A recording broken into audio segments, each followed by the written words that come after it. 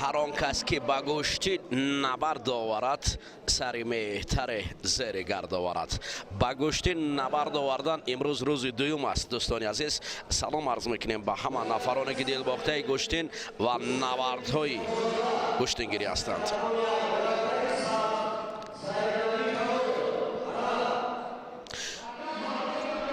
حسین اسحاقزاده با پیراهن سفید بر مقابل سید نبی کمالов پهلوان سعودی اندر میدان گشتند. این نبرد اولین رقابت است که در وزن 78 کیلو و در مجموع در روز اولی چمپیونات جمهوری تاجیکستان اوید به گوشتنگیری پیشکش شما میگردد. در حال کمر داشتند. حسین ما بیشتر به حیث داور هم میدیدیم در گوشتین های جدا میان نورسان. حالا کم فعالی پهلوان سعودی اولین آگاهی داخل انگشت انداختن برای حسین اسحاقزاده. دوباره میدارند حسین سید نبی کمالov.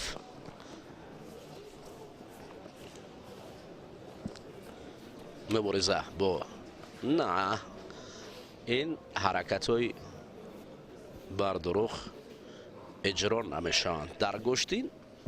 عموما گوشتین ملی تاجیکی گوشتنگیری برای چی گوشتین میگویند گوشتین یعنی پاکی و پاک دامنی و پاک کاری و عموما خصلت های نکوی انسانی مخصوصا همین عدالت بسیار نقش کلان دارد. از این خاطر پهلوان باید اصول بردروغ به کار نبرد که در گوشتین های دیگر فالش اتک میگویند.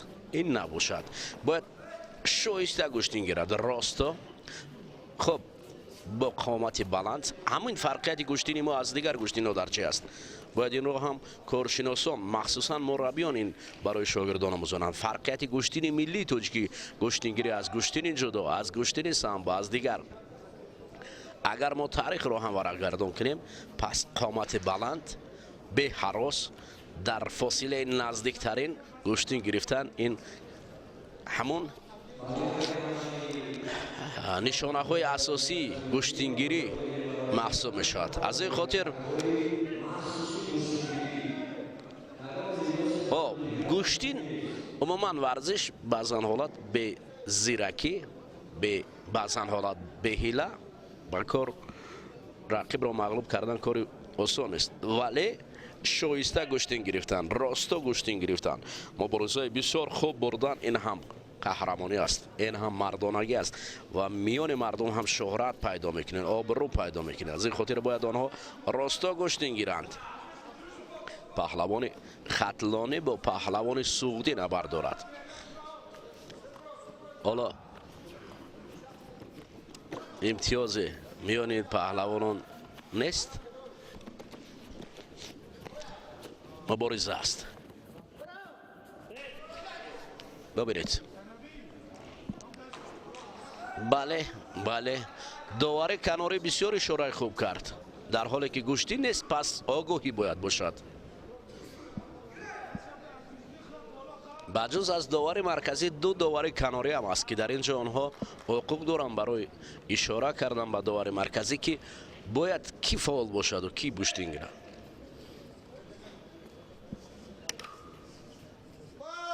خستگی که حتی نتیجه نیست. یک آگاهی هم نشان داده بودن، هنوز تابلو نشان نداده است، ولی داور مرکز آگاهی را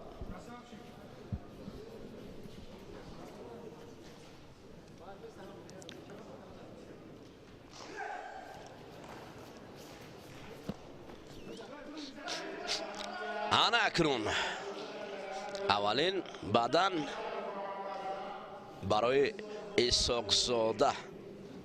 این داوران کناری که ما برای شما معلومات داده بودیم دوستان، از دو داور کناری و جز از داور مرکزی در اینجا حقوق حکم برآوردن دارند. شاید حکمی آنها با حکم داور مرکزی برابر نباشد، ولی 50 در 50. ببینید داور مرکزی دیگر باز اشاره دارد که آنها فعال باشند.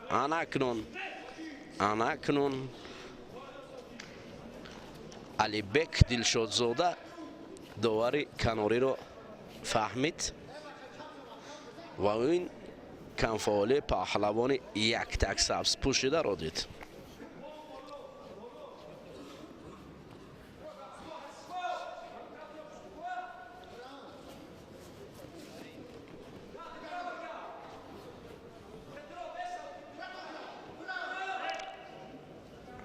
نشست هایی که نتیجه نداده است. او برادر اسحاق زاده حسین در کنار نوار برداری میکند و به خاطر برادر خورده اش مصلحت میدهد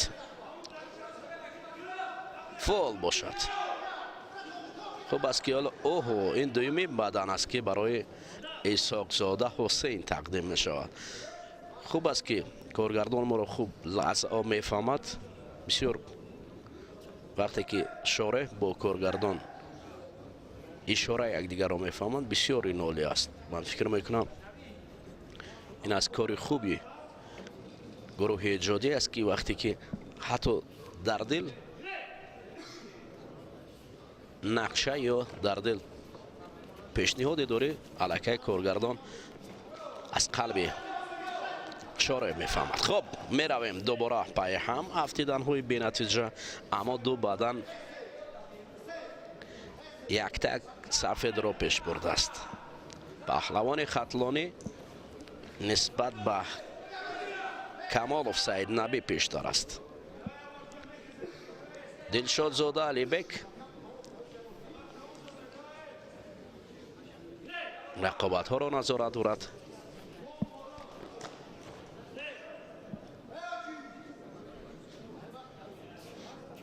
و مصلحت های خود را ده.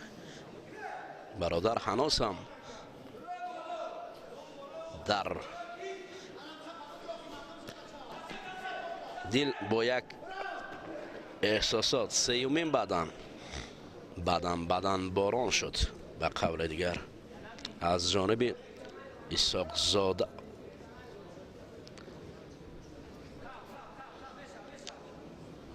خوب میشد اگر به جای بدن پهلو یا حلال میشد.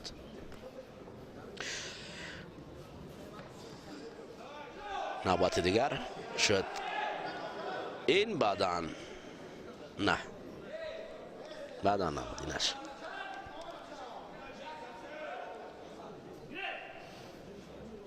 گرفتن های دور و دراز پهلوانان وزن 78 کیلو.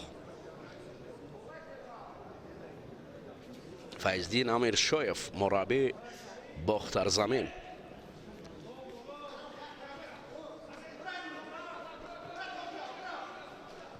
شاگرد خود را میداند که کدام شکل یا شیوه گوشتین میگیرد. اسحاق زاده حسین را وقت و حسین اسحاق زاده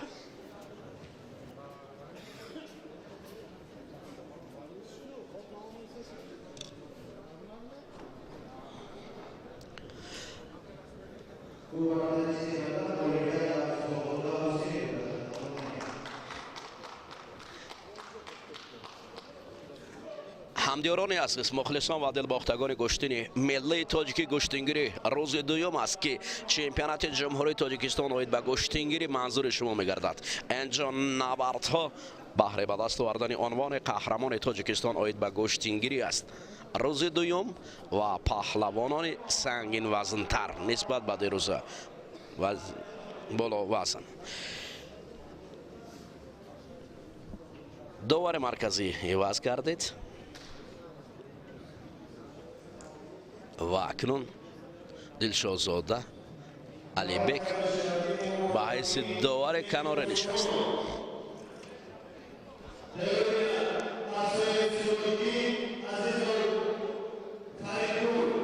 این لحظه های تکراری از نبرد جفت اول پیشکشی شما میگردد. بعدم بارانی که ما بالا گفتیم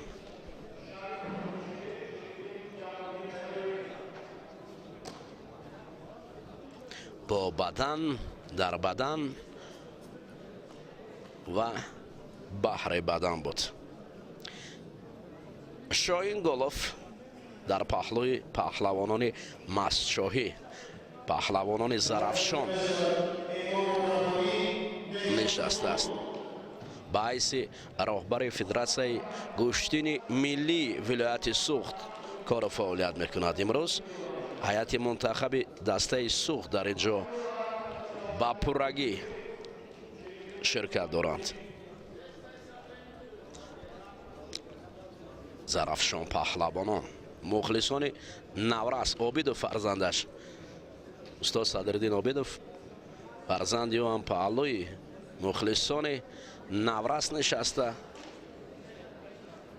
این نفرانی هستند که روی نوار میان مخلصان عزیز دل باخته گوشتین هستند، دل داده گوشتین هستند، سرسپرده گوشتین هستند، حیات زندگی خیش را بهر گوشتین بخشیدند.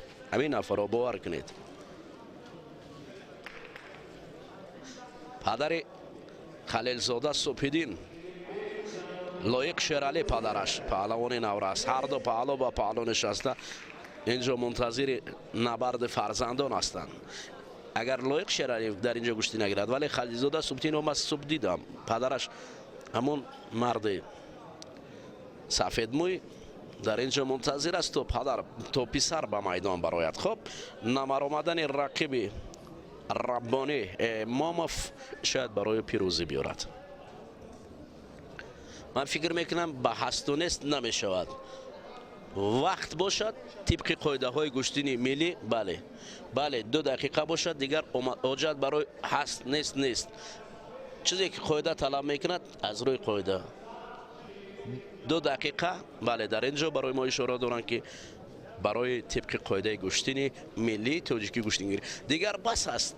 همون چیزی که قبلا بود حالا فدراسیون گوشتین ما مقام بین المللی گرفته است.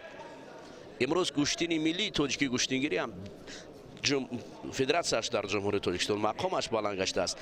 خیلی خوب شده است که حالا دیگر او بعضی از کشاکشی های بود پشت سر شد. اکنون طبق قاعده های نو یک کس می آید و بر می گردد و می رود و می آید این مقام گوشتین را پس می کند. باید گوشتین انتظام در جای اول باشد. انا اکنون آفرین ربانی امامov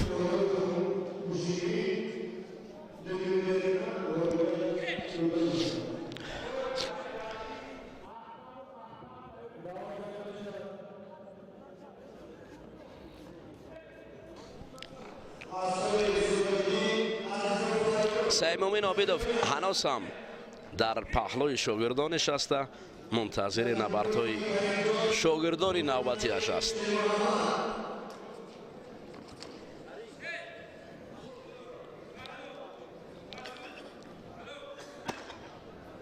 اینجا مخلصان خیلی زیاد هستند. اکثر مخلصان هستند که صبح تا شام اینجا باقی میمونند.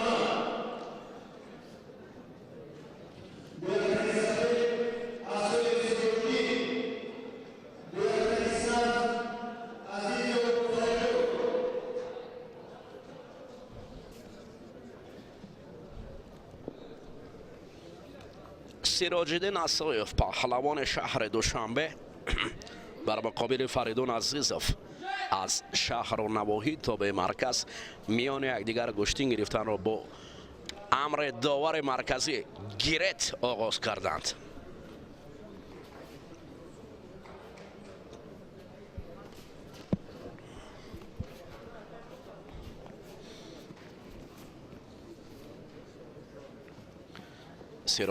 سیراج‌الدین اسایف فریدون یک تگ سبز بابر کرده است.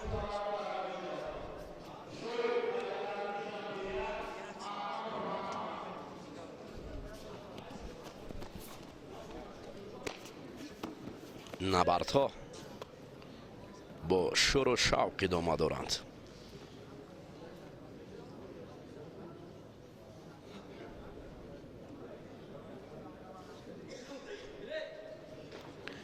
گیرت اکنون پهلوانان را باز دوباره با هم می آورد.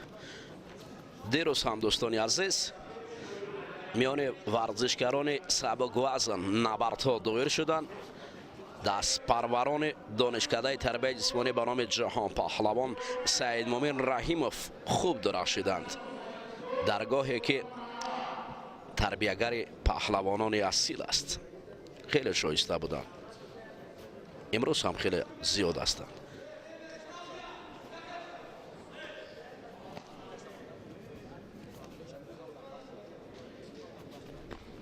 باز با هم می آیند.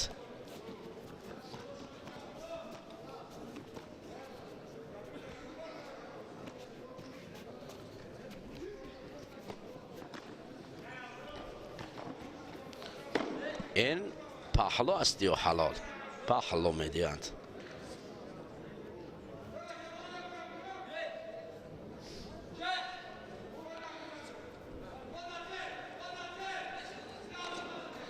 حرکت های نوبتی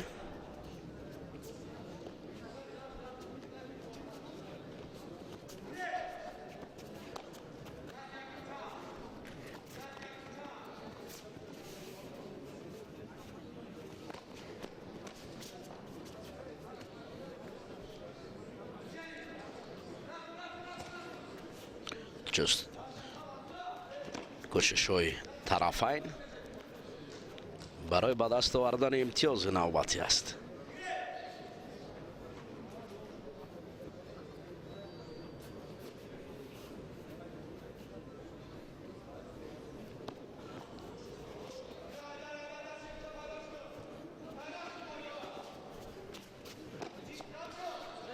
باز می روند.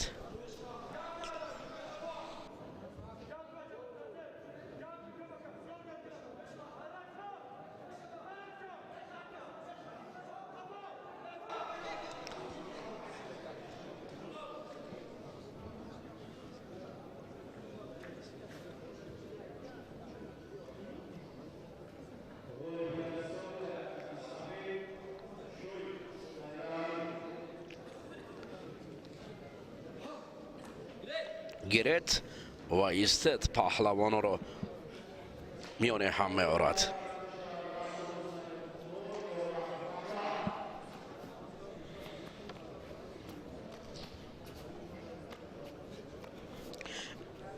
این نبرد هم یک پهلو برای عزیزف فریدون تقدیم کرده است، ولی سیراج‌الدین اسایف پهلوان شهر دوشنبه هنوز نتیجه را نشان داده است.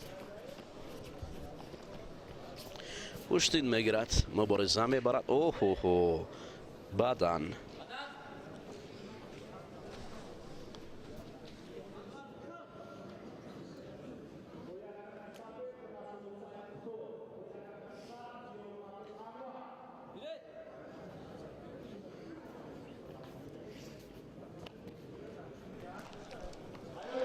نوبت بدن برای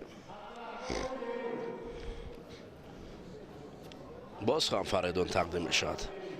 یعنی فریدون گشته و برگشته از رقیب پیش می رود. این معنای فعالی پهلوان سبزپوش را دارد.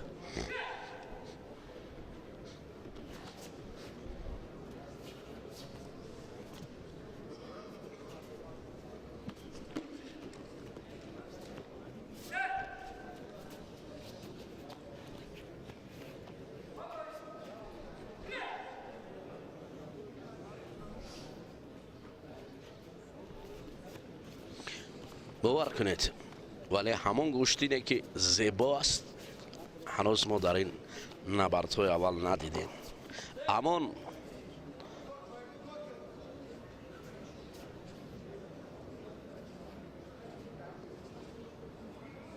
زیباگی گوشتینی ملی تاجیکی گوشتینگیری،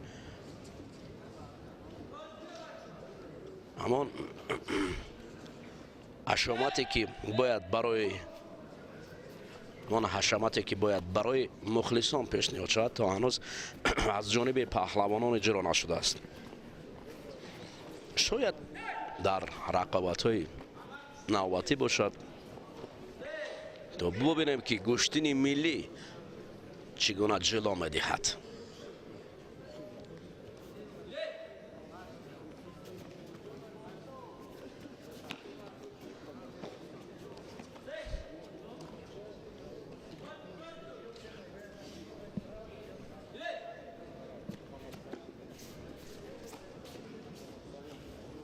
دویدن های اسایف نتیجه نداده است. برای اسایف دیگر این کش و کش بیهوده است. فقط یگانه راه این پرتافتی حلال است که او الکی دیر کرد. فریدون عزیزوف اسایف عزیز و فریدون و اسایف شکست خورد.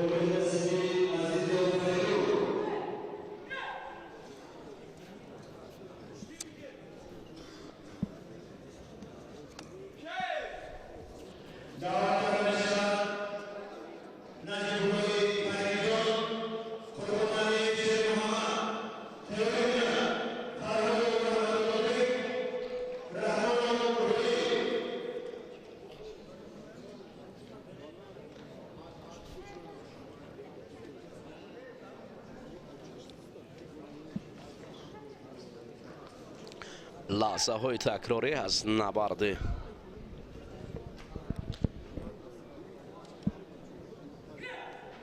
عزیزوف بر مقابل اسایف پیشکشی شما گردید.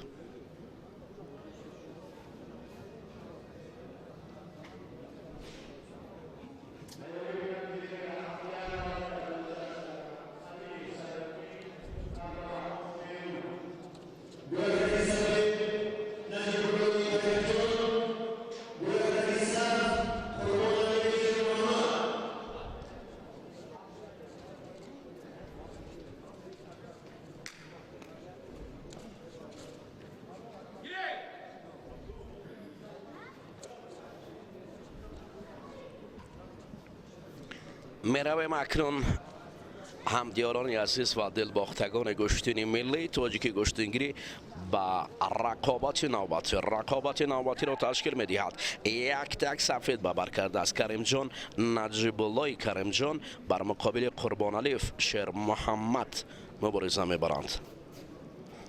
یک شهر دوشنبه را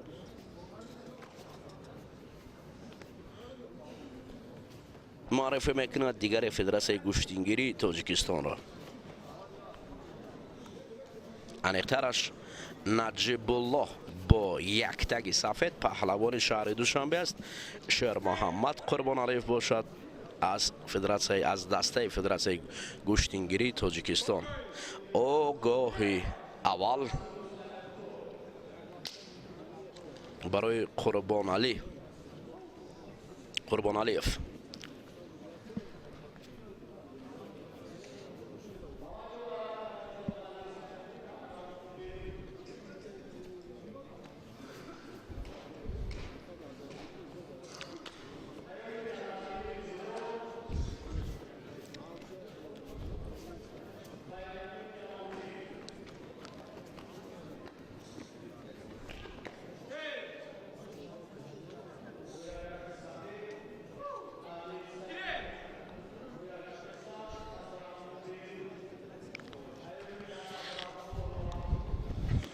رفتن آمدن و گریبان داشتن و زمین افتادن است در این میدان نبرد. میدان جهد تلاش. میروند و میآیند اینجا.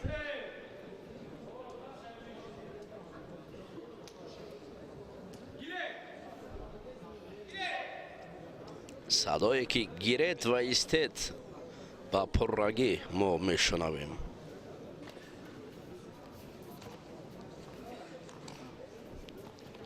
در این آوردگاه یا به قول دیگر همین میدان گشتینگیری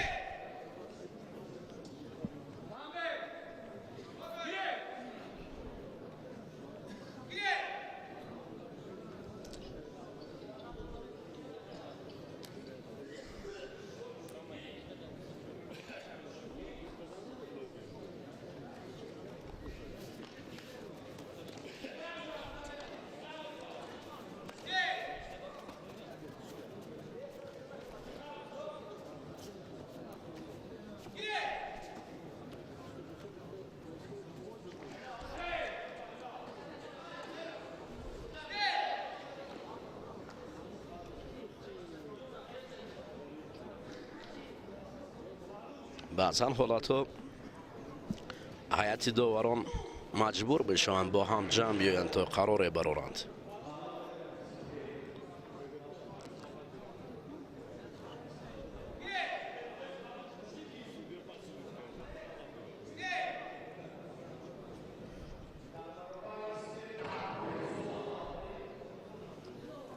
ҳолатҳо мешавад хориҷ ва ғолибиятро насиби паҳлавони таги сафед каримҷон наҷибуллоҳ.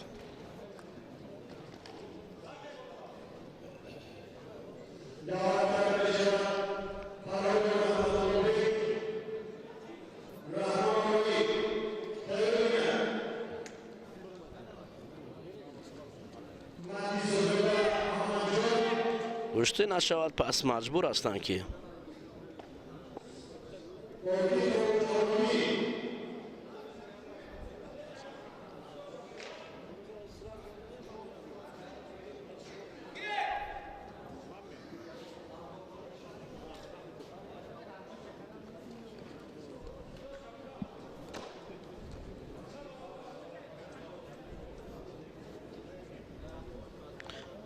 бародари муҳаммад абдураҳмонов, оламафрӯз абдураҳмонов нишастааст.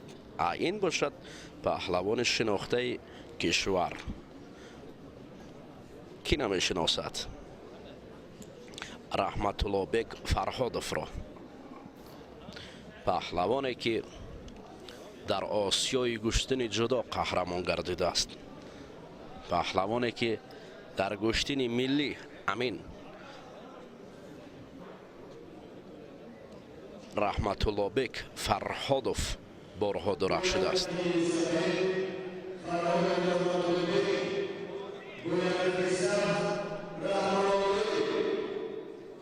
роиб раҳмонов паҳлавон аз шаҳру навоҳии тобеъи марказ бар муқобили фарҳодов раҳматуллобек набард мекунанд.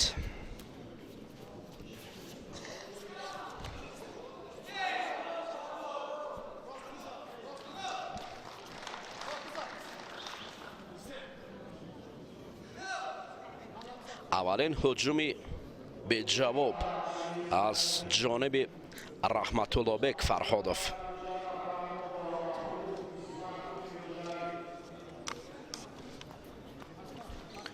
дуюмин ҳуҷуми фарҳодов аст муқобили рақиб, аммо ин навбат баъдан аввалин имтиёз ин баъдан аст, баъдан паҳлу аст ва сеюмин имтиёз ин ғолибияти соф ҳалол аст дар гӯштини миллии тоҷикӣ гӯштингирӣ.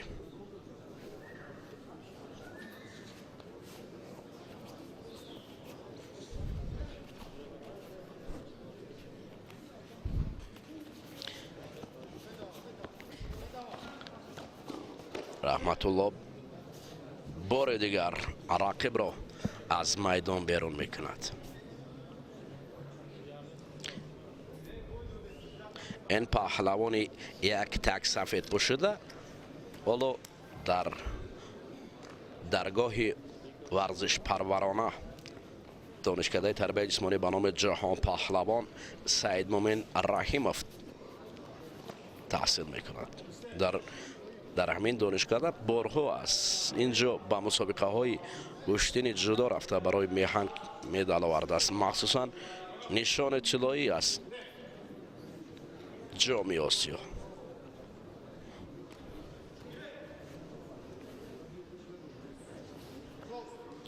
дар вазни зери 73 кило дар гӯштини ҷудо гӯштин мегирифт.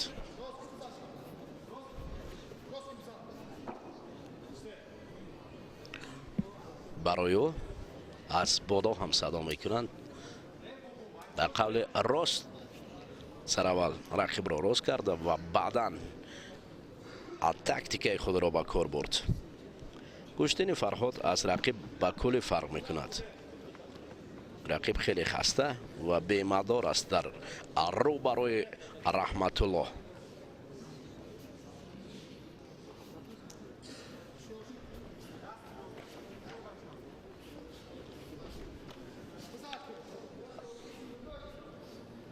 رویب رحمانوف.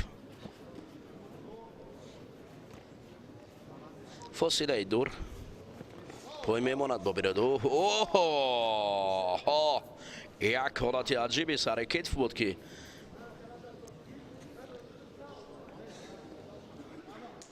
شاید همین لحظه اول می بود که ما پرتوفت زیبا رو می دیدیم، اما افسوس هنوز هم اجرا نشد.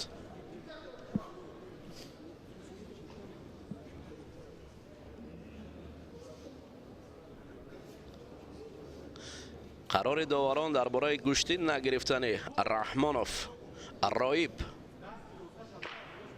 شاید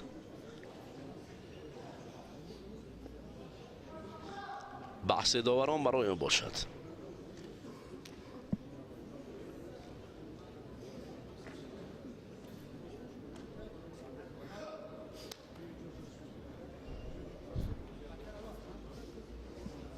این پهلوانی یک سبز پوشیده ای که عموما در مقابل رحمت الله بک گوشتی نمیگیرد.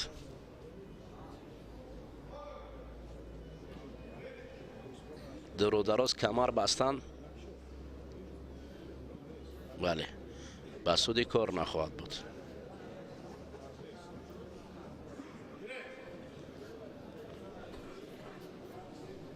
خوب است. این علاقه نوگانی است که ببینید یعنی حکم داور در گوشتین بسیار نقش دارد. اوه حلال.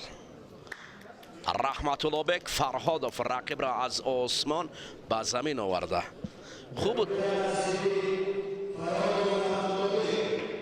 خوب بود که همونجا جنبست میکرد به همون کمربند، وگرنه از آسمان به زمین نمی آمد.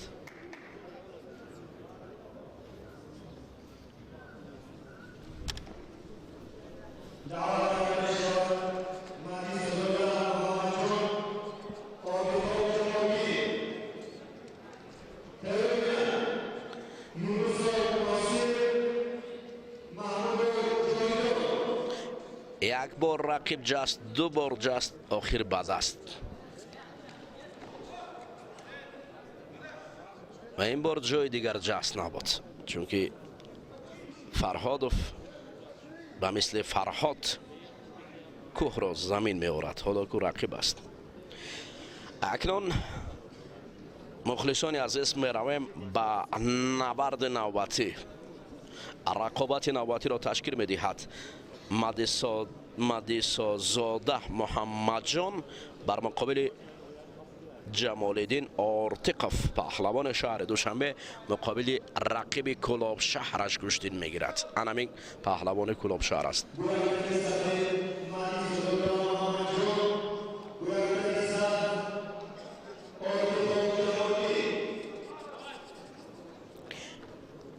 این وزن های 78 کیلو هستند دوستان عزیز که میان هم نبرد میکنند. شاید نفرانی که تازه به تلویزیون ورزش پیوستند مستقیما از چمپیونات جمهوری تاجیکستان ما گزارش خویش را پیشکش شما میگردانیم.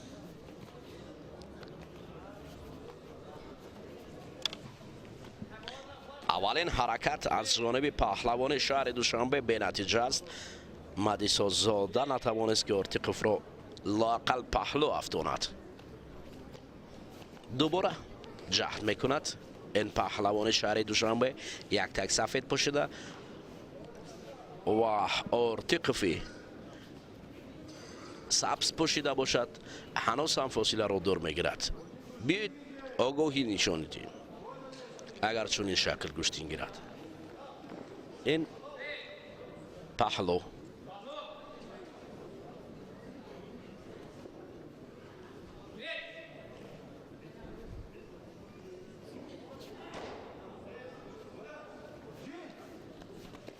گریختن ها هیچ نتیجه ندارد.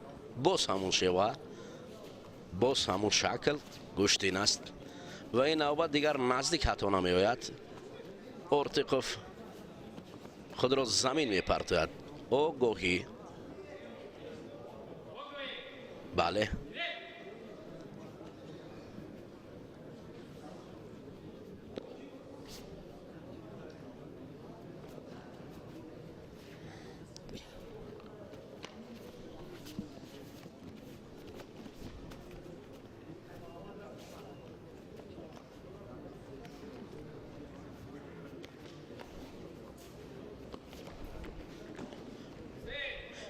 فکر میکنم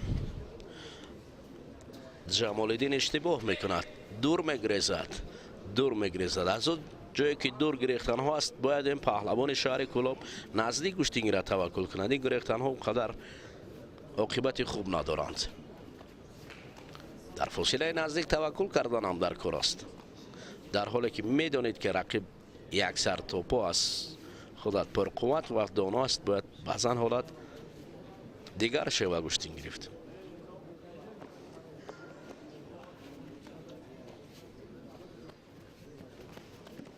اوه، کمربند دریافت نکرد مادیس آزاده، وگرنه آرتیقوف شاید این نوبت دو شانه زمین بود.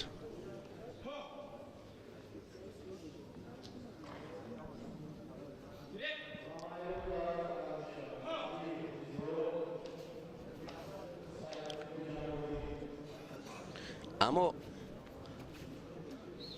اولو درجه گوشتین این پهلوانان خیلی فرق کننده است. با مقصد فرق کننده است که اولو برای آنها تجربه زیاد لازم است. مثلا گوشتین رحمت الله بیگ فرهادوف، من در نظر دارم پهلوانانی که قبلا گوشتین می‌بینی، مثلا رسول سعیدوف، صبح‌الدین خلیلزاده فرق کننده است از رقیبان جدید. به هر حال باید امروز مقصد چمپیونات همین است که باید چهره‌های نو، چهره‌های جدید را پیدا کنند، چهره‌هایی که در اصل با نماد، با پرتافت‌های زیبای خویش فرق کننده باشند. دیروز قسمت‌های فینالی خیلی شایسته بودند، دیروز احساس میشد، ولی در دوام روز، البته در دوام روز آنها معین میشوند. دیروز خیلی عالی بود که وقتی که چهره‌های نو پیدا میشدند، چهره‌هایی که در اصل کسی منتظر نبود و پهلوانان شناخته را شکست دادند. من جمله سرخان و از دست یک رقیب شکست خورد که هیچ کس باوری نداشت. همین است مقصد برگزاری چمپیونات هم. مدرسه گوشتین گیری تاجیکستان هم با همین مقصد این چمپیونات را دایر میکند.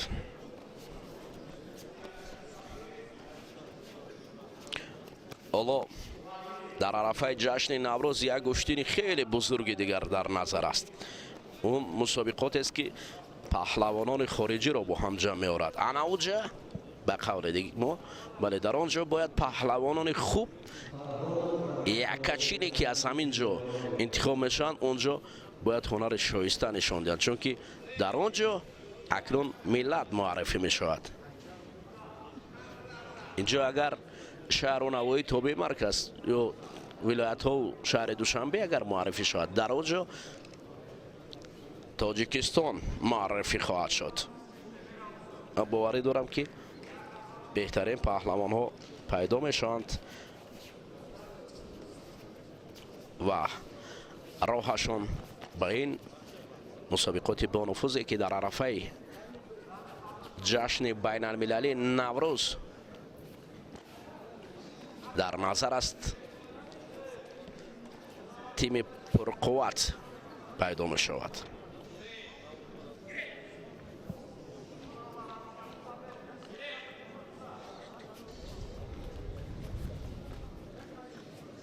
دیگر دویدن های آرتیقوف هم نتیجه نمیدهد. اگر میدویدید خوبترش همون لحظه های اول میدویدید.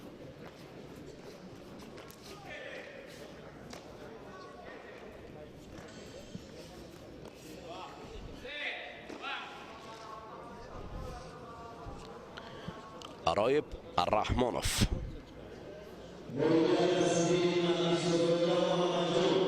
مادیس آزاده، من معذرت میخوام، مادیس آزاده، محمد جان،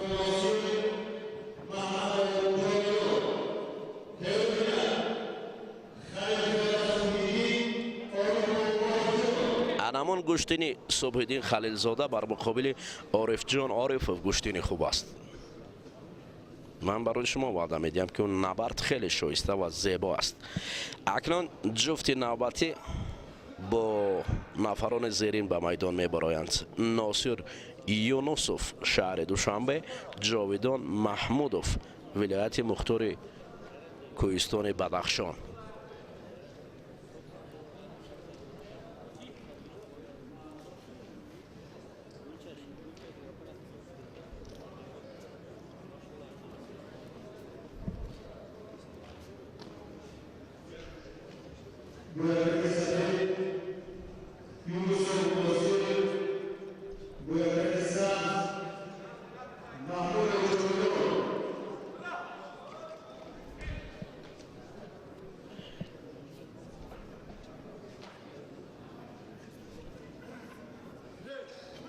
یک نوار عمومی از جانب کارگردان از میدان نبرد پهلوانان 78 کیلو پیشکش شما شد دوستان عزیز و رقابت هم شروع شد.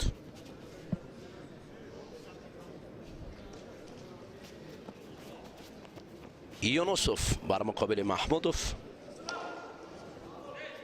میان همدیگر رقابت را آغاز کردند. انیکترش پهلوان یک تک سفید پوشیده شهر دوشنبه مقابل پهلوان بدخشانی که یک تک سبز به بر کرده است اندر میدان شدند.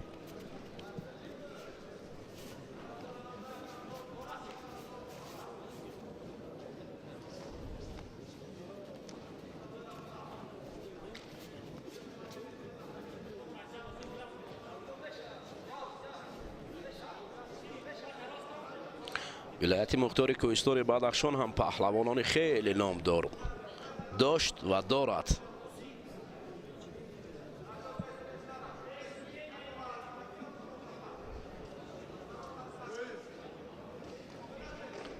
به خاطر ازالشویف قهرمان سابق اتحاد شوروی که با محرم سید مومن رحیموف تمرین و مشق می‌کردند.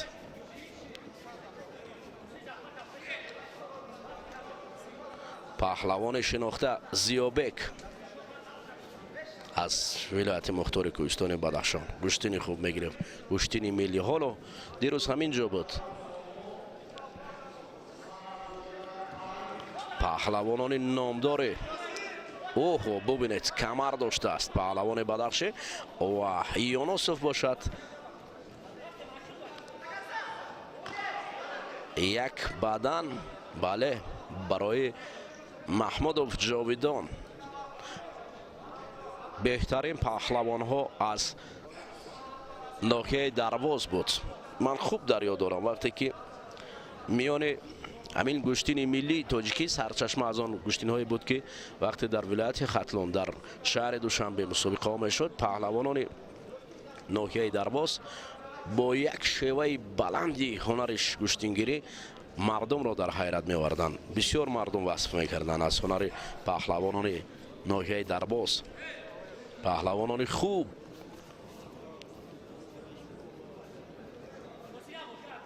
مثلا من جمله سلاله خارکشف‌ها کی نمی‌داند؟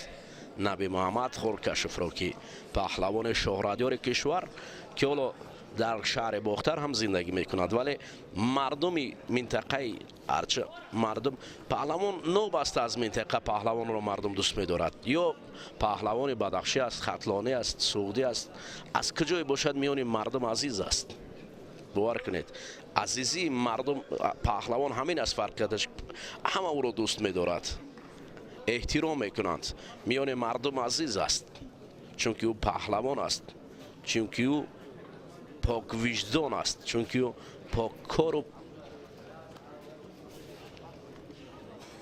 نمونه است برای دیگران. فکر میکنم برای نسل نورس، نسل جوانی امروز و فردای جامعه گوشتین مخصوصا ورزش دلخواه نموده ورزش، ولی که ما تاجیک هستیم گوشتینی ملی تاجیکی گوشتینگیری خیلی ضرور است. از همین خاطر من از فرصت استفاده برده از پدران از والدین خواهش میکنم فرزندان خویش را لااقل به نزدیکترین تالار ورزشی برید. امروز تا اینکه شما سالم باشد، عائله شما سالم باشد، جامعه سالم باشد، این ورزشکاری اصیل، ورزشکاری به قول دیگر پدر و مادرها هیچگاه ورزش را برای زورآوری به کار نمیبرد. ورزش تماما دیگر است و زورآوری تماما دیگر است. این دو کوچه هستند که از یکدیگر زمین تا آسمان فرق میکنند. گوشتین عموما ورزش این راهی صداقت، راهی ظفر، راهی محبت به دیار است، به کلان سالان است، به پدر و مادر است، به نزدیکان است. ولی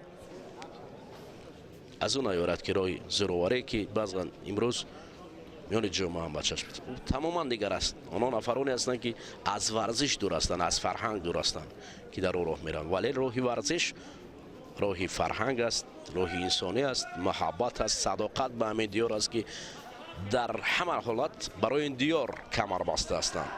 برای حفظ مرز و بوم این دیار در کار است ورزشگر. نبرد حدودی چند ثانیه دیگر باقی مانده است و تلاش ها ادامه دارند.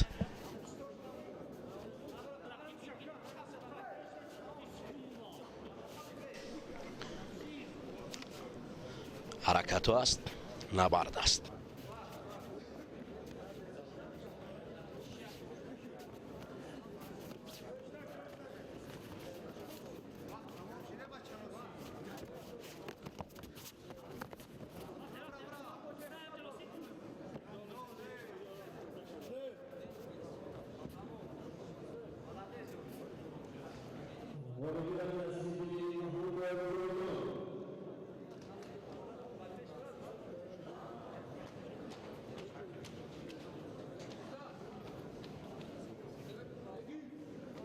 اینجا دوستانی عزیز اکنون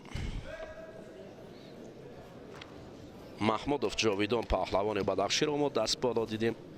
فرید ما بهوده وصف از پهلوانان نامدار بدخشان نکردیم.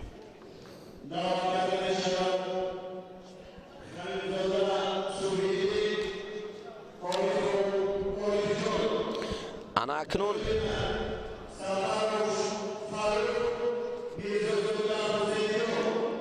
اکنون حالا خلیلزاده صبح‌الدین پهلوان یک تک سفید پوشیده رو میبینیم. من از کارگردان خواهش میکردم اگر از روی امکان پدری او هم همینجا بود یک نواری خوب نشان دادید، اگر او هم باشد در دوامی گوشتین شاید او در پهلوی یک پهلوان لباسی ورزشی سرخ پوشیدگی در اونجا است رو برای چاره از طرف دست چپ پدر او هم نشسته است که دائما برای تربیت فرزندان کمر بسته است. هر دو پهلوان خوب هستند، هر دو پهلوان شایسته هستند. خلیلزاده صبح‌الدین بر مقابل عارف جان عارپوف. اکنون رقابت شروع شد. اولین پایزنی از جانب هر دو پهلوان. عارف جان عارپوف و هم پهلوان خوب است. خلیلزاده صبح‌الدین پهلوان تجربه دار است. ببینید هر دو با یک صورت بلند گوشتین میگیرند. فرقیت را دیدی از گوشتین های دیگر در چی است؟ انا اکنون فرقیت گوشتین که من اول دیدم بسیار کم حرکتی از جانب پهلوانان اول بود. حالا اکنون صورت افزایی میان این جفت احساس می شود. همون شور و شوق، همون صدایی که حتی گلیم گوشتینگیری به گوش می رسد. این معنای را دارد که یعنی هست گوشتین هست و گوشتینگیر هست در بالای میدان. باید چنین باشد.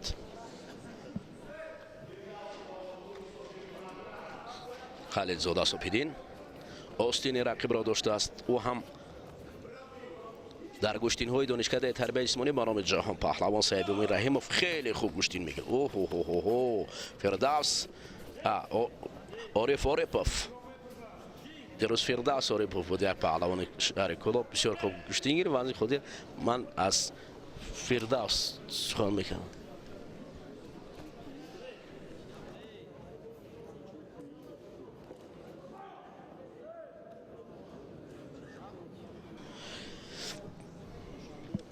اینجا هیئت داوران جمع شدند. کدام خاطر باشد؟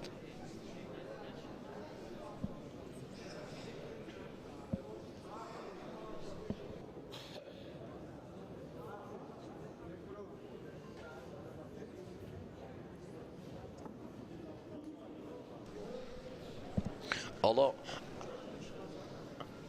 انا پدری او را امروی نوار است. دوستانی عزیز، پدری که هم خلیلزاده صبح‌الدین را تربیت کرده است، هم یک فرزندی او حالا در روسیه است که بسیار سرعتناکی است و هم بسیار شایسته گوشتین میگیره. حالا داور مرکز اشاره به حالت تکرار دارد از اون آخران لحظه هایی که میان خلیلزاده صبح‌الدین و عارف جان عارفوف بود.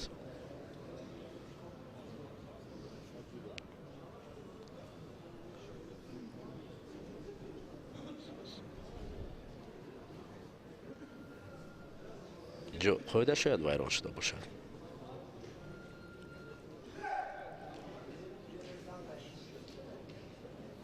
اوه حتی افتیدن خلیلزاده صبح‌الدین لحظه بود. شاید بعداً طلب کنند. نه، گوشتین است. اکنون نبرد دوم می‌یابد دوستانی عزیز میان صبح‌الدین خلیلزاده و رقیب او عارف جان عارفوف.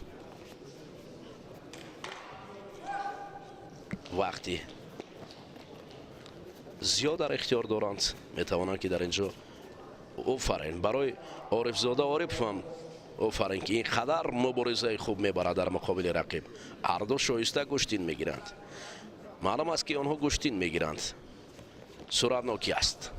ببینید از هر دو جانب به کار میرود اصول ها. باز از هم جدا گردیدند.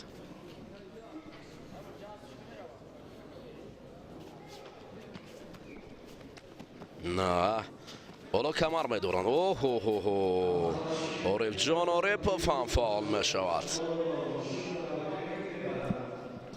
قهرمان جهانی گوشتین سامبو روی نوار بود لحظه از ولایت سوخ.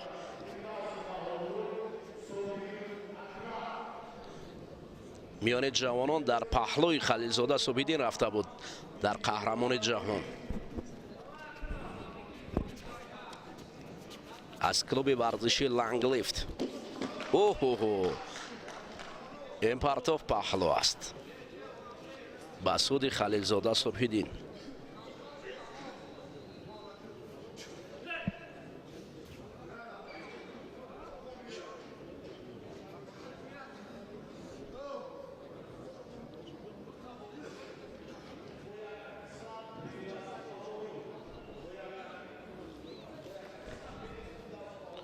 عارف جان عارفوف هجوم میکند.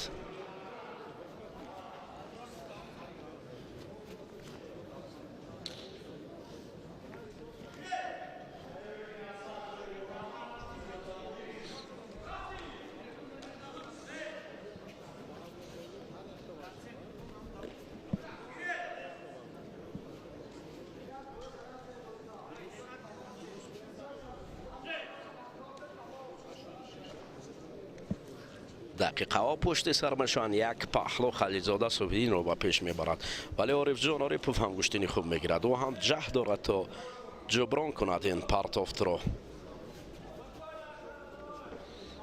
ولی برای جبران کردن شاید وقت باشد.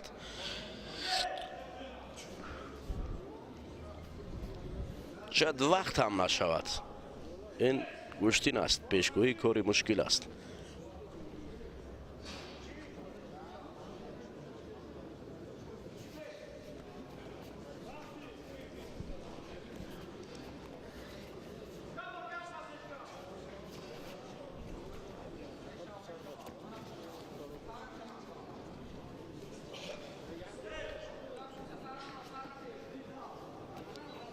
عارفجان آریپوف.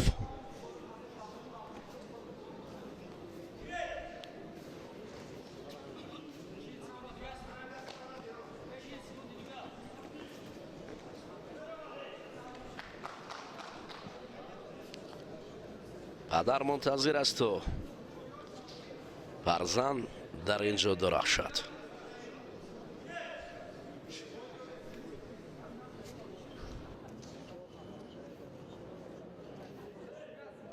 اما حرکت های خلیلزاده صبحیدین هم شاید برای امتیاز نوبتی پیدا کردن.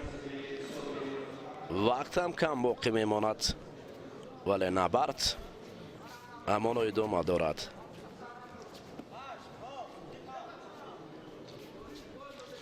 فکر میکنم این نبرد با یک پهلوی خلیلزاده صبحیدین جمع بس میشود. همین طور هم شد.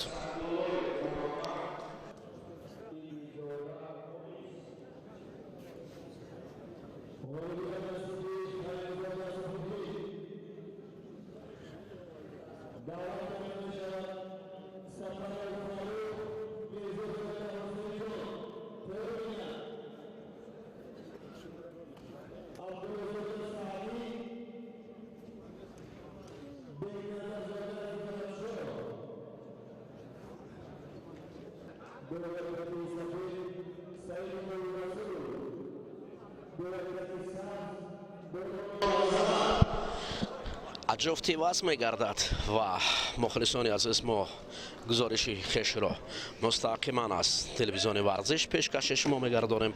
حالا سعیدوف بر مقابل بارانوف برای نبرد آماده هستند و رسول سعیدوف پهلوان شهر دوشنبه با یک تگ سفید و عظمت بارانوف باشد با پهلوان یک تک سبز پوشیده که حالا نبرد را شروع کردند. از جانب پهلوانان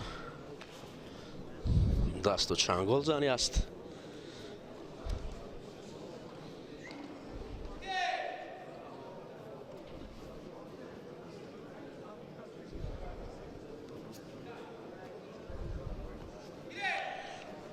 هیچ افضلیت در نبردهای اول فقط دستگانی است. حالا من برای شما درباره رسول سعیدوف معلومات میدم. این پهلوان یک تک سفید پوشیده بسیار پهلوان خوب است. در کشتن سامبو مقامی اول رو کسب کرده بود. من یادم پهلوان اصلا پهلوان نامدار و شهرتیار است. رحمت الله بک فرهادوف اینجا نشسته است.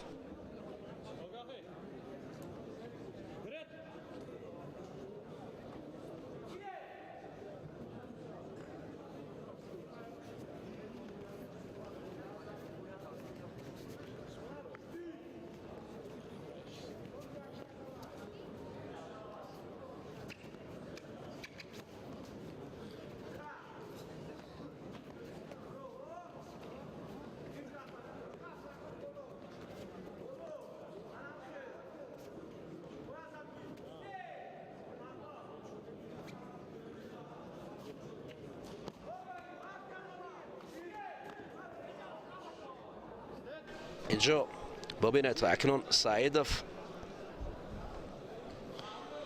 بسیار هم شایسته کار میکرد. احتم رجبوف اساسگزار کشتن جدا در جمهوری تاجیکستان. اصلا همین سعیدوف رسول هم تربیه‌گیر مکتب احتم رجبوف را گذاشته است. پهلوان سفید پوشیده ای که حالا میبینیم یک بدن نورو هم پیش میبرد.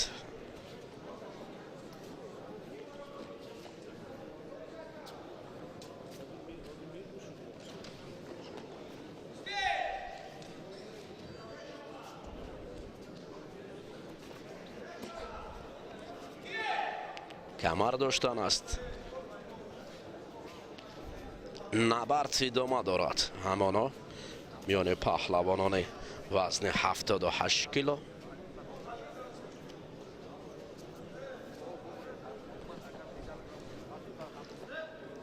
سر کتف نتیجه نمیدهد.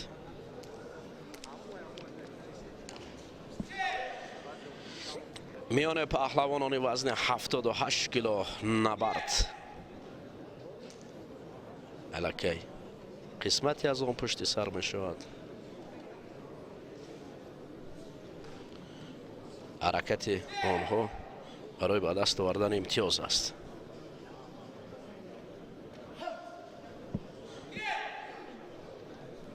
پدر خورشید مجیدوف، امروز خورشید جهانگیر مجیدوف، آتا مجیدوف است روی نوار.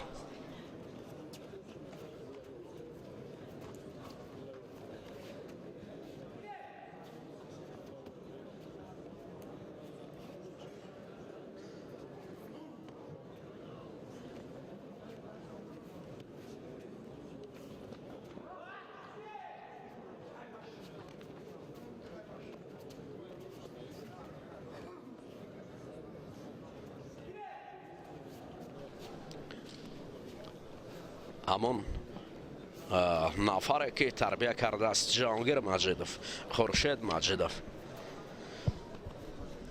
او هم یکی از دل باختگان گوشتین است.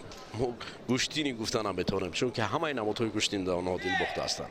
هم گوشتین سامبو، هم گوشتین جدا و هم گوشتین تاجیکی گوشتینگیری.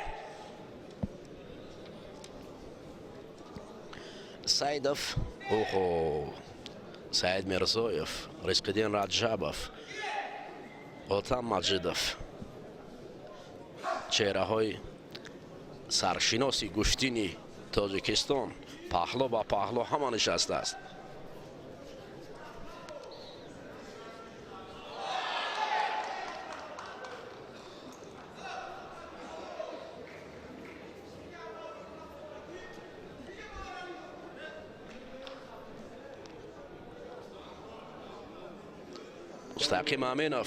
مستقیم امینوف که پهلوی فرزندی آتا مجیدوف برادران خورشید مجیدوف نشسته است. مستقیم امینوف که حیاتی خیش را در گوشتین بخشیده است. شاگردان خوب تیار کرده است، شاگردانی که در مقیاس جهان درخشیدند. این را تاریخ ما هم اگر نگیم ولی تاریخ گوشتین دیگر کردن نمیتواند. مربیانی هستند که برای این ملت خدمت کردند.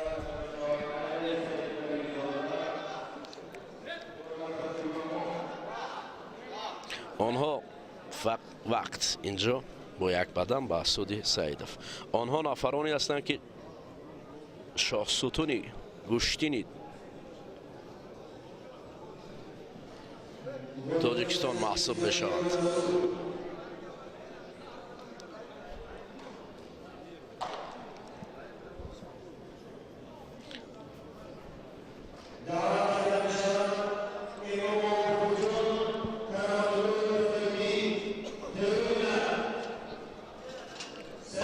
تکرار رو میبینیم.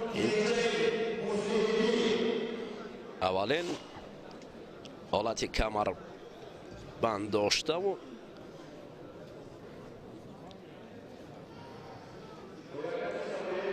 به پهلو افتادن است.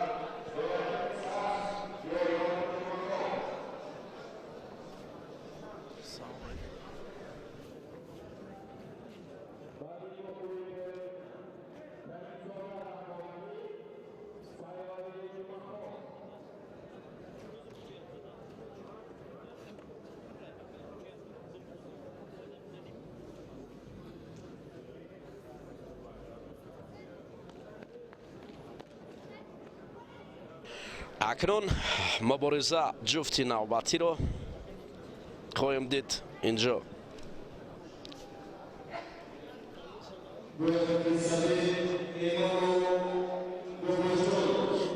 بابا جان اماموف بر مقابل کرامت الله بدرالدین گوشتین میگیرند.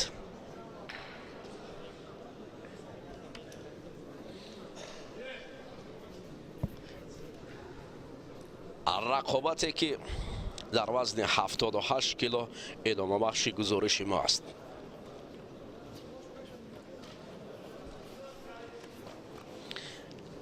اماموف باباجان گریبان رقیب را مستحکم داشته است و کرامت‌الله باشد در فاصله دورتر گشتین میگیرد.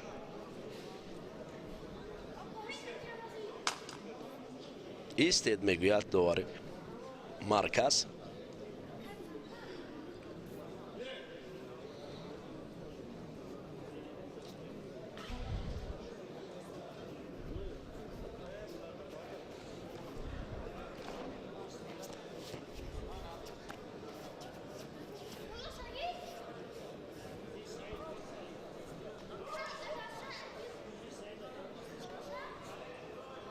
حتی نورسان برای پهلوانان کلان مسئولیت میدهند.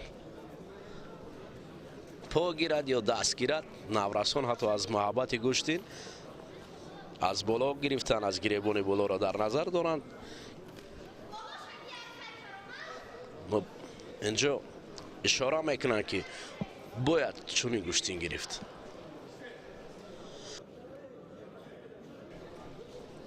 استد این جفت را اکنون لحظه از هم جدا میکند. آگاهی اوه حرکتو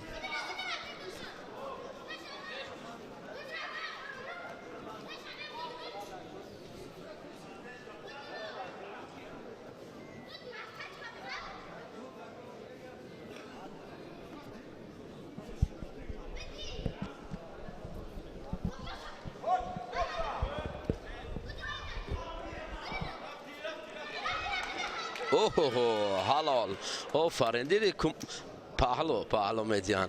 این کمک همون نورسی بود که میگفت دائم او رو طرفداری میکرد. اصلا انکترش کرامت‌الله بدردین را پهلو حتی در جای لازمی نورسان هم میتوانند کمک رسان باشند.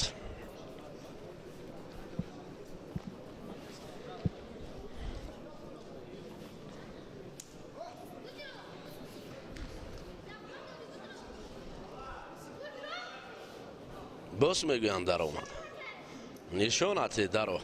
دیدید نورسان حتی میدونن کدام شیوه خوبتر است.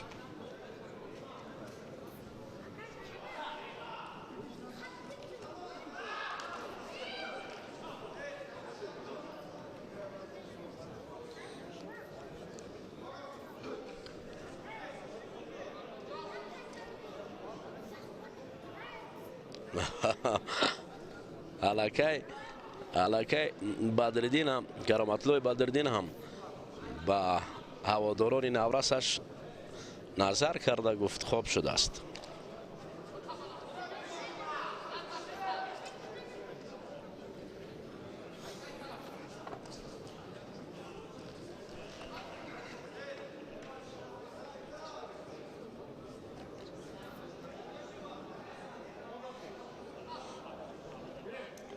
گوشتین گرفتن و آگاهی برای باباجان اماموف.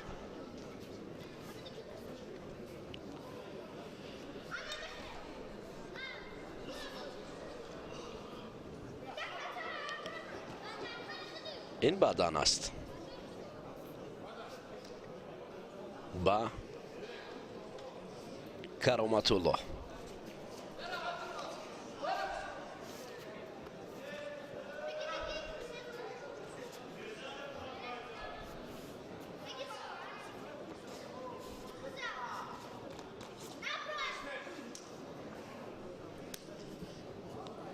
از منطقه زرد برآمدن معنای آگاهی است.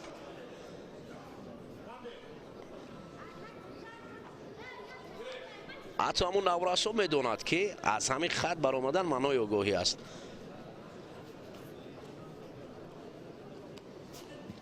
آفرین.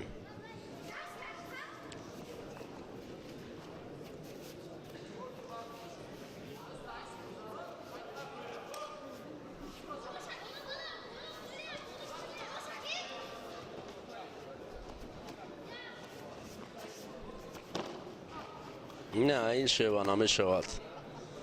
بهترش بابا جان به همون ابرسا گوش اندازید، او خوبتر از او بالا میبینند. چند مصلحتی آنها خوب به کار رفت.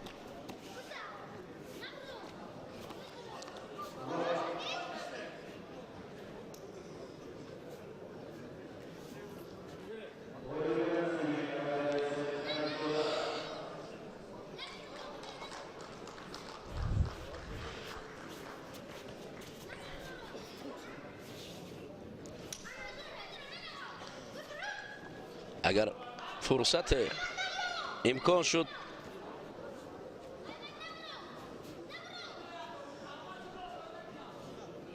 اگر فرصت اولو جریان نبرد خیلی خوب دارد.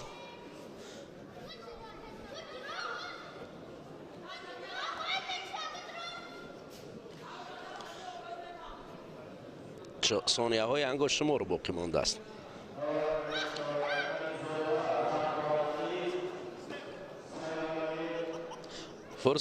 فرصت اگر امکان دست داد خواهش میکردم بعدا همون ابرسایی که طرفداری کردن بابا جان رو نشان میدادند که اونا چگونه برای مصلحت های خوب دادن.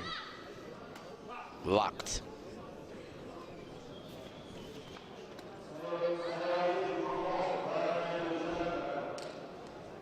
و بردی بابا جان که مصلحت های نورسان بود.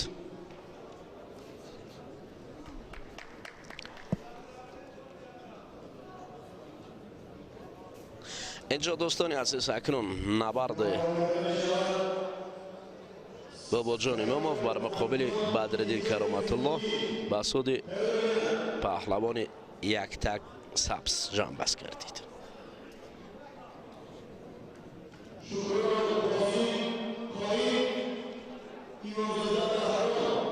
یک نبرد دیگر از دور اول وزن 78 کیلو در گروهی ای باقی مانده است.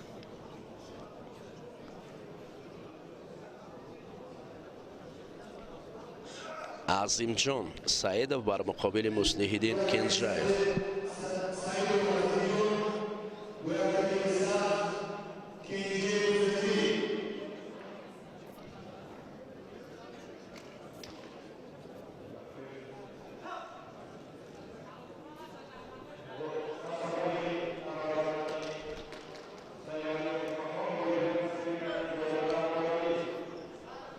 اشاره داور مرکز برای گشتن گرفتن عظیم جان سعیدов را با مصلح‌الدین کنجاєв.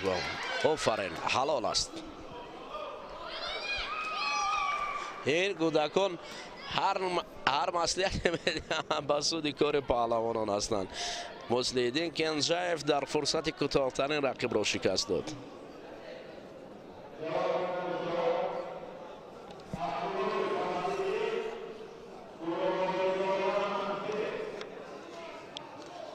با قرار داوران چی است؟ قبول است یا نه؟ حالا رسما تصدیق یا پهلو میدهند؟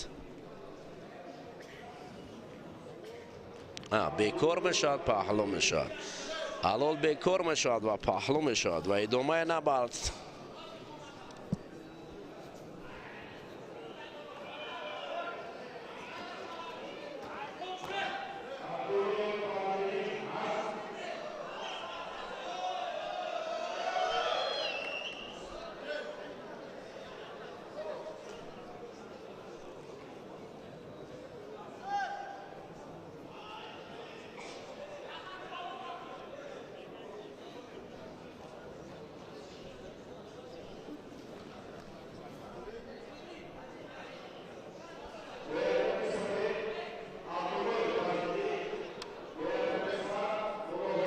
نبرد پهلوانان وزن 78 کیلو دوستان عزیز ادامه دارد.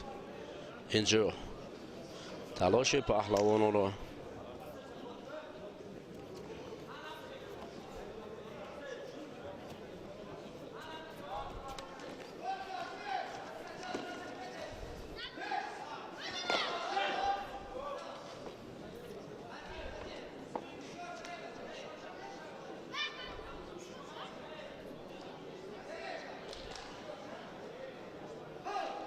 تلاش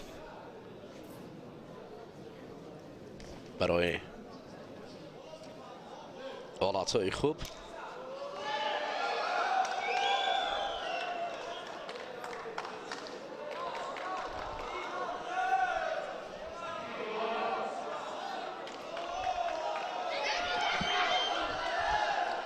اینجا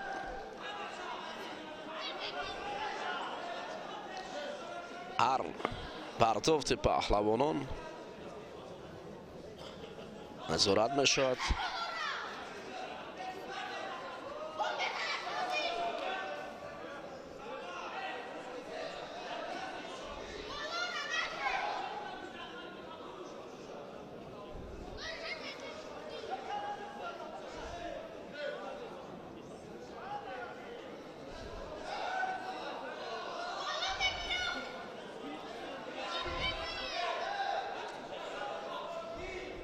با شور و شوق اکنون نبرد آفرین. این نوبت پهلو حلال است.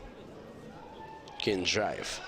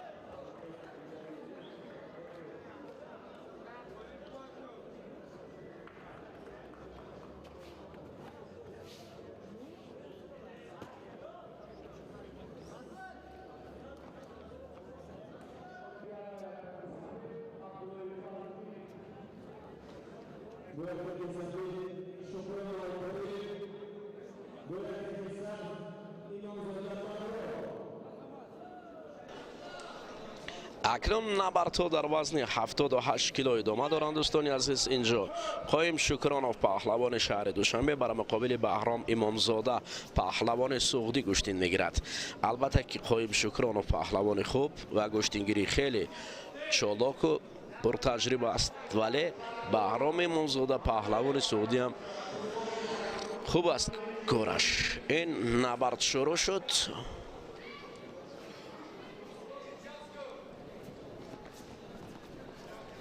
حالا شاید خواهیم شد که پهلوان سعودی بهرام امامزاده هم گشتینش خیلی خوب است. از رقیب هیچ آنرش فرقیت ندارد. خوب و هم شایسته گشتین میگیرد. حتی شکرانوف را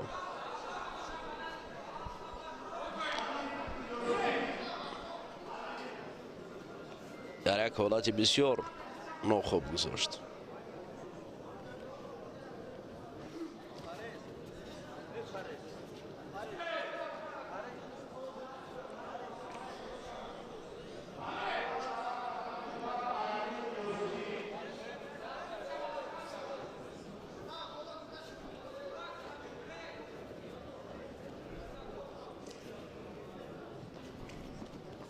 میروند دوباره این پهلوانان.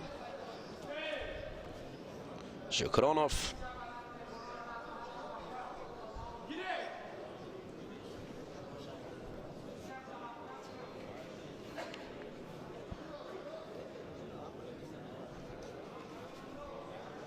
امامزاده پهلوان سعودی هم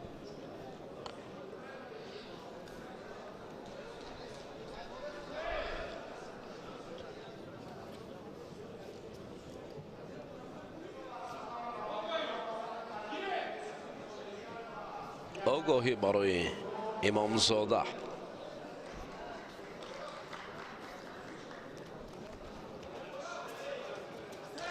کمربند دوستان بسیار اکالات خوب بود برای 71 گیر.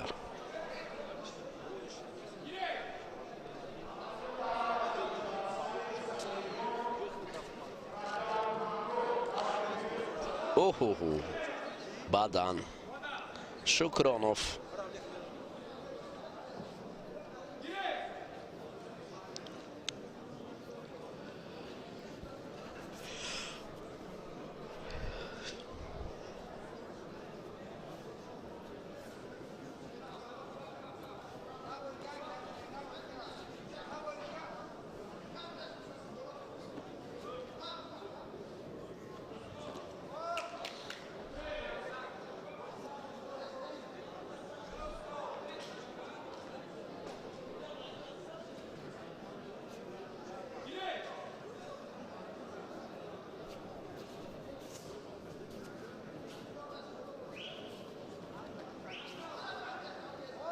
اوه شکرانوف برعکس حرکت رقیب یک حالت داشتن و پیش گرفت و بعدا از این مقصد دست کشید است چی باشد. بسیار امکانیتی خوب داشت برای افتادن. شاید این حالت را دوباره تکرار کند. الکی امامزاده از شوای رقیب هراسید.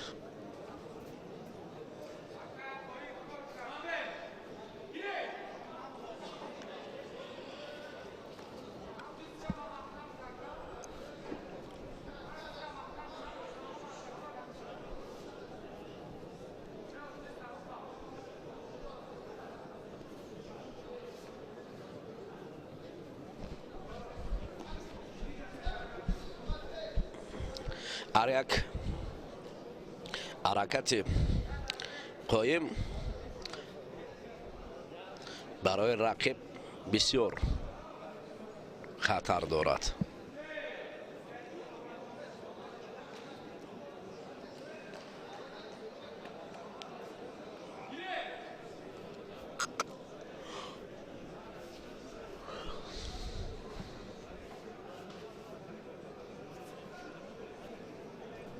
این نوبت هم قدم زنی به سمت پیش است از جانب امامزاده.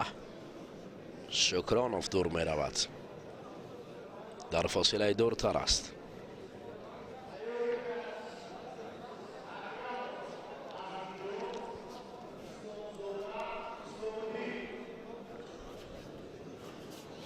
باز با هم می آیند، تلاش می کنند. آن قریب بود.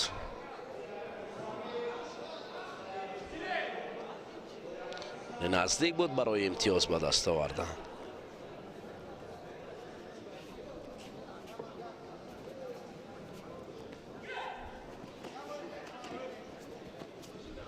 بار دیگر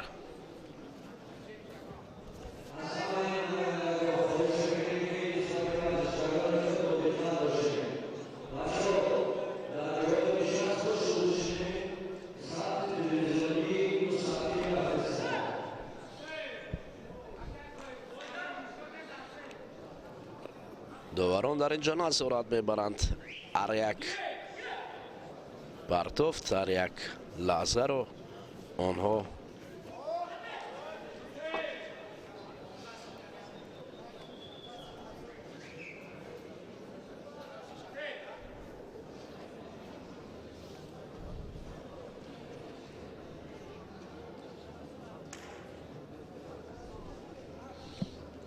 حالا بحث داوران.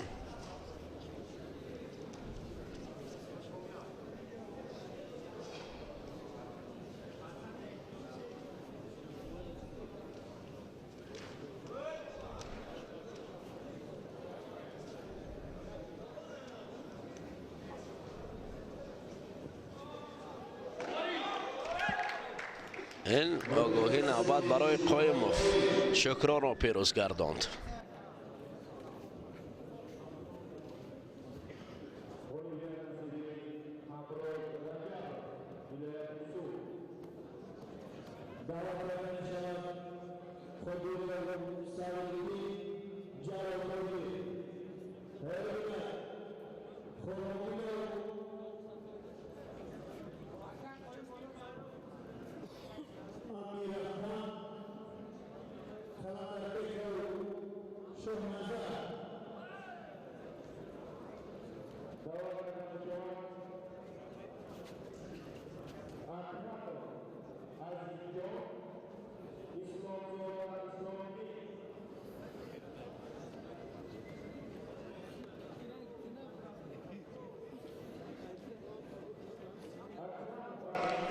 جفت عوض میشود دوستان عزیز.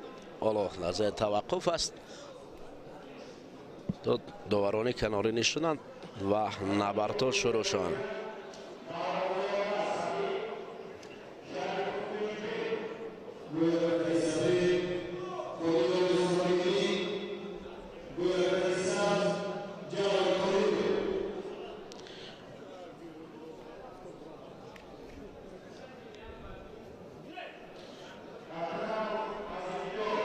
اکنون دوستان عزیز صبرالدین قادرов بر مقابل طاهر جلالov کشتین میگیرند.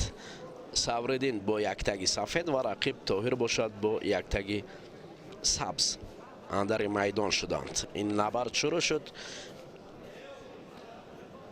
حالا میان هم دیگر مبارزه با تلاش‌های هر دو.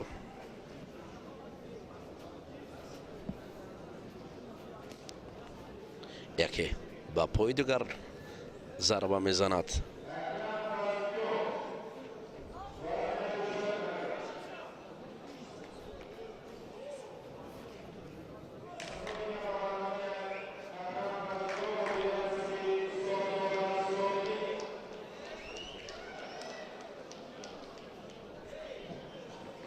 اوه پرتافت.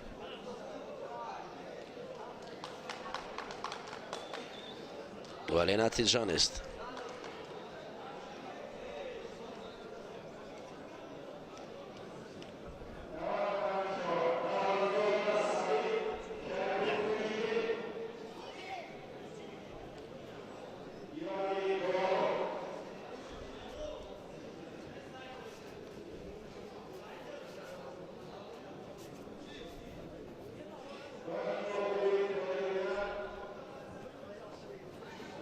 تلاش‌های پهلوانان نوبت دیگر.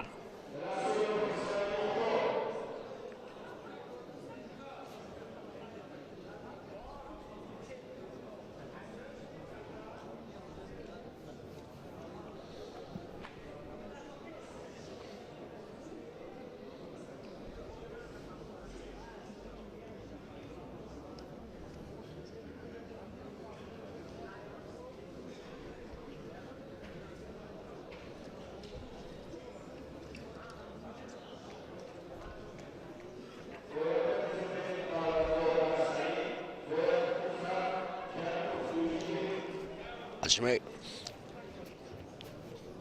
کشتین گرفتن برای پهلوانان. حالا باز آنها را با هم آورده است تا ببینید در اینجا. اوه کوشش دارند با یک مرام تازه و پیش می روند.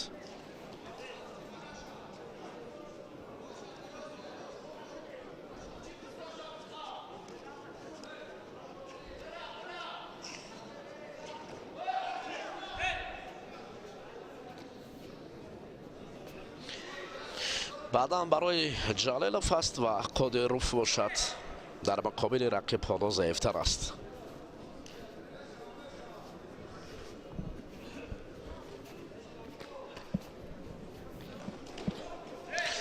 سری آستین گرفت قادروف.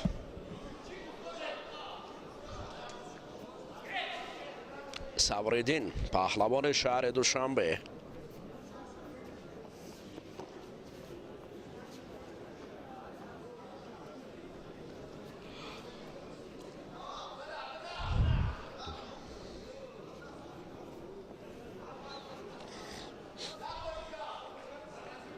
داور کناری باشد اشاره بر آن دارد که گشتی نیست. کم حرکتی میان پهلوانان احساس می شود.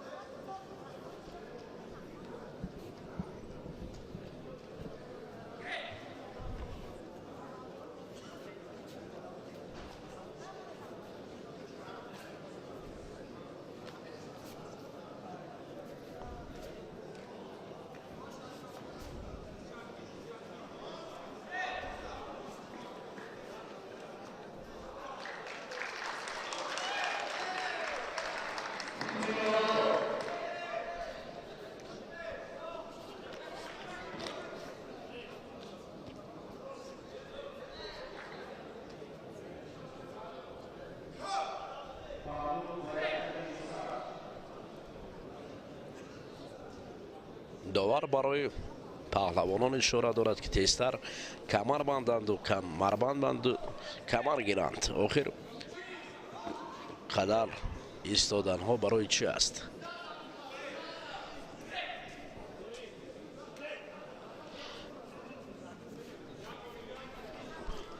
براستی گوشتینه که اگر ما بگیم که پرتافتای زیبایی که از دیدنش حلاوت بریم تا هنوز کمند، خیلی کمند.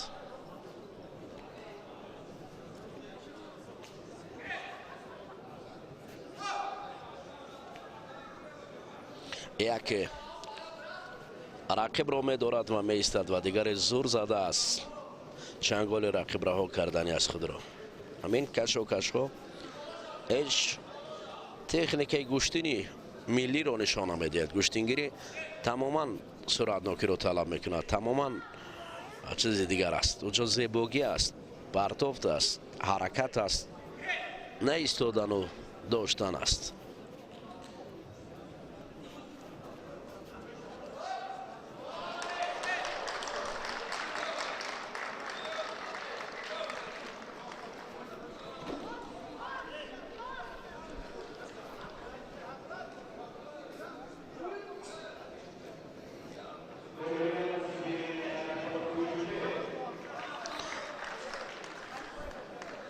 استادان کار باشند از گوشتین دیدن میان یکدیگر صحبت میکنند، چون که او گوشتینه که آنها هم دیدن میخوان، فکر میکنم در میان این پهلوانان کم به چشم میرسد. پرتافت‌های زیبا.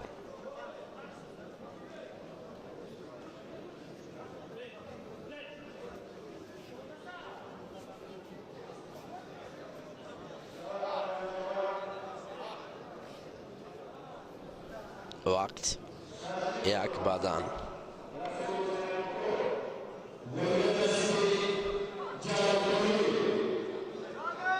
جالف طاهر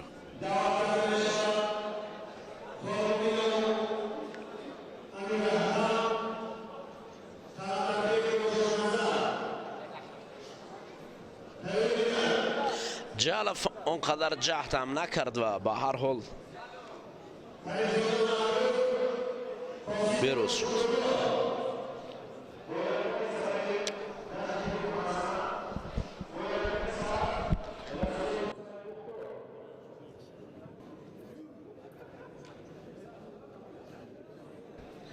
اکنون جفت جدید می براید.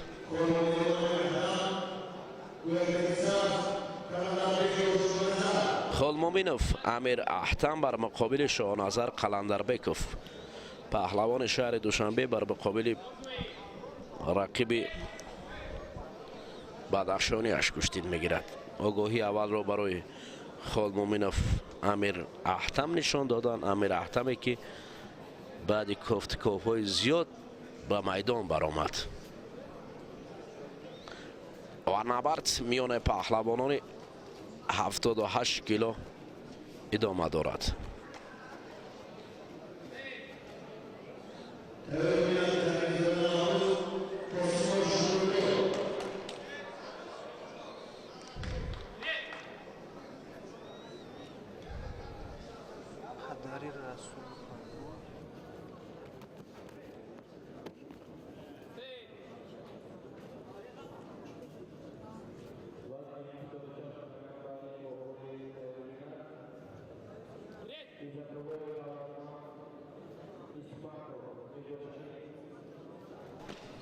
اینجا نبرد اکنون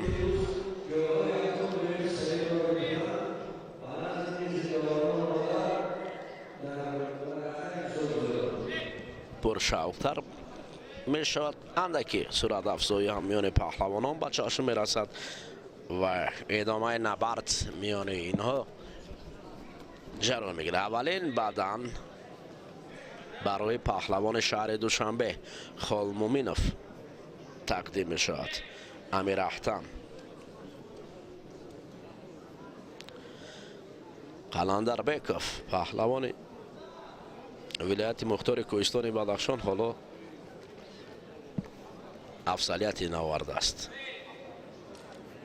لحظه داشت ولی باز هم موفق نشد.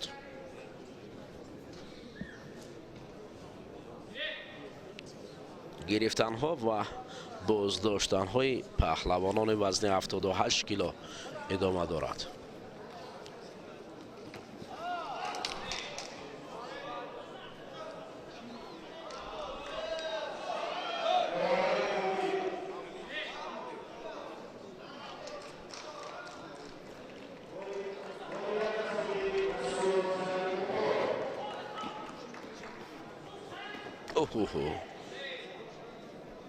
انابت قلندربекov خواست که رقیب رو سمت دیگر هوا دهد.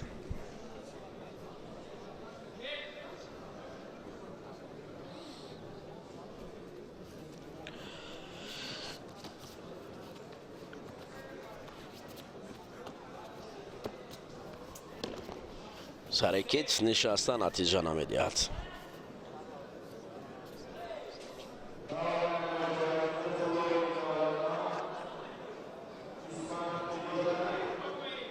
آگاهی اول برای خولمومینوف.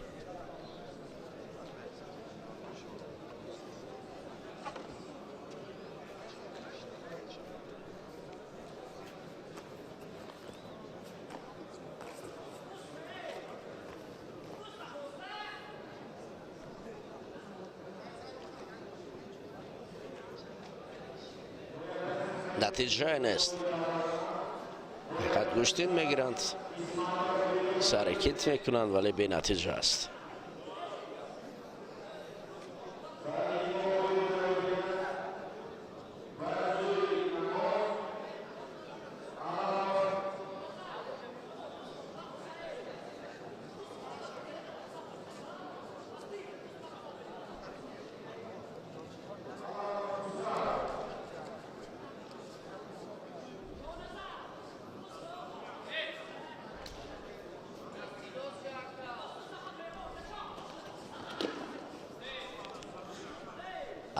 تلاش‌های پای در پای از جانب قلندربکov برای جبران کردن یک بدن رقیب لاقل است ولی هیچ نتیجه نیست. شاید این آباد موفق شد. اوه برعکس حال پهلو می افتد. بدن رو خولمومینوف صاحب می شود.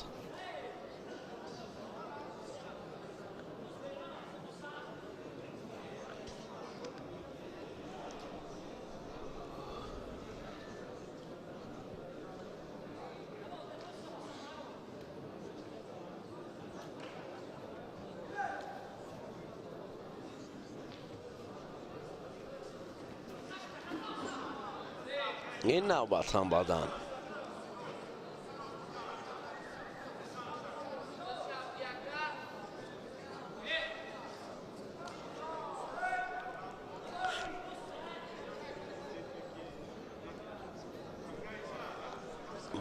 بدن و باز هم بدن. سه بدن در مجموع.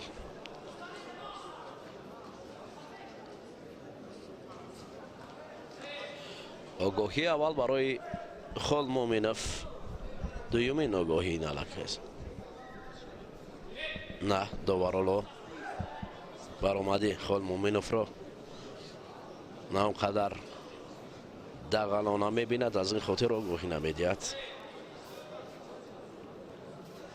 ولی خولمومینوف کم فعال شد، اما برای وقت خیلی مهم است. ثانیه ها باقی مانده است.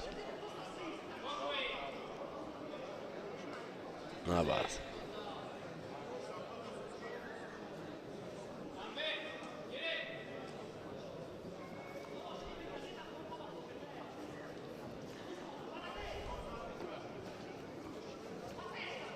وقت رو کشال میدهد خولمومینوف و سه بدن رو دوری دیگر میبرد.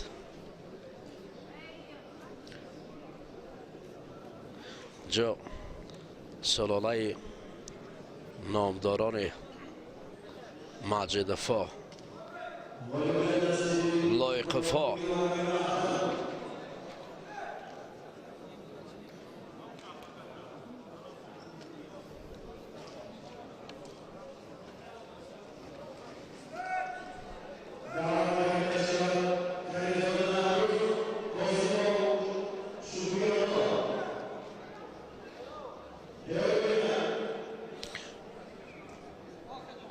یاریبک لایقов پدری که فرزندان استاد لایقов در مسابقات آسیایی رقم 2 است.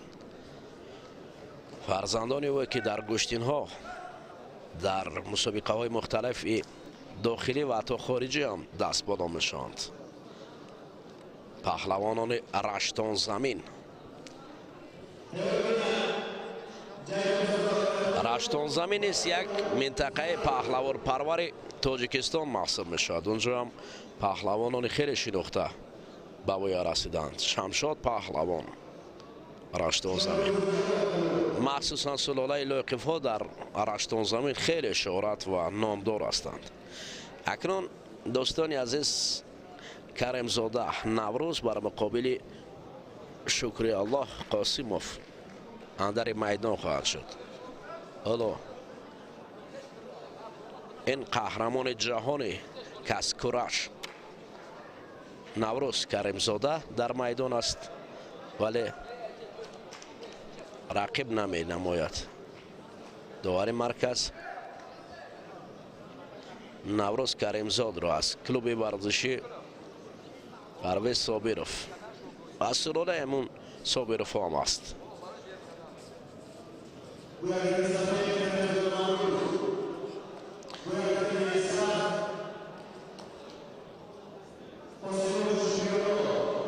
شکری الله قاسموف با نوروز کریمزاد گشتین را آغاز کرد. نوروز کریمزاد عنوان قهرمان جهانی کسکورش را دارد. در گشتین جدا هم درخشش خوب است. در گشتین ملی هم بارها مقام دار گشته است.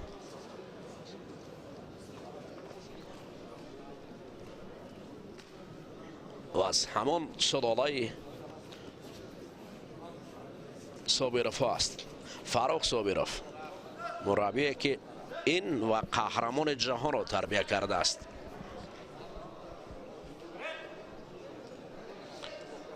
امام علی نورعلی که حالا در شهر تاشکند گشتین میگیرد، فردا گشتین میگیرد، امروز گشتین میگیرد. بله، در گرند سلام هر دو با نوروز در یک تالار مشق میکنند و یک مربی جوان هم فاروق صابروف مشق میدهد برای آنها.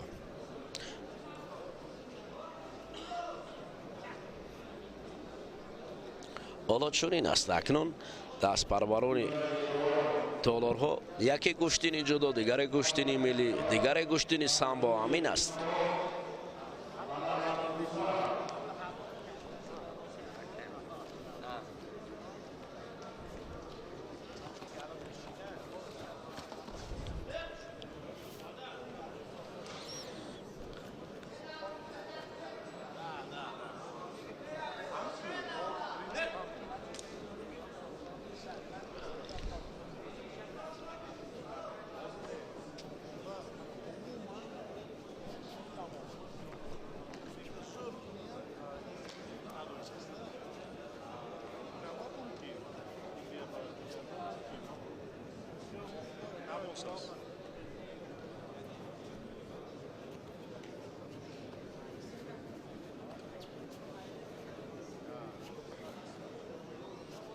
کریمزاده نوروز گریبان رقیب را باز هم مستحکم داشته است. شاید جا هنر خود را نشان دهد.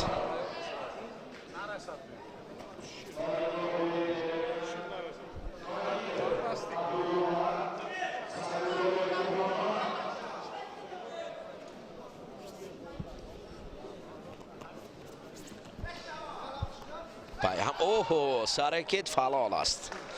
کریمزاده نوروز اکنون اصول نشان داد که لااقل ما دیدیم زیبایی گشتینی ملی را.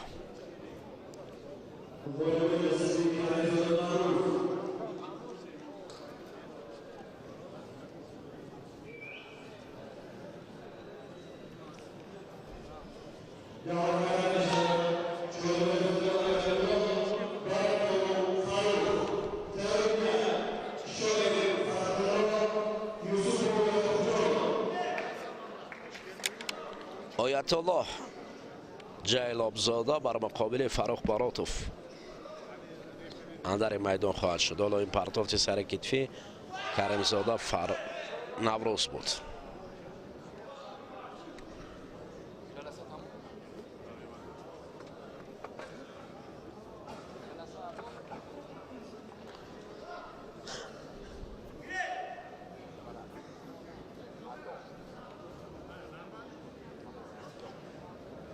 ابوبکر یعقوبی روی نوار است دوستان عزیز، پهلوان سنگین وزن کشور که میان پهلوانان گشتین ملی و همچنین میان گشتینگیران تاجیکستان مخصوصا سال 2022 برای ابوبکر یعقوبی بسیار سال فراموش نشونده بود.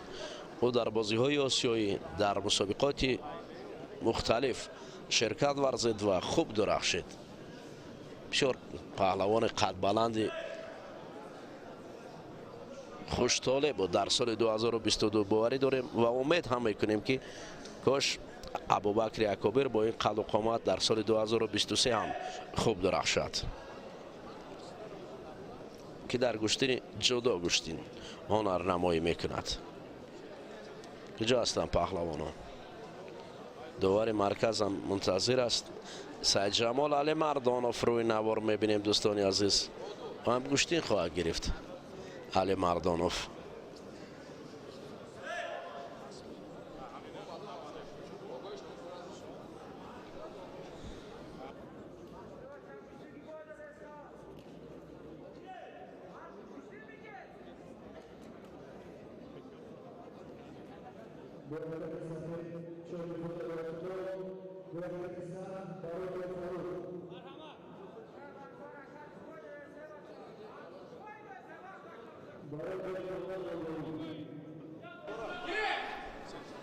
اکنون جیلابزاده بر مقابل باراتوف مبارزه را آغاز کردند.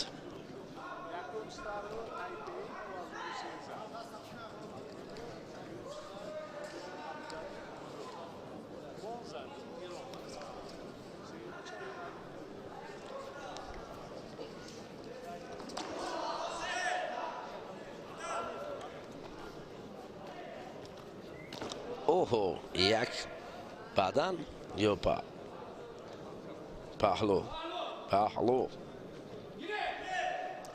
برای باراتوف. گشتین باراتوف بد نه نسبت به رقیب. اوهو، کمر میدارند ولی از منطقه زرد میبرایند. صدرالدین آبینوف برای شاگردان چیزی را میفهماند. معلومه که قهرمان جهان را بعد از 40 سال تربیت کرد. بعد از 40 سال به قهرمانی در گشتین سامبو. اوه، اشتباه بزرگ و این برد پهلوان سبزپوش. آفرین فاروق باراتوف، عالی درخشید.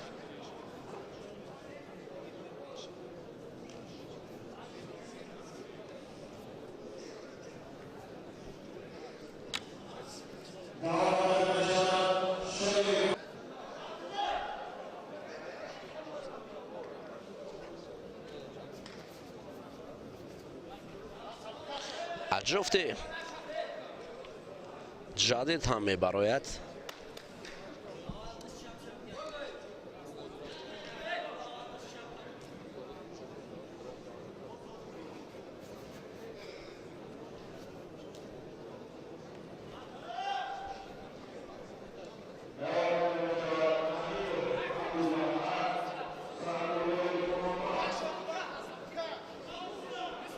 حالا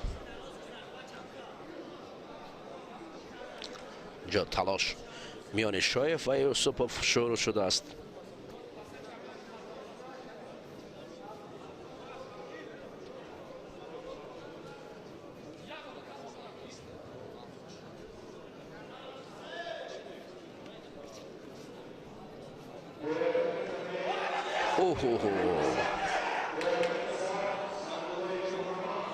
ببینید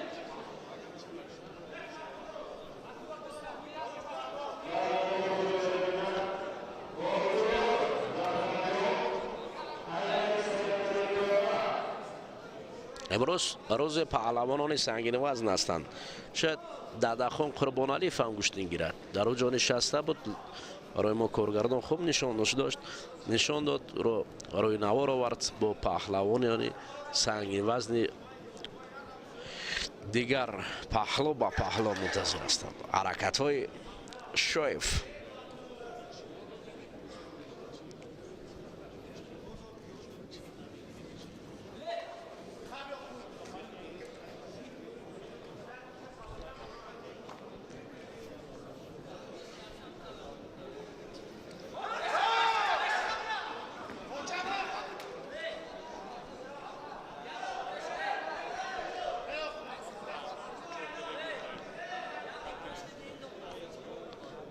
پهلوان با تخلص دکتر برای کدام از این جفت مصلحت میداد؟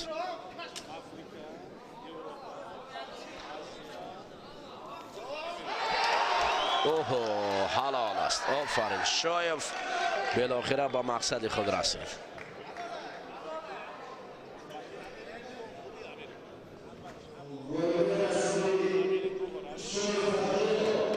عطالله شایف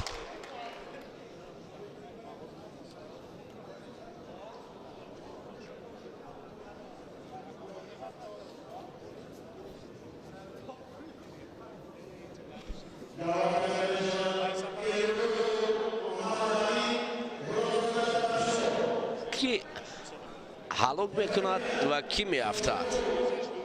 خود هلاک بکند قربان جان یوسفوف و علی خود به تخت پشت می رود. عجب اصوله.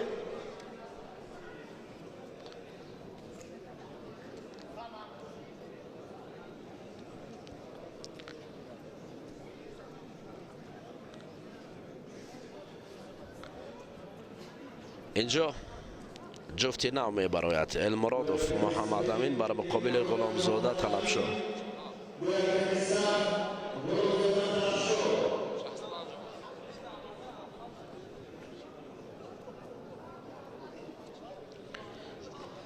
المرادوف محمد امین یک تگ سفید دارد و طلبشاه غلامزاده باشد با یک تگ سبز گوشتین میگیرد. این جفته که در وزن 78 کیلوی دامبخش نبردهایند. اوه و از فاصله دور غلامزاده خواست موفق شود ولی المرادوف بدن را صاحب شد. اما گفتی بالا کی اصول انجام میدهد ولی کی امتیاز میگیرد؟ بعضی حالتو از اصول دیده به اصولی کرده. خوب باز دویمین بدن برای پهلوان سفید پوشیده شاید داور نشان دهد. بله بدن را نشان میدهد.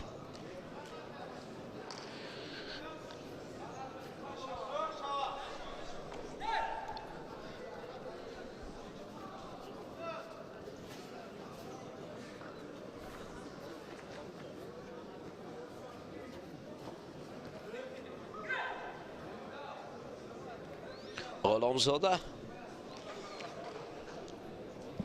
اصول های بردروغ رو به کار میبرد. اصول هایی که هیچ نزدیکی به امتیاز ندارند.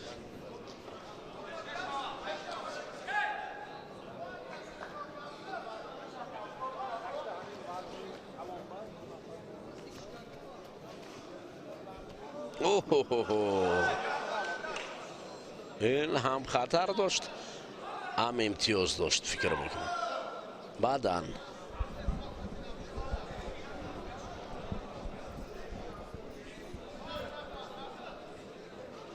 المرادوف پر قوت می نماید در مقابل رقیب. حالت تکرار رو میخواهم ببینند. پرتوفت پرخطر رو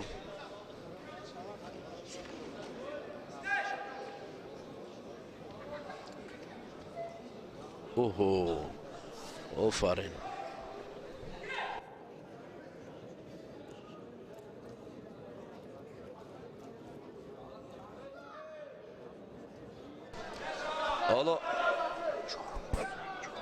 حالا چون میبینیم در اینجا خیلی عالی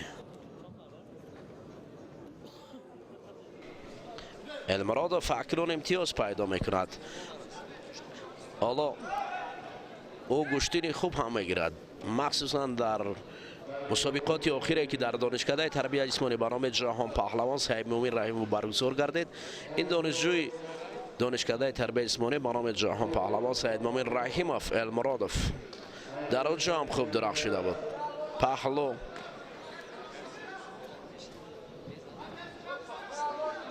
تابلو نشان داده است.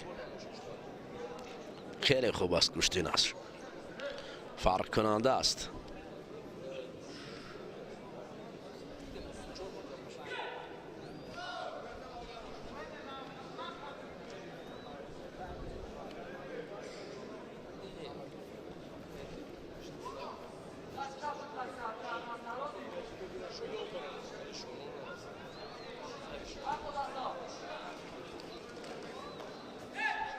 خیلی قوی است المرادوف.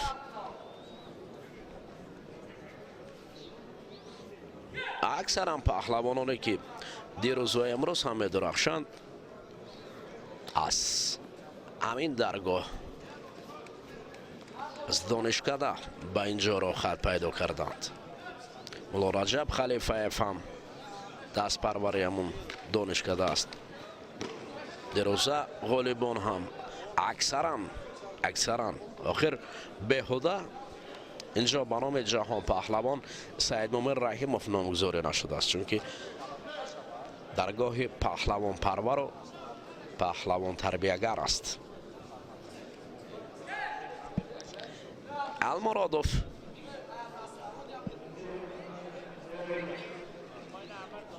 قدم به قدم پیش می رود.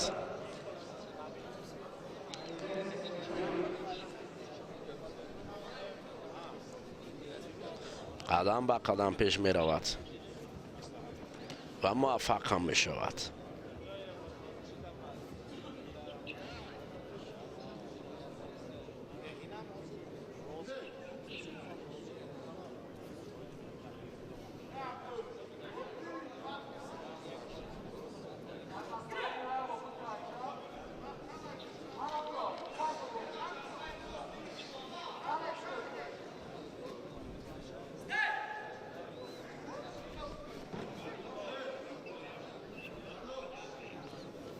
پهلو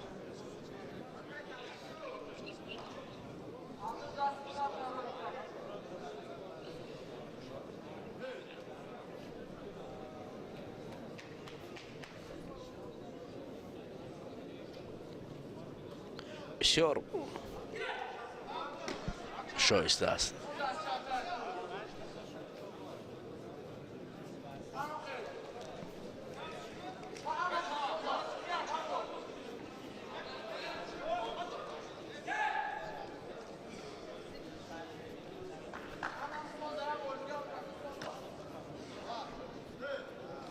وقت و برد المرادوف است.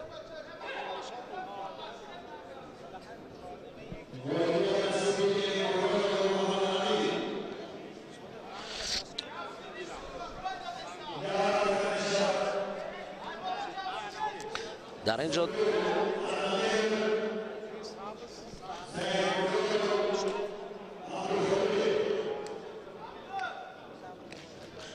بعد از تکرار نبردها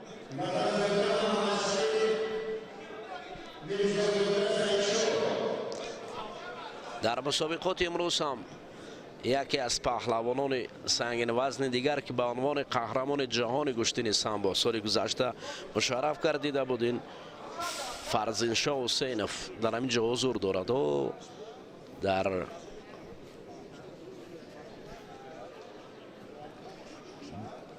بالا نشسته فرزشاه حسینوف، این قهرمان جهان سامبو میان نورسان میان جوانان این نبردها را تماشا دارد. از جای برخاست. حالا به این رقابت ها نظارت دارد. من باوری دارم که در جراین بله انا اکنون این فرزشاه است. آفرین، کارگردان ما رو خوب حس کرد. حسینوف را این قهرمان جهان را برای ما نشان داد. دوستان عزیز، جفتی وزن می شود. اردمیر صابروف بر مقابل عبدالخالق سیمرادوف. میان همدیگر گشتین میگیرند.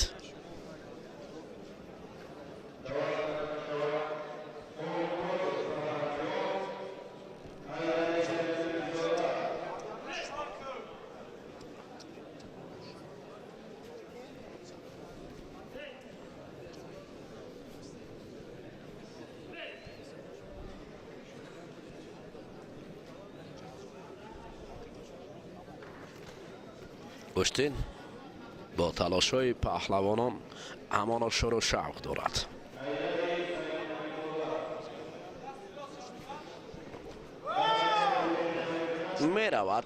می رود نزدیک به امتیاز می شود. پهلوانان مربیان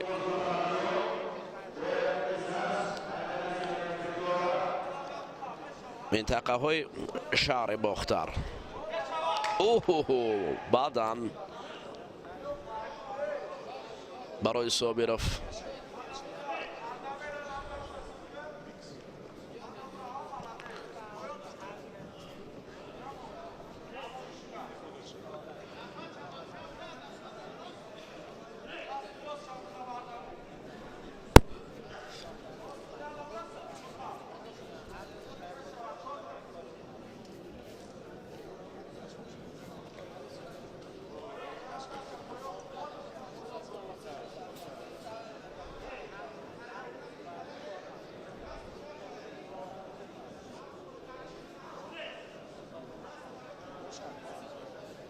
گرت دیگر حاجت برای تفسیر این عباره ها نیست، چون که نمود ملی است و شهر هم و امر داوران هم تاجیکی است. حتی پیران در اینجا حضور دارند برای دستگیری مخلصان.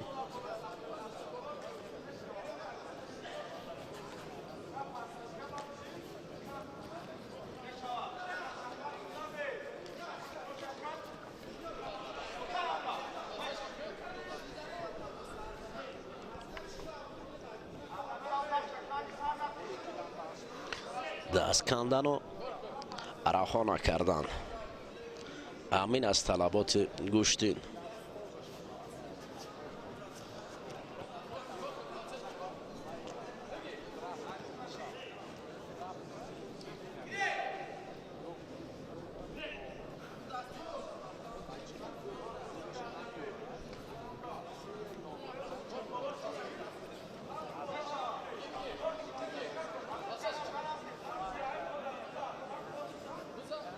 نه هیچ امتیاز ندارد. بعضی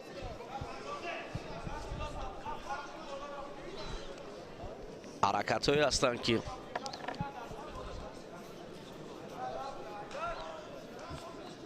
امتیازدار هستند، ولی بعضی از حرکت ها هیچ امتیاز ندارند. حالا یک نوبت داوران اشاره کردند.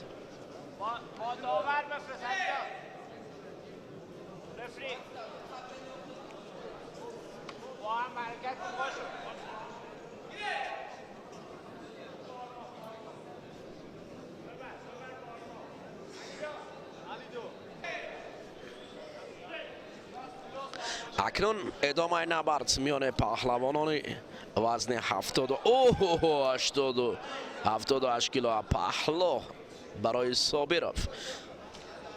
گناه در همون لباس بود است که ایواز گردیدن لباس الان که پیروزی می آورد. بعضا حالت ها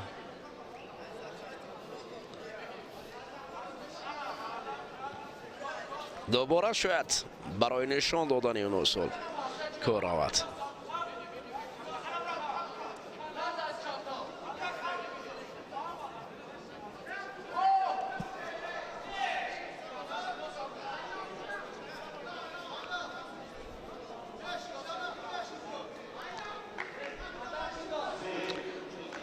اینجا پای هم هجوم های طرفین است.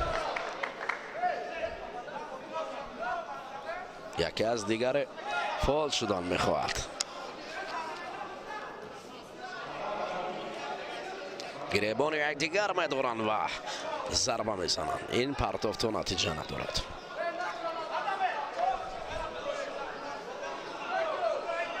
آگاهی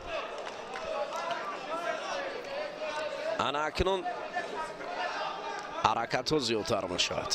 فکر میکنم بعد از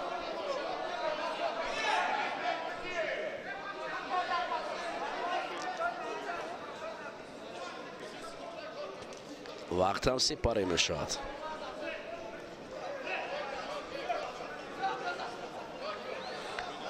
چند ثانیه دیگر در اختیار دارند. ثانیه ها باقی مانده است.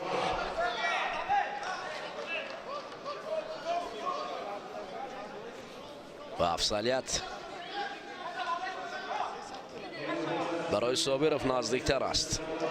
هرچند آگاهی دارد، تنبیه دارد، ولی پهلو دارد و بدن دارد. سعید مرادوف است که شتابان می رود به سمتی او، ولی به نتیجه است.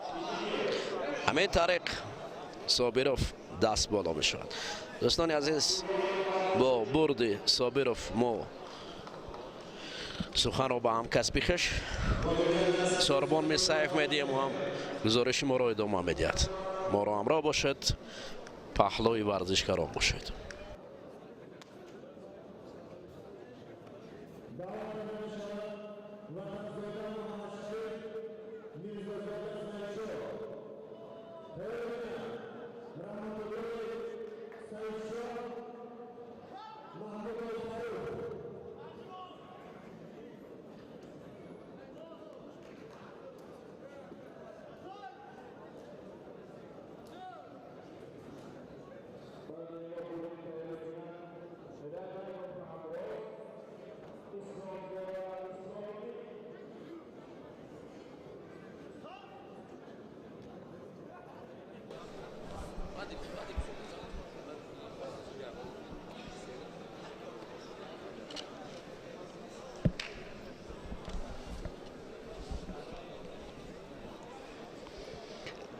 بار دیگر درود میگویم با همه شما دوستان عزیز، مخلصان و علاقمندان گوشتین ملی تاجیکی.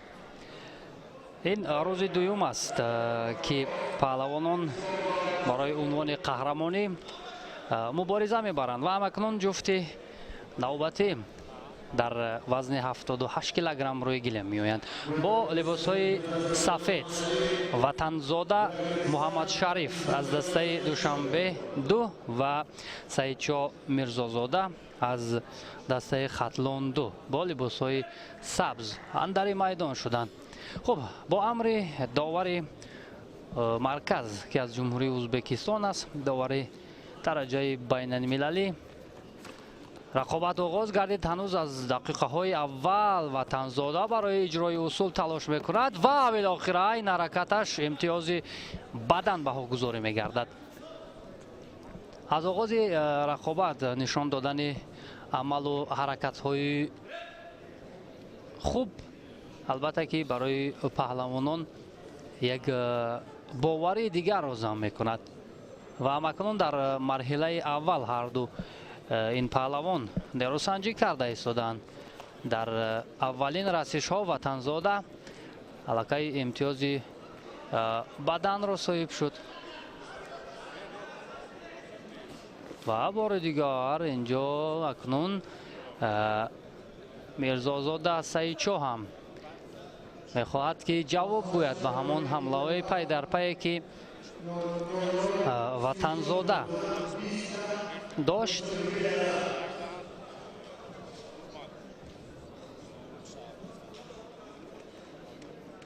خوب هر دو هم موقعیت معین رو اشغال کردن و اینجا پایهای رو پیچاندن میرزازاده برای وطنزاده خطرناک هم بود و اینجا پهلو حرکتی که از جانب وطنزاده بود برایش امتیاز پهلو را آورد. سر اول سایچو میرزازاده میخواست اجرای اصول کند، آغاز کرد ولی تو انجامش بر سود وطنزاده به پایان رسید.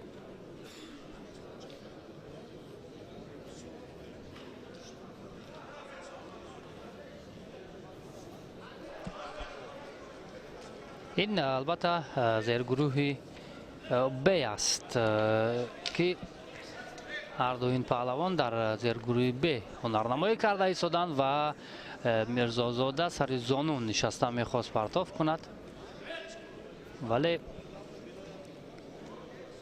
وطنزاده به او امکان نداد.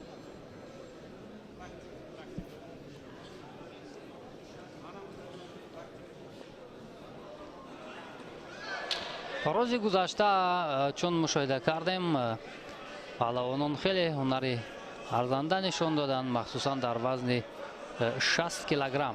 خوب اینجا پایها را پیچانیدن برای وطنزاده خیلی امکانیت مساعد است، تنها باید پرتاف اجرا کرده شود که تا کجا موفق می شود. نه نتوانست، اکنون موقعیت را دورتر می گیرد میرزازاده سایچو، ولی وطنزاده می خواهد جفستر با حریف گشتین گیرد و اینجا امکان پرتاف کردن بدن به گذاری می شود. حرکت هایی که از جانب وطنزاده بود.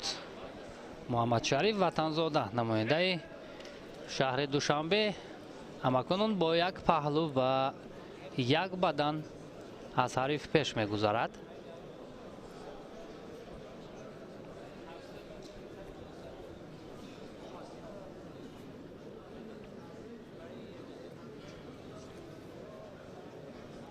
هر دقیقه هایی که سپری می شود البته به نفع وطنزاده است. از همین لحاظ میرزازاده سایچو هم باید تلاش کند تا همان امتیازی که از دست داد جبرانش کند، ولی گمانم برای او دشوار هم می شود. دفاعی وطنزاده خیلی خوب است، با احتیاط میدانداری کرده ایستاده است و این شکل داشتن و حرکت نکردن البته اونقدر خوب هم نیست. ثانیه های آخری وقتی اساسی اکنون شروع شدن، اما تا کنون میرزازاده سرآستیمه نیست، تلاش نمی کند برای امتیاز گرفتن، در حالی که او بازنده است، از حریف خفا می ماند.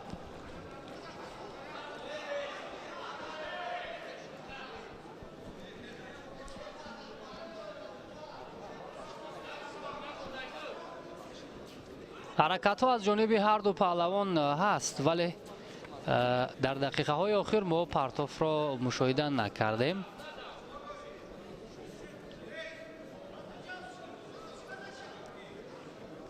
از سر نو از مرکز باید رقابت بار دیگر آغاز گردد.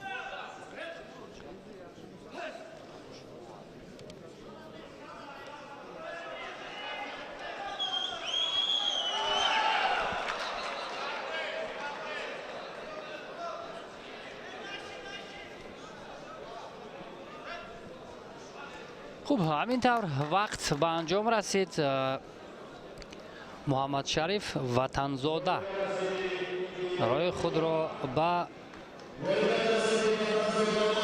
مرحله دوم میبرد. محمد شریف وطنزاده، اونی که با لباس های سفید هنرنمایی میکرد،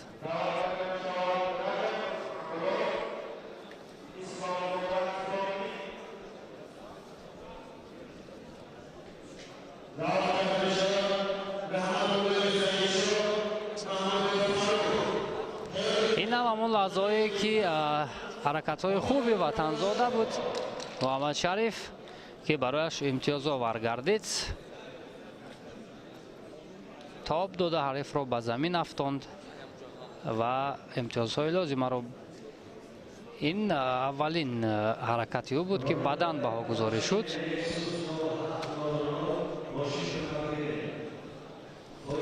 خوب، اکنون یک رقابت خیلی جالب در وزن 78 کیلوگرم ما را انتظار است.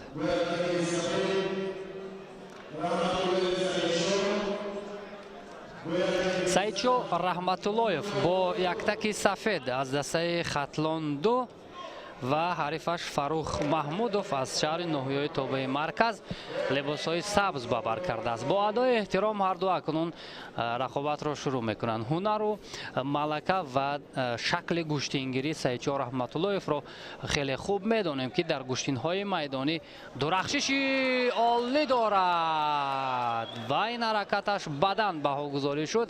یک پایزنی خیلی سری وقتی از جانب سعیدشاه رحمتاللهیف و در اولین رسیش ها امتیاز بدن را صاحب شد. سعیدشاه رحمتاللهیف چون گفتیم در رشته گوشتین ملی هنر شایسته دارد و هنوز از دقیقه های اول یگان شانس برای حریف گذاشتنی نیست و آن پایزنی ها و حرکت هایی که دارد معلوم است که هرچی زودتر میخواهد در کوتاهترین فرصت حریف را تسلیم کند تا همون اینجا یک مرتبه دیگر پرتاف کرد سعیدشاه رحمتاللهیف و پرتاف پهلو بها گذاری شد. معلوم است که سعیدشاه زیادتر میخواهد که در کوتاهترین فرصت حریفان را شکست بدهد و همون قوه خود را برای دورهای دیگر صرفه کند. ببینیم سر اول مشاهده میکند سعیدشاه، موقعیت مساعد را پیدا میکند و بعدا پرتافت.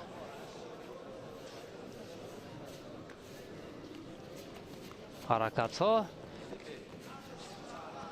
فروخ محمودوف دیگر یگان شانس برای حمله کردن ندارد. نماینده شهر ناحیه تابع مرکز اینجا آگاهی میگیرد. سعیدشاه بسیار هم با قیافه جدی با قامت راست دل پرانه هنرنمایی میکند. سعیدشاه رحمتاللهیف پهلوان ناحیه واسه است.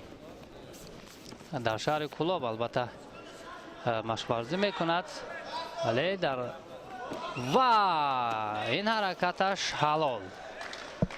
یک پایزنی و آغوش کردن حریف برای سعیدشاه رحمتاللهیف بهترین امکانیت را به میان آورد و سعیدشاه هم اکنون راه خود را به مرحله دیگر بود.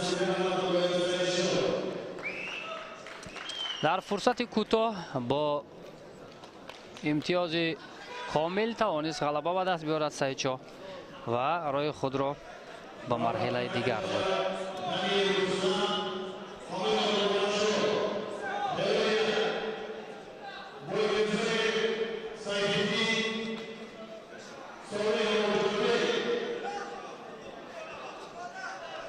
این هم همون لحظه جالبه که برای ما و شما دیگر باره نشان دادن و پرتاف هایی که سعیدشاه رحمتاللهیف اجرا کرد.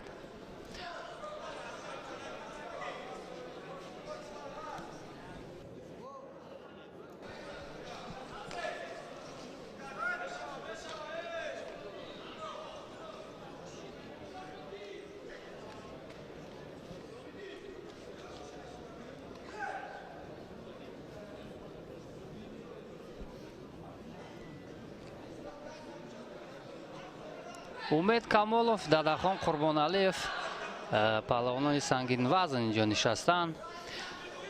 خوب، همینطور جفت دیگر رو ما استقبال میکنیم با یک تک سفید رستم غنیف از دسته دوشنبه 1 و حریف او باشد مبارک شاه حامیدوف از دسته فدراسیون گوشتینگیری تاجیکستان. برای برآمدن به مرحله دیگر اکنون به رقابت شروع میکنند. داور ازبکستانی داور درجه بین المللی.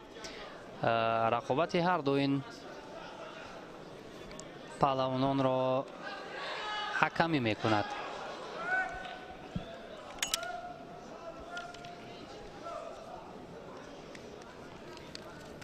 از دقیقه های اول تلاش هر دو هم بسیار هم دیدنی است.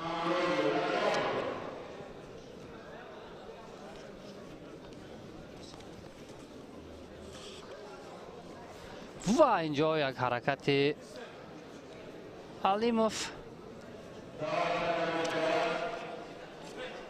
اما دفاع خوب داشت حریف.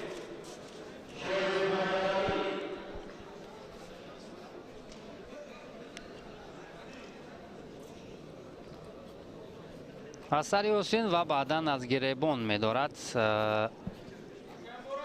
علیموف.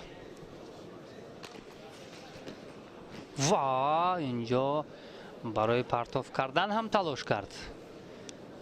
پهلوانی خیلتی سفید داشته.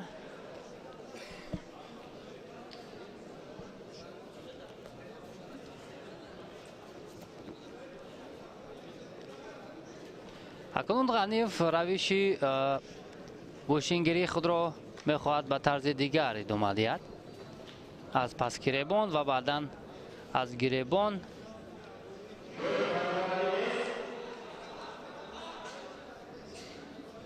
و این اصول کمری از جانب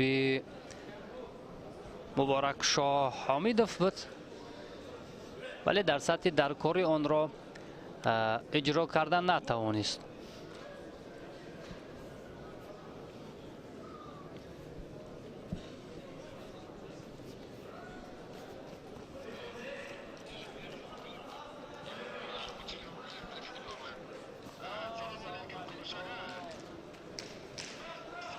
بار دیگر از این روش و اینجا البته امتیاز هست و داور مرکز داوران کنجی را نزد خود میخواند برای قضاوت کردن همین حالت، زیرا هر دو هم برابر به زمین افتیدند و امتیاز را کدام از این پهلوانان صاحب شد.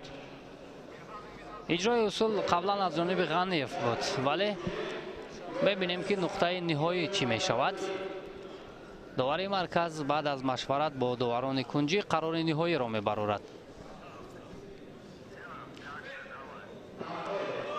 حلال اینجا بهاگذاری شد. پرتافتی مبارک شاه حمیدوف و او اکنون راه خود را به مرحله دیگر می برد. مبارک شاه حمیدوف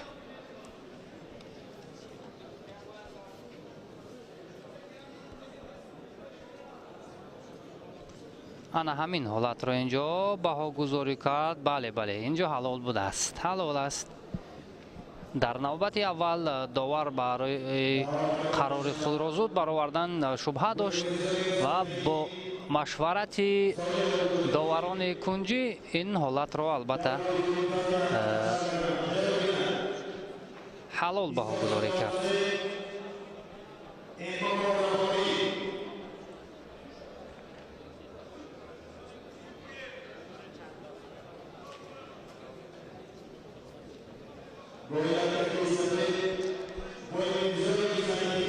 سیفالدین بایمیرزایف از دسته شهر دوشنبه لباسهای سفید به بر کرده است. جانیبک سولایف از دسته فدراسیون گوشتینگیری تاجیکستان لباسهای سبز. جهانگیر مجیدوف یکی از چهره‌های شناخته گوشتینی میهن در آنجا نشسته است.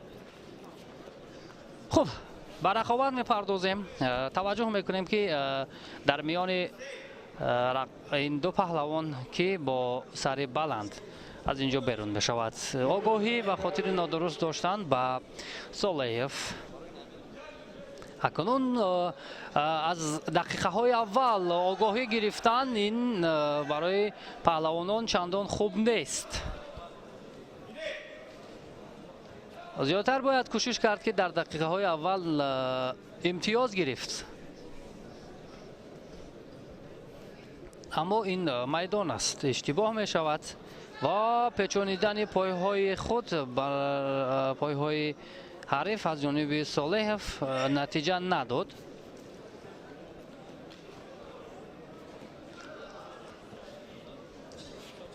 یادآور میشویم دوستان عزیز که اینجا سرول توجه کنیم به این عمل کرد و چی واگذاری میشود؟ پهلو عمل کردی با مرادف پهلو واگذاری شد و این هم نماینده فدراسیون بین المللی گوشتینگیری. یک لحظه برای ما و شما نمایش داده شد. خب بدن پهلو بیکار کرده شد و بدن واگذاری شد. عمل کرده که از جانب سیفالدین بایمیرزویف بود. از کمربند می‌دارد بایمیرزویف که این خیلی موقعیت خوب است برای پرتاب کردن هم امکانیت زیادتر به میان میآید و این نوبت هم شاید بدن باشد یا نه. بله هست، در که فعالی بود اینجا، حرکت برای پرتاب بود و اینجا بدن بهاگذاری شد. اکنون دو بدن دارد بایمیرزویف، از حریف پیش میگذارد. یادآور میشویم دوستان عزیز که روزی گذشته هم گفتیم به خاطر شفاف گذاشتن، به خاطر در سطح بین المللی گذاشتن این مسابقه داوران درجه بین المللی از جمهوری ازبکستان دعوت گردیدند و رقابت ها را قضاوت میکنند. حرکت های بایمیرزویف برایش نتیجه نآورد. سه داور درجه بین المللی از جمهوری ازبکستان اینجا دعوت گردیدند.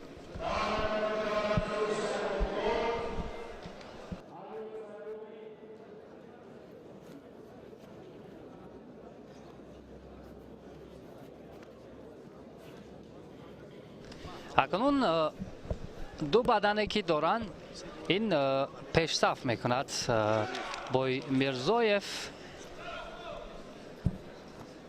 و یا اینجا یک موقعیت خیلی خوب داشت صالحов ولی پرتاب کردن نتوانست همون حالت رو. بدن باری سیوم اکنون بدن میگیرد. پهلوان خیلیتی سفید داشته بایمیرزویف. یادآور میشویم که در گشتین ملی 5 بدن امتیاز پهلو را میداد و اون پهلوانی که 5 بدن میگیرد صاحب پهلو میشود. ولی اگر حریفی او مستقیما پهلو گیرد امتیاز بالاتر از پهلوی مستقیم حساب کرده میشود و نفری که پهلو میگیرد او میتواند که اگر در صورت انجام شدن وقت او میتواند که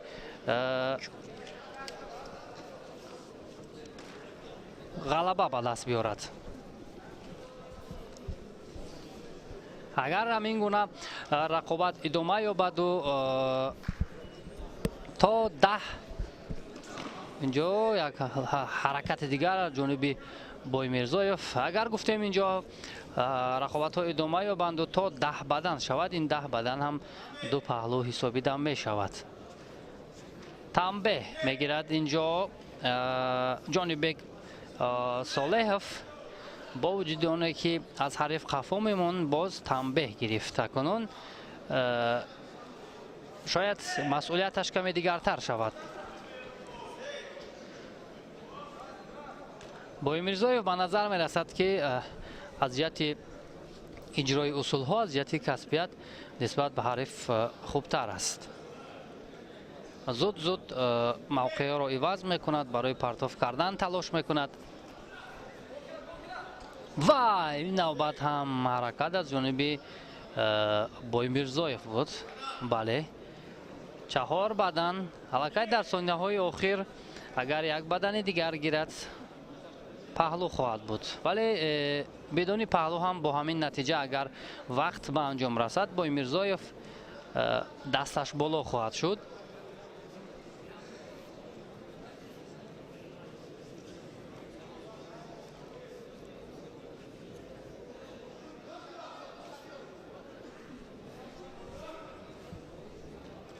پایزنی از جانب صالحov، ولی این پایزنی ها گمانم دیگر برایش سود نخواهد بخشید.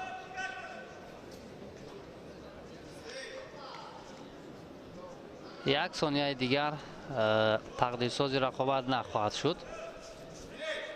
گیرید. تمام وقت به انجام رسید و سیفالدین بایمیرزویف از دسته شهر دوشنبه با لباس‌های سفید برای خود را کنون به دور دیگر برد.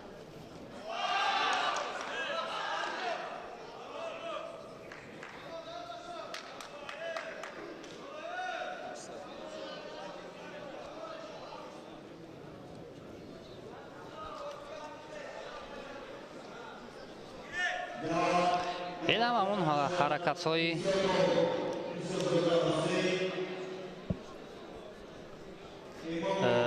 از جانب بایمیرزویف بود.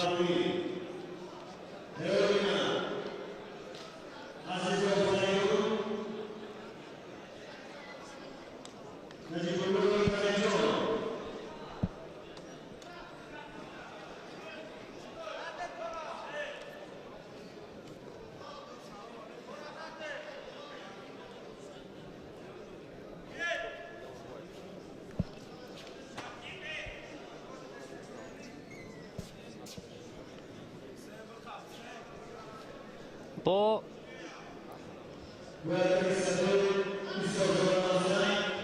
خوب پهلوانان دیگر هم اکنون روی گلیم اومدن. اسحاق زاده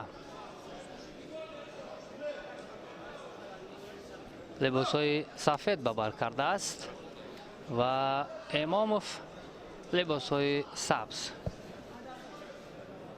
وزن 78 کیلوگرم.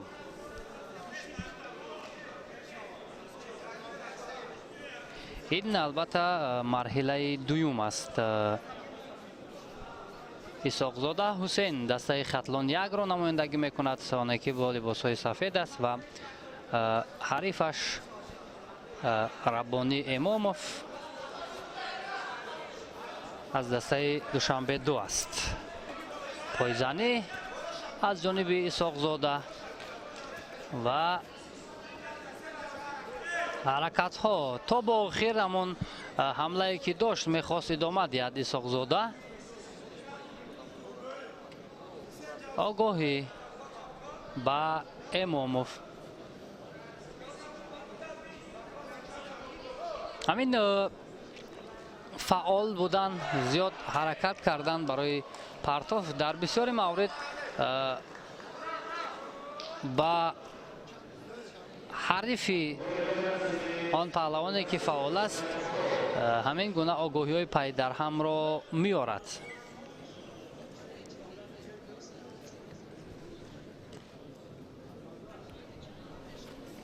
و اینجا یک پایزنی از جانب اسحاق زاده. این ورزشکاران پهلوانان در زیرگروه ا قرار دارند و این مرحله دوم است که با هم اندر میدان شدند. اسحاق زاده حسین در مرحله اول سید نبی کمالوف را از دسته ولایت سوخت شکست داد. ربانی باشد نکروز سامان نکروزوف را معذرت نیکوف را از دسته ولایت مختار کوهستانی بدخشان و به این مرحله آمدند. خب اینجا از روی گلیم برآمد ربانی اماموف و تنبیه میگیرد به خاطر برآمدن از روی دایره معین شده.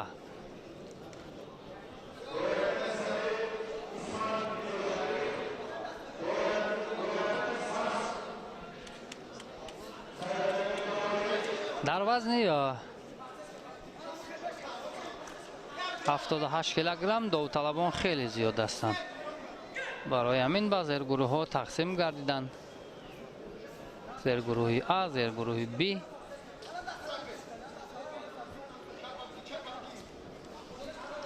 و نفران موفق اکنون میتوانند تا مرحله های نهایی راه خود را هموار کنند. در این وزن چون گفتیم سعیدشاه رحمت‌الله هنرش خیلی ارزنده است و تا به آخر همین حرکت های خود را ادامه داده میتواند اسحاق زاده یا نه. اما این نوبت هم از روی گلیم برآمد ربانی اماموف. اگر داور همین برآمدن را به نوبت گیرد پس خارج می شود.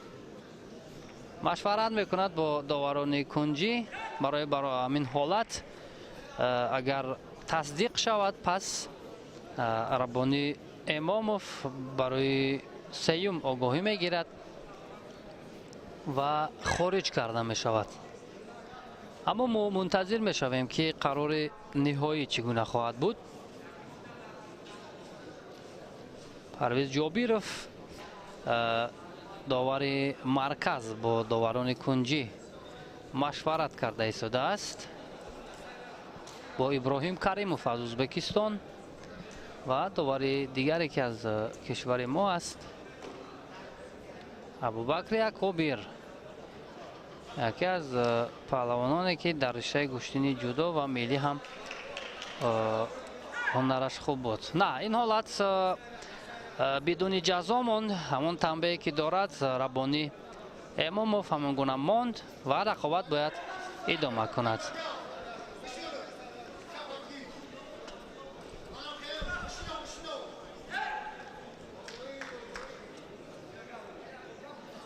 اسحاق زاده فعال است. هنوز از آغاز بسیارتر تلاش میکند برای اجرای اصول، ولی ربانی اماموف بیشتر در دفاع است. با حمله های حریف مانع ایجاد میکند. اگر گمانم یک مرتبه دیگر همین گونه شود داور شاید به یک قرار نهایی خود بیاید. میبینیم میگریزد پیوسته از حمله های اسحاق زاده میگذرد و بالاخره امتیاز حلال را صاحب می شود. پایهای خود را مستحکم پیچانید اسحاق زاده و بعدا جانبی خفا تیله داد حریف را و امتیاز حلال را صاحب شد. حسین اسحاق زاده اکنون روی خود را به مرحله سوم برد.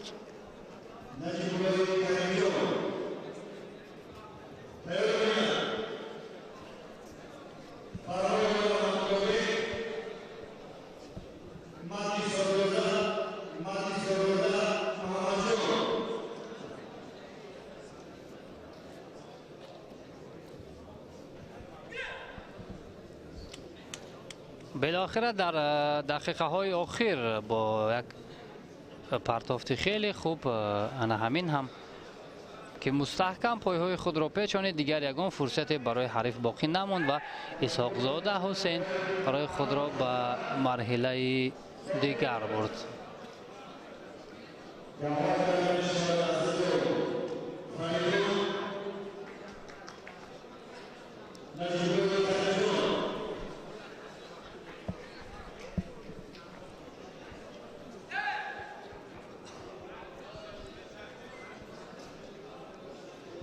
جفت دیگر اکنون برای راه یافتن به مرحله دیگر نیروسنجی میکنند. فریدون عزیزوف با لباس های سفید از دسته شهر نهایی تابع مرکز است و نجیب الله کریم جان از دسته دوشنبه یک تکی سبز به بر کرده است. با ادای احترام به همدیگر رقابت را شروع میکنند. نجیب الله نماینده شهر دوشنبه یک موقعیت خیلی خوب را ببینید، با یک طرز خاص خود گشتینگیری میکند و نخست او شده به حمله میگذارد، ولی سر زانو نشسته میخواست پرتاف کند فریدون عزیزوف، اما با مقصد نزدیک نشد. این عمل کرده که فریدون داشت. مقام بین المللی گرفتن گوشتین ملی گوشتینگیری اکنون در داخل رقابت ها را پرقوت تر می کند و نجیبالله کریمجان از دسته دوشنبه یک با یک پرتافت خیلی زیبا با امتیاز حلال بر مقابل حریفش فریدون عزیزов از دسته شهر نوی توبه مرکز دست بالا می شود و همکنون حریف حسین اسحاق زاده می گردد. نجیب الله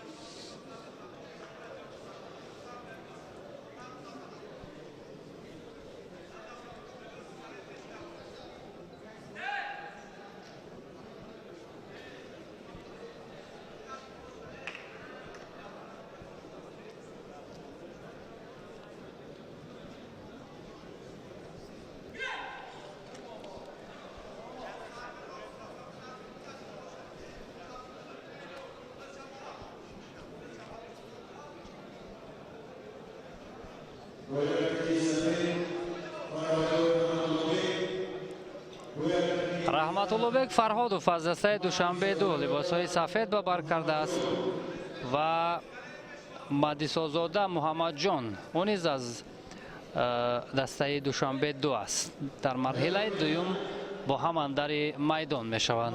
مهدیسازاده لباس‌های سبز به بر کرده است.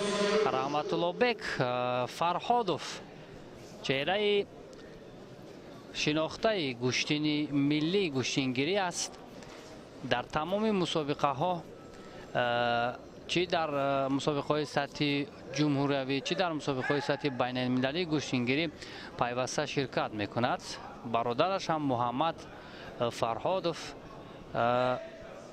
در وزنین گوشتین میگیرد و خود رحمت‌الله بک در رشته جودو هم هنرنمایی میکرد. از جهت پرقوتی خیلی مستحکم است رحمت‌الله بک و میبینیم که بر مقابل مهدیسازاده چگونه هنرش را نشان میدهد. نو موقعیت خوب را اشغال کرده بود که داور رقابت را داشت و اینجا آگاهی به مهدیسازاده محمد جان به خاطر نادرست داشتن پایزنی از جانب محمد جان، ولی تجربه خوب دارد فرهادov و میتواند که کنترل کند جریان این رقابت را.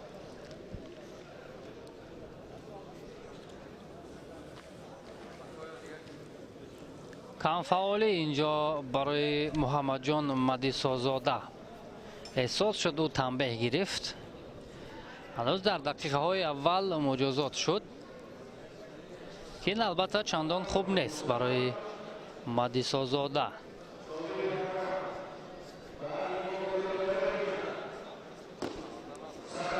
یک حرکت دیگر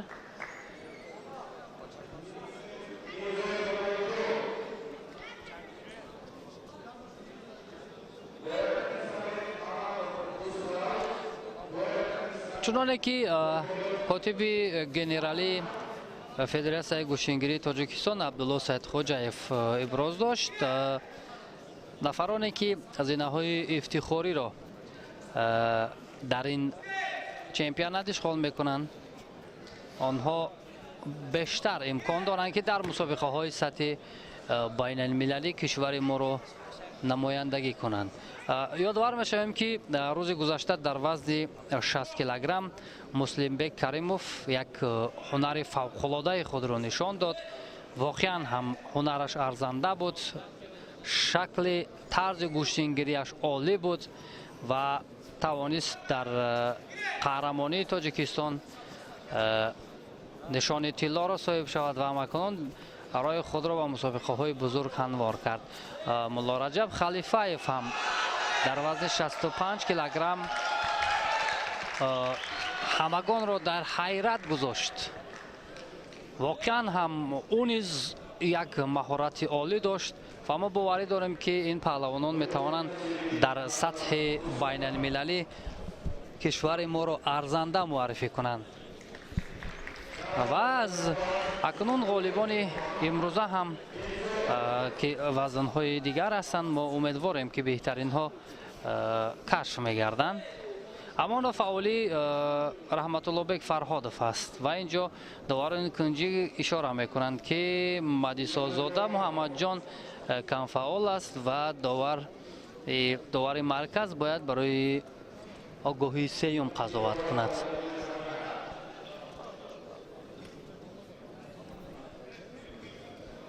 خب بعد از مشورت داور مرکزی با داور کنجی به خلاصه می آید که خارج کرده شود مهدیسا زاده محمد جان و فرهادов به مرحله بعدی برآید.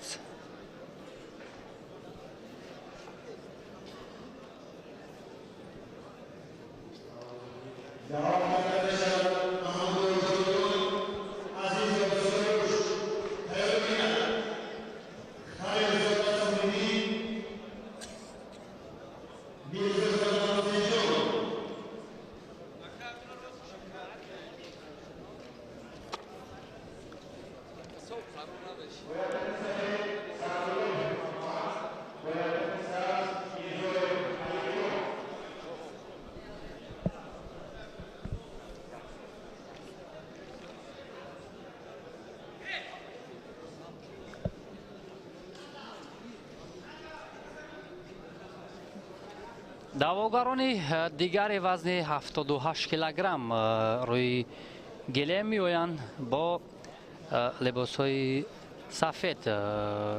جاویدان محمودov از ولایت مختار کوهستانی بدخشان، سیاوش عزیزov با یک تک سبز از دسته ختلون یک با هم اکنون نیروسنجی میکنند. خب امر میکند داور مرکز که گیرید و ما تنها توجه میکنیم که موفقیت نصیب کی میشود در رقابت هر دو این پهلوان.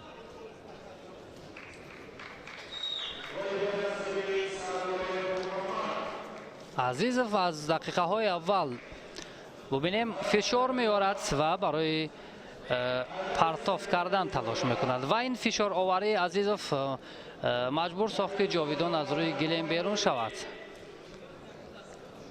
از در این نوع رقابت آغاز میگردد.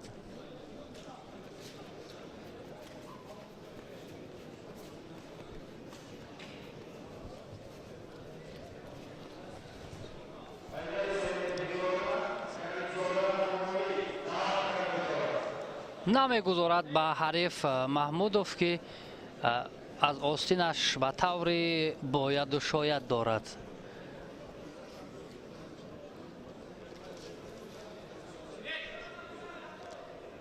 در آغاز به نظر می رسد که هر دو هم شاید قوه‌هایشان برابر باشد تا به همین دقیقه نوبت به نوبت به هجوم می گذارند. معلوم است که دقیقه های اول یک کم احتیاطکاری را پیشه می کنند. پایزنی از جانب عزیزov و اینجا داوران کنجی اشاره می کنند که کم فعال است محمودov و داور مرکز آگاهی اول را محض به جاویدان محمودov نماینده ولایت مختار کوهستانی بدخشان میدهد و با سر زانو نشسته میخواست پرتاب کند. عزیزov اما موفق نشد.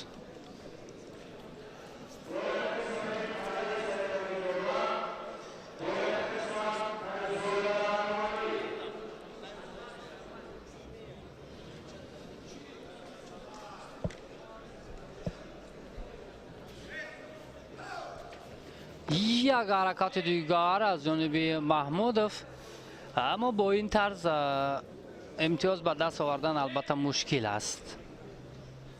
بیشتر اصول های کمری، سر کتف و بعدا حلوک درون پای، پشت پای زیادتر میتواند که به پهلوانان نتایج ارزنده بیارد.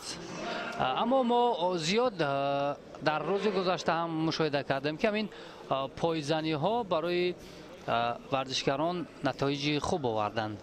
زیادی پهلوانان توانستند که طریق همان پایزنی امتیاز به دست بیارند و گریختن از حمله رقیب به جاویدان محمودوف داور تنبیه داد. یک اشتباه دیگر بتواند که برای جاویدان محمودوف خطرناک باشد و او از میدان خارج کرده شود. این را البته خود پهلوان هم خیلی خوب میداند. شاید اکنون دیگر برای اشتباه کردن احتیاط میکند. خیلی هر دو هم موقعیت مناسب را اشغال کردند. محمودوف میخواهد جفس گوشتین گیرد اما نه، برایش امکان نداد. سیاوش عزیزوف از دسته خطلان یک امر میشود که گیرید. دقیقه هم با ایستگی سپری میشوند ولی امتیاز نیست با جز همون تنبیهی که جاویدان محمودوف دارد.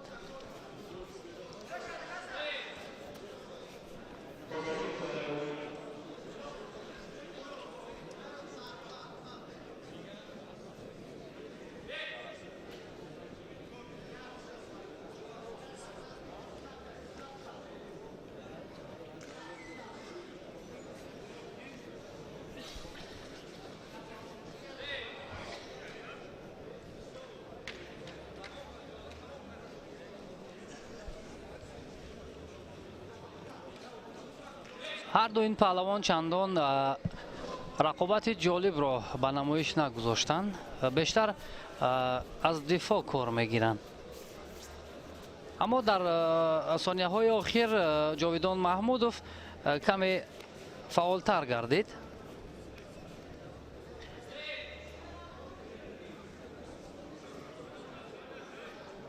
نادرست داشتن از آستین رقیب با سیاوش عزیزوف داور آگاهی داد.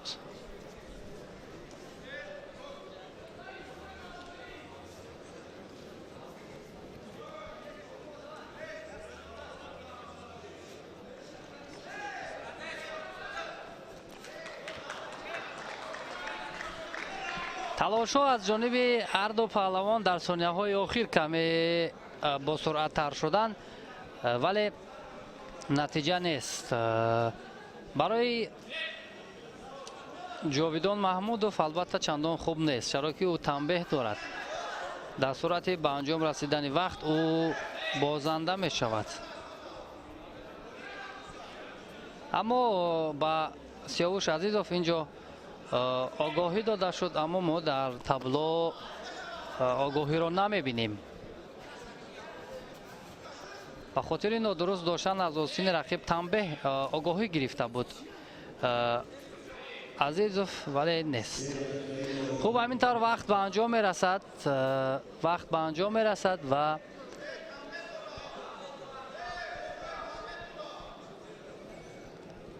اینجا چی قضاوت خواهد شد؟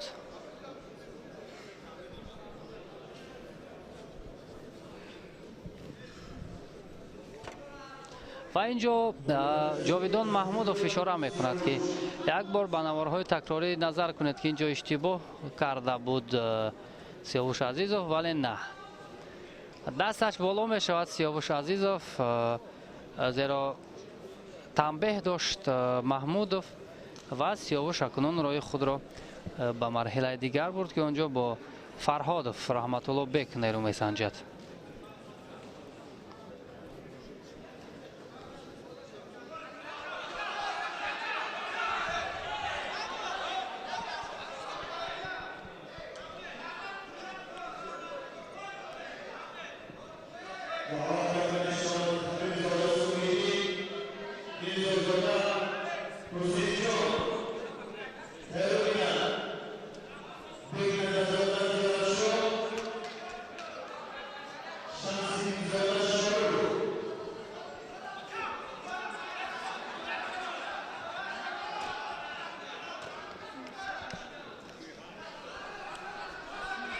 خب داوران عوض کرده می شوند.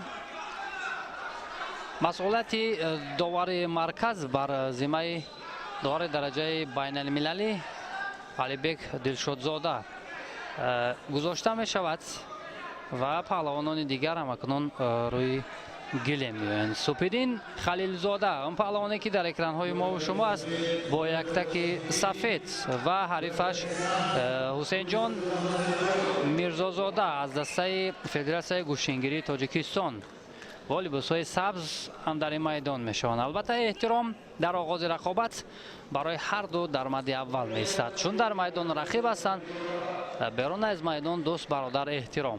خوب، همین طور رقابت شروع می‌شود. در مورد کسبیت سپیدین خلیلزاده خیلی خوب میدونیم، در رشته سامبو هم موفق بود، در رشته گوشتنی ملی هم، در جودو هم هنرش را نشان میداد. در قهرمانی جهان میانی جوانان نتایج داشت سپیدین خلیلزاده.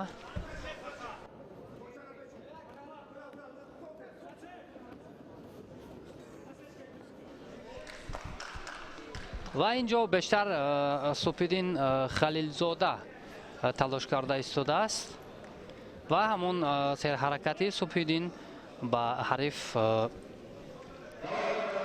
آگاهی آورد. چون گفتیم سپیدین خلیلزاده در قهرمانی جهان میان جوانان در رشته سامبو جایزه دار گردیده بود به سال 2022 و این حرکتش امتیاز پهلو آورد. خیلی خوب در همین حالت کار کرد سپیدین خلیلزاده و برایش امتیاز پهلو را تأمین کرد. به هر حال تجربه‌ای که سپیدین در مسابقه های بین المللی دارد برایش کمک میکند. در رشته کراش هم نیروسنجی میکند سپیدین.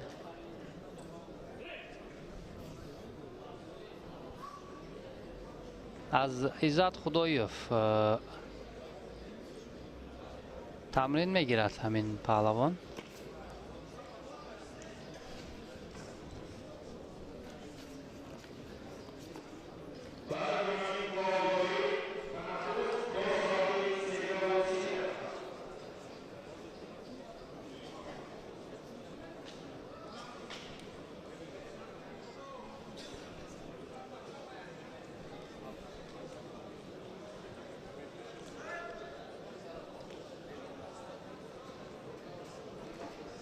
سر زانو نشسته میخواست پرتاف کند سپیدین خلیلزاده،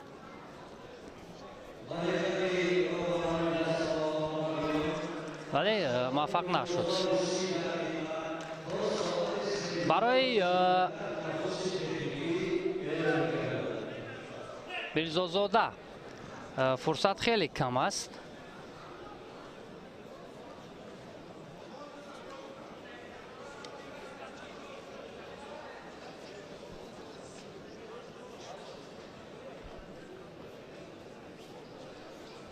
هرچند او تلاش میکند ولی سپیدین خلیلزاده که تجربه خوبتر دارد برای حریف فرصت کمان در کم رو میدهد.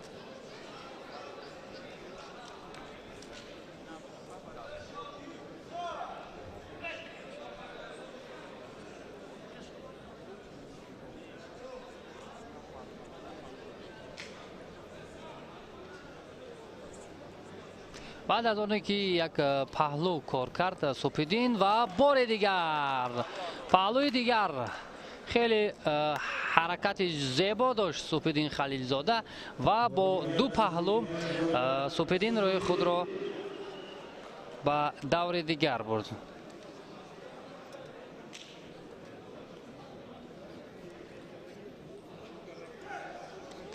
خوب دوستان عزیز، اینجا یک ساعت تنفس می شود و بعد از یک ساعت ما به عرصه رقابت برخواهیم گشت.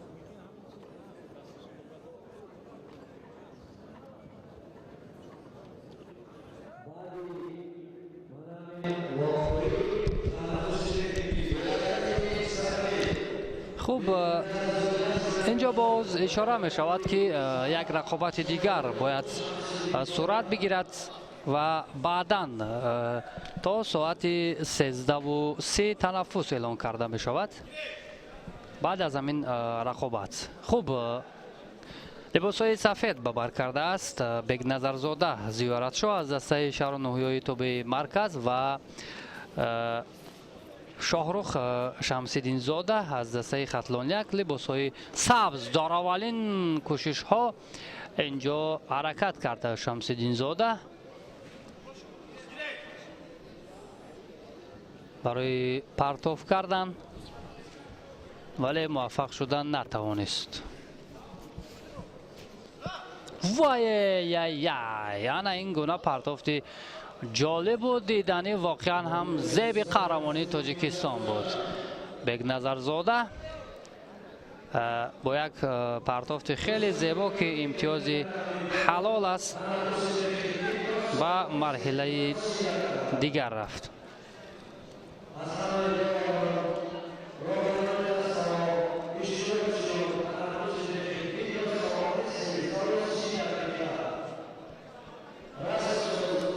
خوب اکنون فرصتی آن رسید که یک ساعت تنفس شود و ساعت 13:30 باز رقابت ها ادامه خواهد کرد. دوستان عزیز، مخلصان و هواداران گشتین ملی گشتینگیری، جریان رقابت ها هم اکنون دوباره شروع می گردند و پهلوانان وزن 78 کیلوگرم در دور دوم با هم نیروسنجی میکنند. علیبک دلشادزاده داور مرکز پهلوانان را برای رقابت دعوت میکند و همه چیز آماده است برای شروع کردن رقابت. خوب رسول سعیدов نماینده دسته شهر دوشنبه با لباسهای سفید، کرامت الله بدرالدین از دسته خطلون یک لباسهای سبز با بر کرده است و هر دو هم اکنون با ادای احترام رقابت را در دور دوم زیرگروه ا شروع میکنند.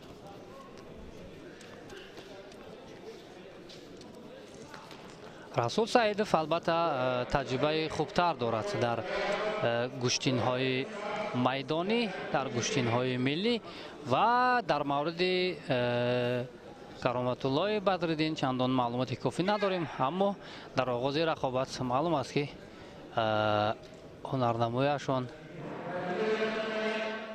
تاکنون خوب هم هست.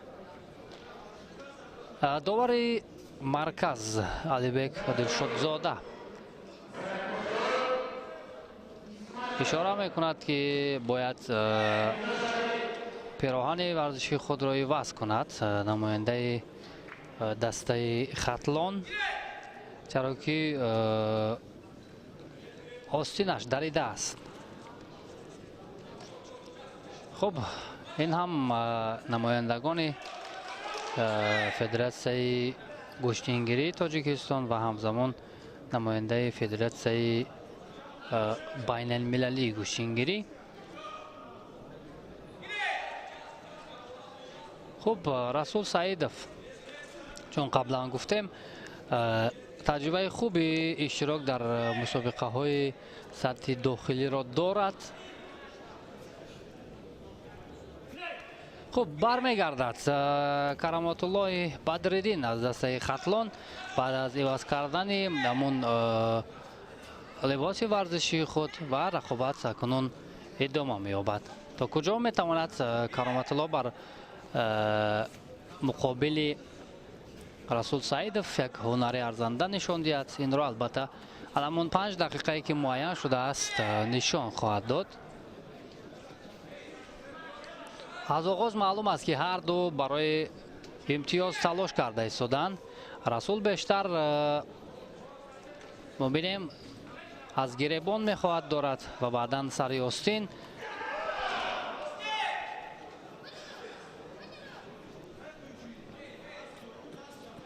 پایزنی از جانب رسول سعیدов ولی کرامتالله بدرالدین هم خیلی مستحکم داشته است ولی این روش چندان خوب نبود برای کرامتالله.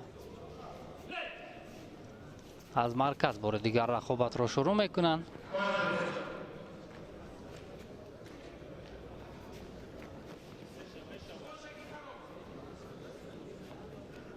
بعد از این رقابت یک رقابت دیگر در دور دیوم گروهی A صورت میگیرد.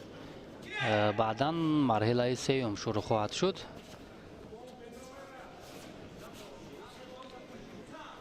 حرکت ها از جانب رسول بیشتر می شوند.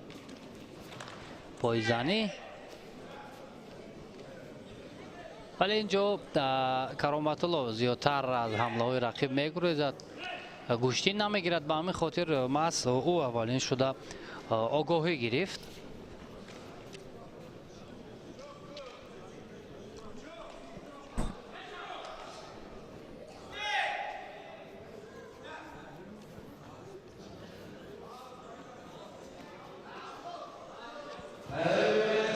یک حرکت دیگر از جانب رسول سعیدov.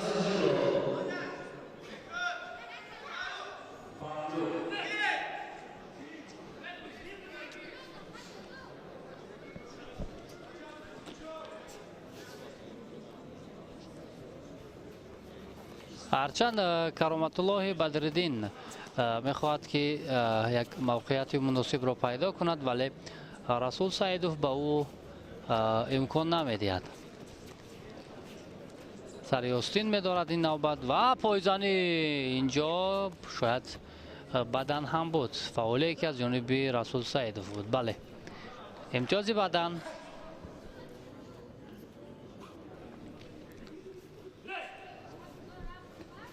اکنون پیشرفت میگردد رسول سعیدov.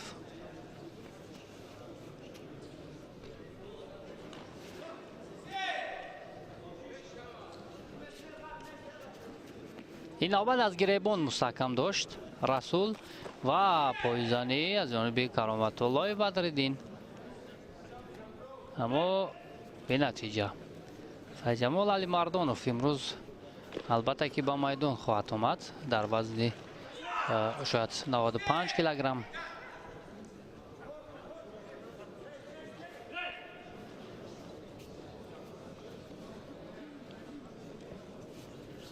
ثانیه های آخر هستند، همانا با یک بدن رسول سعیدov پیشرفتی را به دست گرفته است و اینجا پایزنی ها، حرکت ها و از گریبان این نوبت داشت کرامتالله. و چی خواهد شد ادامه رقابت؟ به هر حال در ثانیه های آخر هم رسول سعیدov خود را فعال نشان میدهد. این شاید به تنبیه آورده اسارت بر روی حریفی و بله گریختن از حمله رقیب تنبیه. خب با وجود آنه که از حریف خفا میموند کرامتالله و تنبیه هم گرفت و این البته بر سود رسول سعیدov خواهد بود. معلوم است که دیگر امکانیت نیست برای کرامتالله ثانیه های آخر.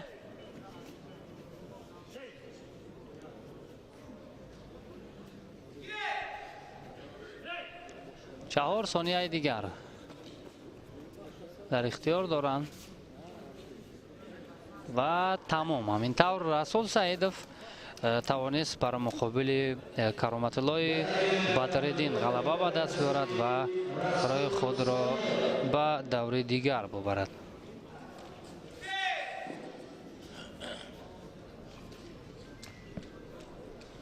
از آغاز معلوم بود که رسول سعیدov چگونه هنرش را نشان داده ایستاده است. سر تلاش بود، حرکت میکرد و بالاخره با همین روشی که داشت امتیاز بدن را گرفت.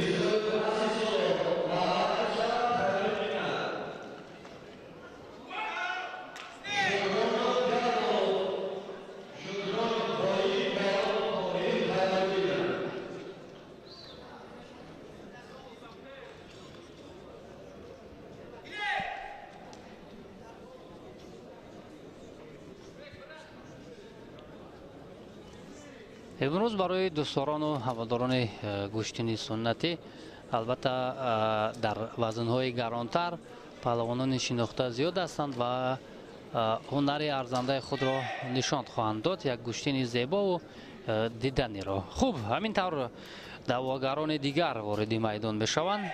مصلح‌الدین کنجایف از دسته فدراسیون گوشتنگیری تاجیکستان با لباس‌های سفید است و نماینده دسته خطلان دو عزیزالله میرزایف هنرنمایی میکنند. این هم ادای احترام به همدیگر و صدای بلند داور مرکز گیرید رقابت آغاز بشود. عزیزالله میرزایف در مرحله اول آزاد بود ولی کنجایف رقابت اول خود را با شکست دادن عزیزجان سعیدوف پس سر کرد از دسته خطلان دو و مکنون با نماینده دیگر خطلان دست به گریبان می شود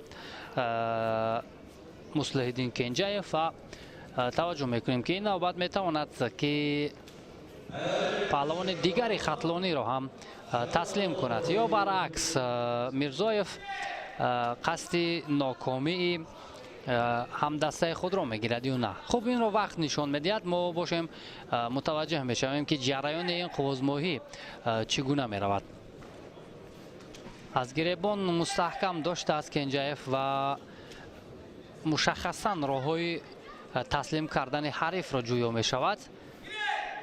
پایزنی ها و باز یک مراتبه دیگر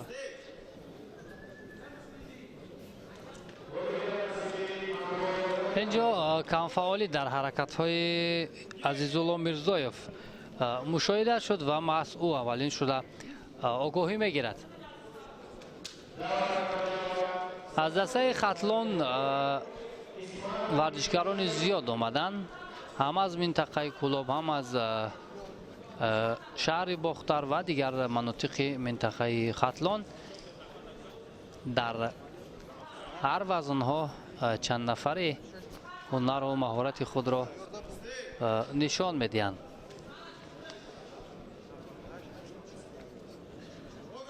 خوب آگاهی برای پهلوان ملت سفید داشته کنجایف. اکنون از جهت مجازات ها برابر اینجا دیده می شود و اکنون امتیاز ها را باید تغییر داد. از گریبان حریف خیلی خوب داشته است میرزایف عزیزالله و تنها فرصت خوبی پرتاب کردن را پیدا نکرده است. پایزنی و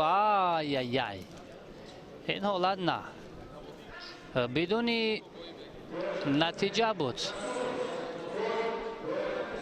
و این گونه پایزنی هم البته غیر قاعده هم هست. پایزنی به مورد بود از جانب میرزایف. در حالت تکرار یافتن بار دیگر آگاهی هم خواهد گرفت.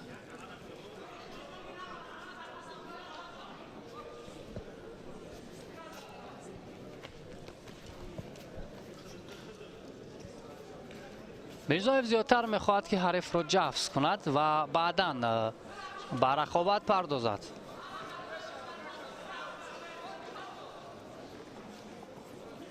و این حرکتش البته امتیازآور خواهد بود بعداً. اکنون میرزایف صاحب یک بدن شد که این البته پیشصفی او را نشان میدهد.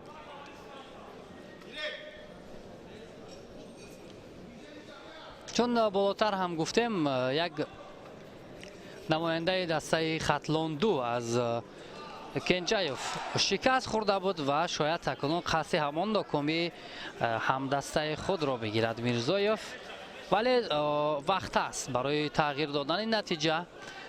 یک بدن شاید تقدیر رقابت را حل نکند. اما این گونه پایزنی ها البته خیلی خطرناک هم بود از جانب کنجایف و این نوبت نه. کمفعالی اینجا اشاره میکند داور کنجی.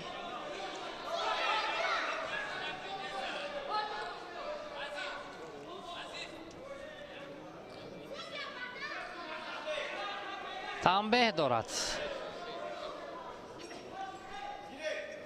اکنون تنبیه میگیرد با وجود آنهایی که پهلو داشت میرزایف و یک حرکت دیگر از جانب میرزایف بود.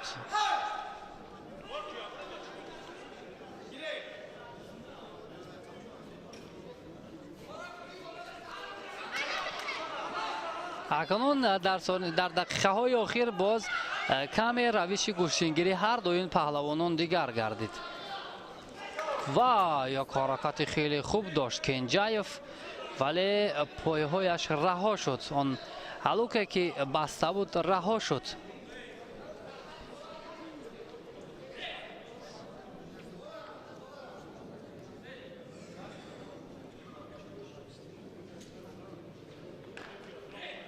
بعد از به ترتیب در آوردن یک تکی خود عزیزالله میرزایف، رقابت اکنون دوباره از مرکز شروع گردید. برای مصلح‌الدین کنجایف البته که هر یک ثانیه که سپری می شود بر ضرری است، چرا که حریف بدن دارد و اینجا هم یک پرتافتی سر کتف را استفاده کرد اما موفق نشد کنجایف.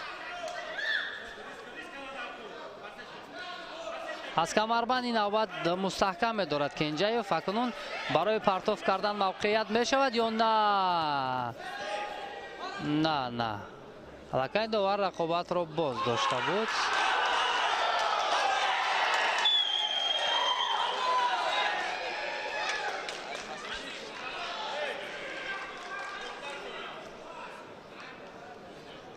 از مرکز شروع می شود.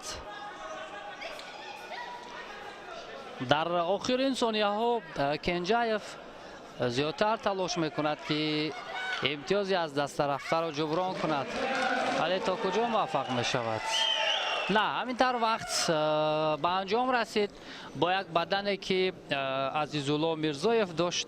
اکنون راه خود را به مرحله سیوم می برد.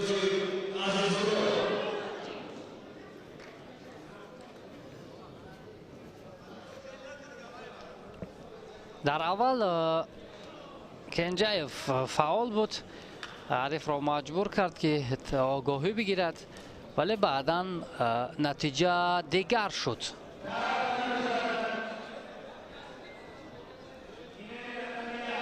با یک بدن عزیزالله میرزایف دستش بالا گردید.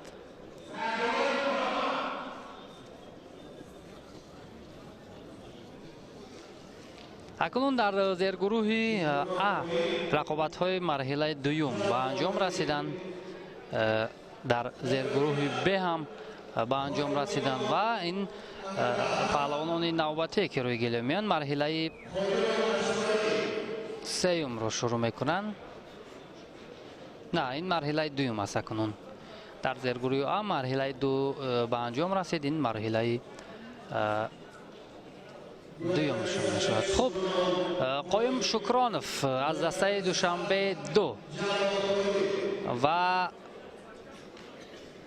جلف طاهر از فدراسیون گوشتگیری تاجیکستان با لباس های سبز در این میدان شدند. هر دو هم در مرحله اول با شکست دادن رقیبان به اینجا آمدند. در مورد هنرنمایی قایم شکرانف کمی معلومات داریم که در گشتین های سنتی بارها شرکت میکند، هنرنمایی میکند و امروز اکنون راه خود را به دور دوم آورده است.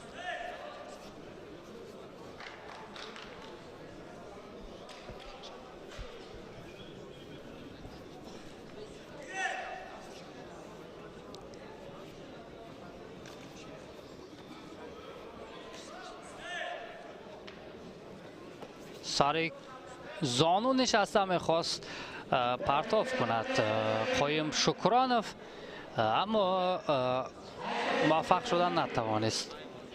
چلف هم معلوم است که آمادگیش به این مسابقه خوبتر است. داور ازبکستانی این رقابت را قضاوت دارد و آگاهی به خاطر کمفعالی به قایم شکرانوف. سراجدین چاریف میدهد.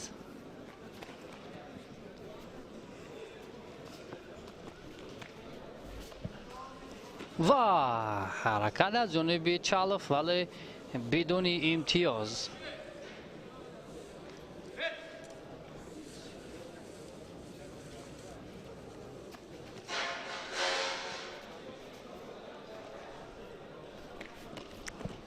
بار دوم است که سر زانو نشسته پرتاف میکند قایم شکرانوف، ولی دو مرتبه موفق نشد.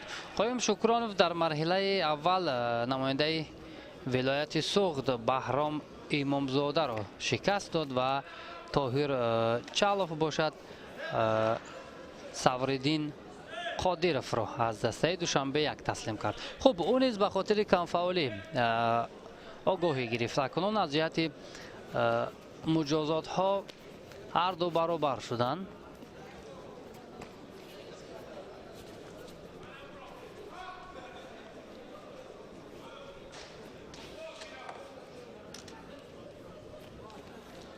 برای قایم شکرانوف البته این حریف ارزنده به میدان برآمده است. بار سوم است که سر زانو نشسته میخواهد پرتاف کند قایم شکرانوف، ولی این نوبت هم موفق نشد. اکنون شاید به طرز دیگر این نوبت رقابت را ادامه دهد شکرانوف، چون الکی حریف پای برد که با این روش، یعنی با سر زانو نشسته پرتاف کردن، الکی اصول دوست داشته شکرانوف است و اجازه نخواهد داد که محض با همین اصول او شکست بخورد.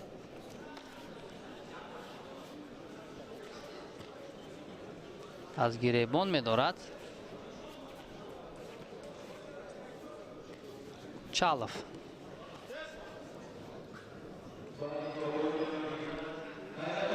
قوه‌های هر دو برابر هستند، از همین لحاظ امتیاز به دست آوردن هم دشوار گردیده ایستاده است. نوبت به نوبت به هجوم می‌گذارند، ولی امتیاز نیست. هر دو هم آگاهی دارند. سراجدین چاریف نماینده داور درجه بین المللی از ازبکستان اشاره میکند که از سر نو رقابت از مرکز شروع شود و همینطور هم شد. گشتین ملی تاجیکی، چون از همون بابایان و پیران و پهلوانان پیشین به ما باقی مانده است، زیادتر با همون پرتاف کردن با سر کتف، نشستن با سر زانو، حلوک درون پای و عموما همین گونه اصول های است که بسیار هم معمول هستند و زیادتر با همین اصول پهلوانان رقیبان را شکست میدهند. اما روز گذشته ما زیاد مشاهده کردیم که پرتاف های با سر زانو نشسته خیلی زیاد بود. الکی معلوم می شود که پهلوانان ما روش و اصول های گشتینی اجدادی را به طور درکاری از خود کردند و این هم برای در سطح خوبتر آماده شدن برای اشتراک در مسابقه های سطح بین المللی کمک بزرگ هم می رساند.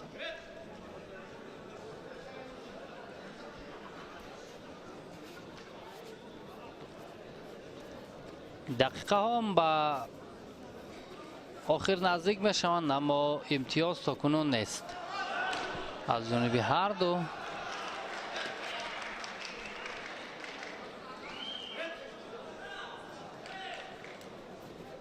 از احتیاط بسیارتر کار میگیرند هر دو این پهلوان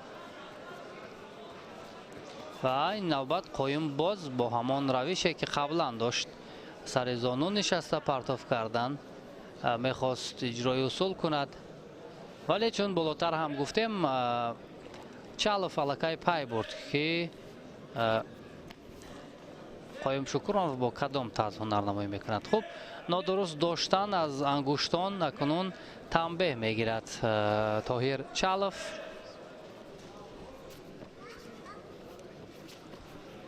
و در ثانیه های آخر حرکت های قایم کمی دیگرتر شد.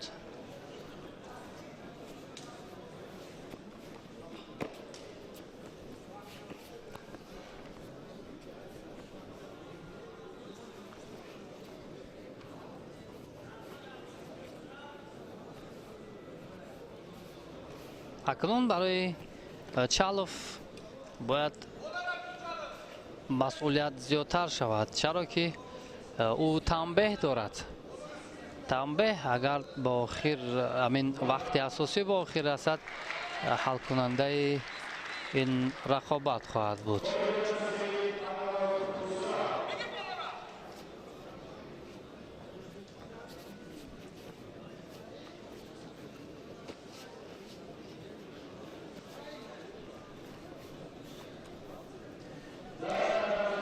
چالف زیادتر تلاش دارد برای امتیاز به دست آوردن، اما فرصت برایش خیلی کم است.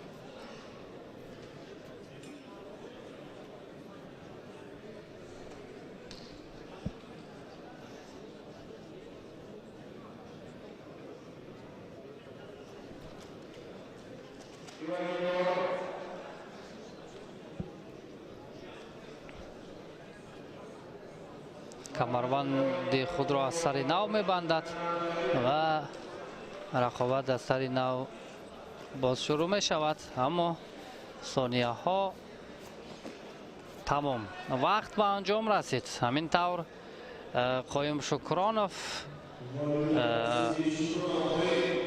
روی خود را به دور سیوم میبرد.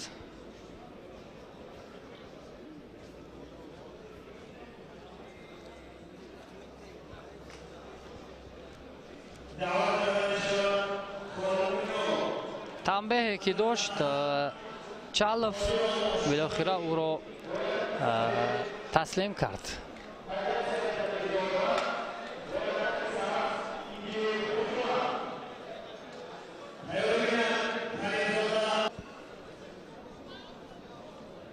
ابراهیم کریموف داور مرکز از جمهوری ازبکستان و با یک تک سفید. امیر احتم خال مومینوف لباسهای سفید ببر کرده است و اشورالی قادیروف یک تک سبز از دسته خطلون یک. رقابت را در مرحله دوم همکنون شروع کردند. دور اول را هر دو با غلبه پس سر کردند، آزاد نبودند و این پایزنی خیلی خطرناک برای هر دو دردآورد بود.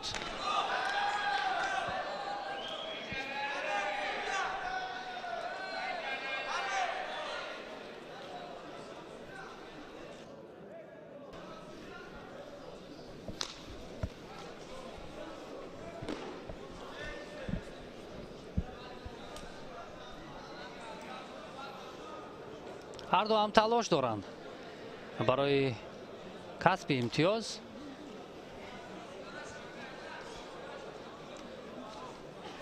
اگر توجه کنیم به رقابت پهلوانان، زیاد از احتیاط کار میگیرند، توکل نمیکنند و با احتیاط و آهسته آهسته به هجوم میگذارند که این هم کمی به صفت رقابت پهلوانان تاثیر هم میرساند.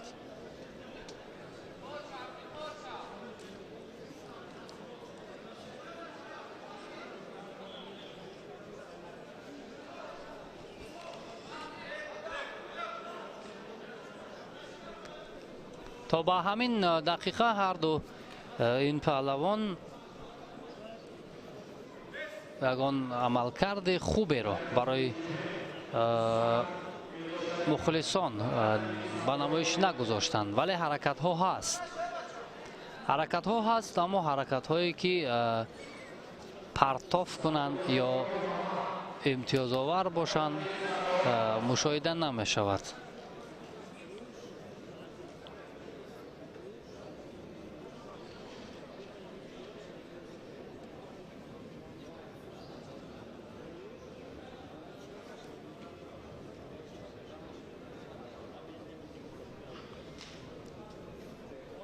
آگاهی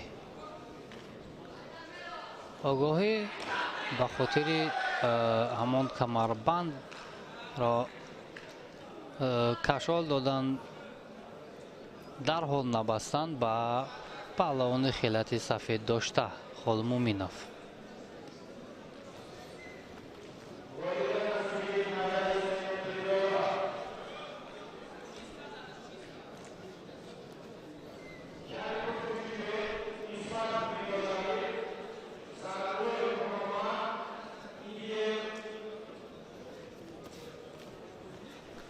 پایزنی ها و سریزانو نشسته پرتاب میخواهد بکند. پهلوان خیلتی سفید داشته خالمومینوف، ولی نوبت هم موفق شدن نتوانست. حریف بیشتر دفاع میکند.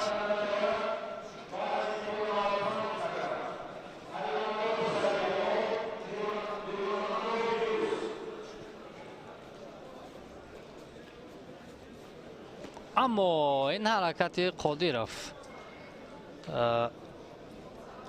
هرچند او اول شده برای پرتاب تلاش میکرد، ولی نقطه نهاییش درست و دقیق گذاشته نشد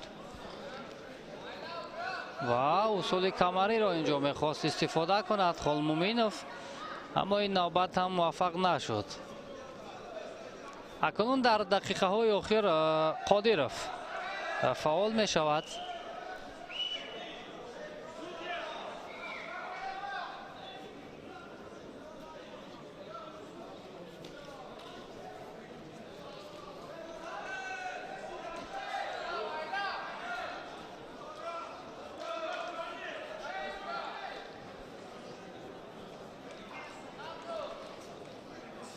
خب از روی گلیم برآمد خالمومینوف و این را هم البته داور ازبکستانی به این نوبت گرفت و تنبیه داد به خالمومینوف که این البته برای او آنقدر خوشایند هم نیست، چرا که تنبیه در صورت به انجام رسیدن وقت اساسی غالبیت را به حریف خواهد داد.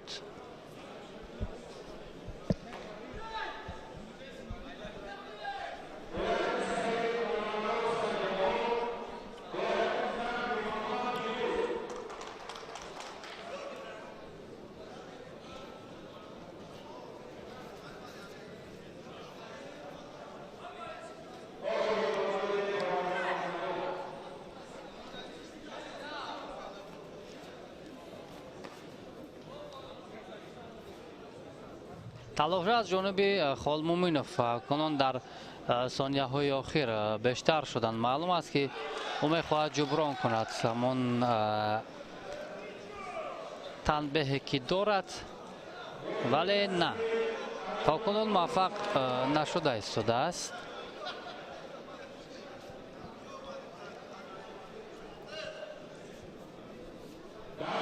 و این حرکات نزدیک بود که برای خالمومینوف امتیاز آور شود، ولی خیلی خوب احساس کرد همین حالت را قادیروف و نگذاشت که حریف پرتاب کند. ثانیه های باقی مانده البته بر سود قادیروف است و داوران کنجی اینجا اشاره میکنند. اگر آگاهی سیوم به خالمومینوف داده شود، پس او از میدان خارج کرده می شود. مخلصان هم امروز هم زیاد هستند و مشورتی که ابراهیم کریموف از ازبکستان داوری روی گلیم با داوران کنجی داشت، میبینیم که نتیجه چی خواهد شد.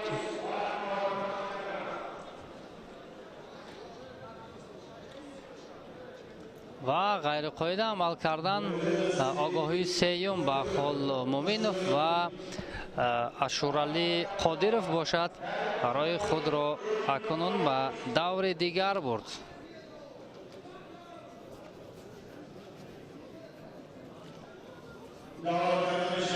نماینده دسته خطلان یک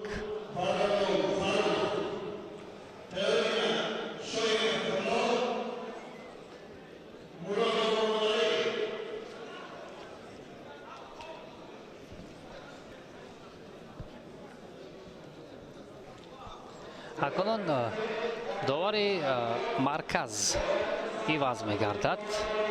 Парвиз Ҷобиров довари марказ акунун довари ӯзбекистониро иваз кард ва акунун таваҷҷӯҳ мекунем ба рақобати Наврӯз Каримзод, палавоне ки дар экранҳои мову шумо аст.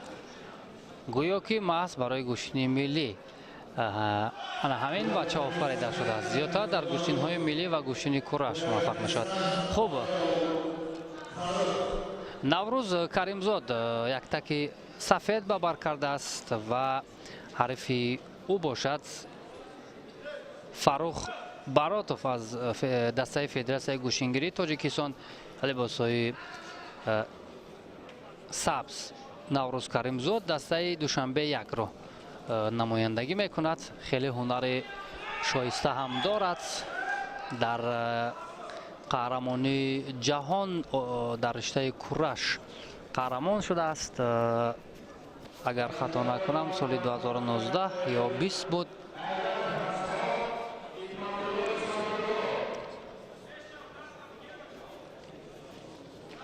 соли гузашта соли 2022 дар қаҳрамонии Тоҷикистон оид ба гӯштини ҷудо дар финал шикаст хӯрда буд Наврӯз Каримзод аз Муҳаммадшариф Наҷмиддинов. хуб, акнун имрӯз барои қаҳрамонии Тоҷикистон дар риштаи гӯштингирӣ нерӯсанҷӣ мекунад.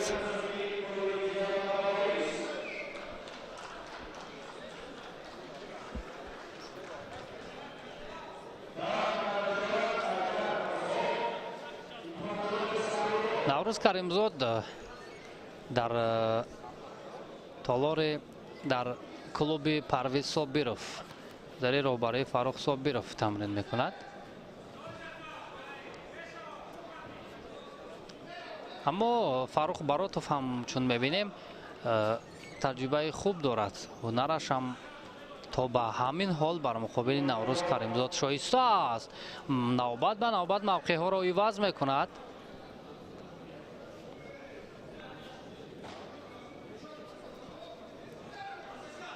хуб, Наврӯз зиёдтар мехоҳад ҳарифро ҷафз кунад ва баъдан барои партов кардан талош намояд.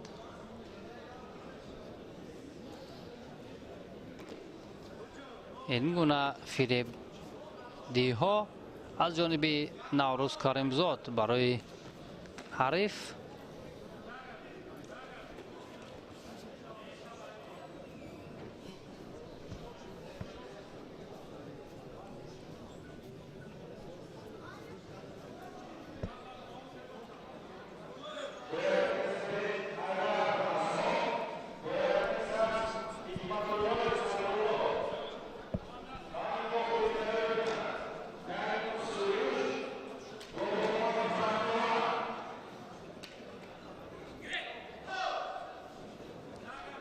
ва акнун аз пасгиребон медорад Фарух Баротов, вале Наврӯз Каримзод ҳам чун гуфтем таҷрибадидаи мусобиқаҳои бонуфуз аст. раванди қувозмоиҳоро медонад чӣ гуна бояд бар дӯш бигирад.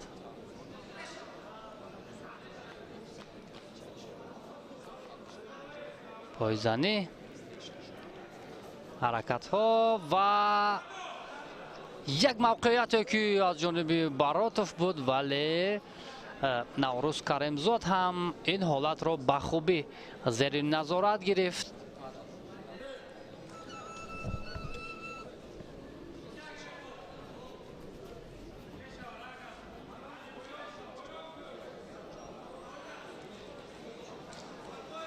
аз сари остин хуб дошта буд Баротов, вале ин ҳолатро Наврӯз Каримзод раҳо кард.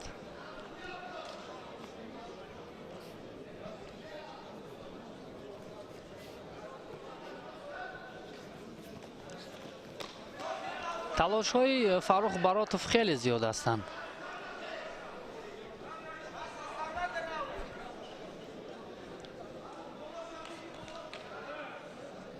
ва инҷо Парвиз Ҷобиров داورانی کنجی را نزد خود میخواند. شاید برای کم فعال بودن براتوف اینجا مشورت کنند یا چه قرار دیگر، یا این را بعد از مشورت خواهیم فهمید.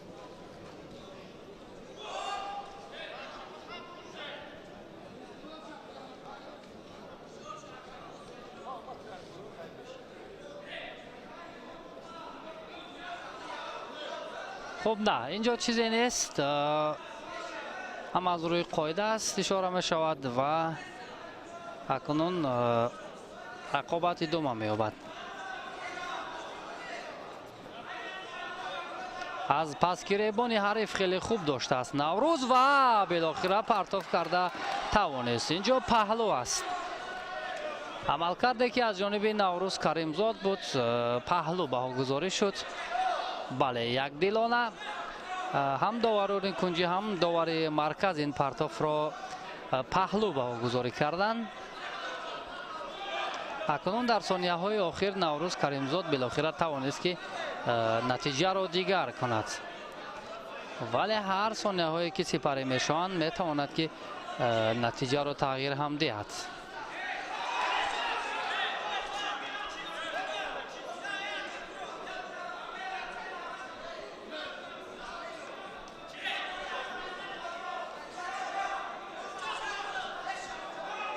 و سر زانو نشسته پرتاب میکند نوروز کریمزاد.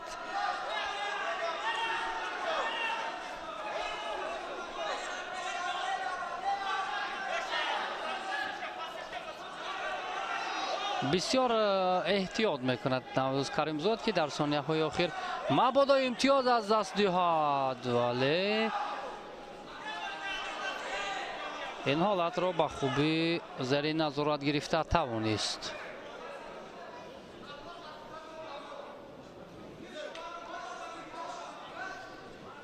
ثانیه های به شمار ماندند تا انجام این رقابت و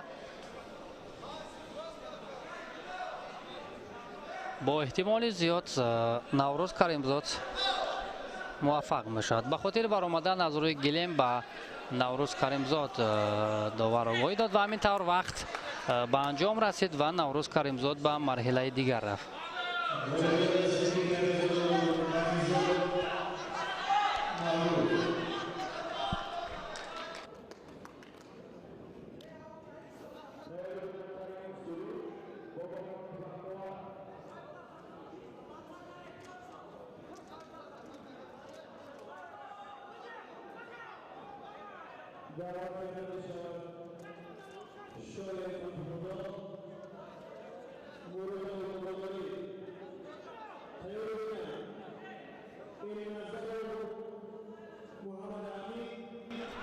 خوب دوستان عزیز، تا این دقیقه ها من سربان میسایف شما را همراهی کردم، این رقابت ها را شرح و توضیح دادم.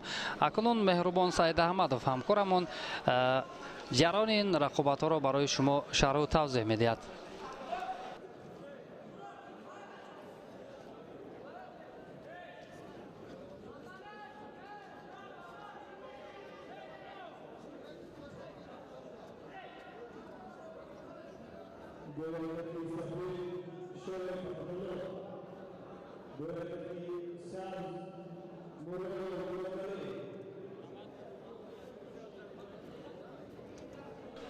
دوستانی عزیز، دو جفتی دیگری که این حال برای تتمی برآمدند، شایف فتح‌الله دسته دوشنبه دو و حریفش مرادوف مرادعلی دسته خطلون دو را معرفی میکنند که در حال هر دو پهلوانان سبقت را شروع کردند. مرادوف مرادعلی پهلوانی که پیراهن سبز به بر کرده است و حریفی او شایف فتح‌الله با لباس های سفید هر دو سبقت را ادامه میدهند. مرادوف خیلی امکاناتی خوب دارد برای پرتاب کردن، دست و گریبان را خیلی مستحکم گرفته است و حریفش کمی دوری میجوید ولی امکانیت برای پرتاب کردن دارد. مرادوف مرادعلی ва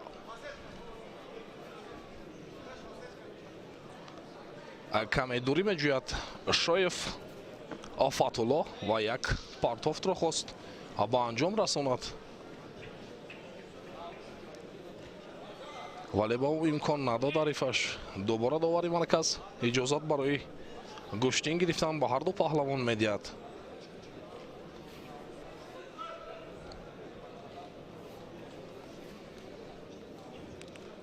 Муродов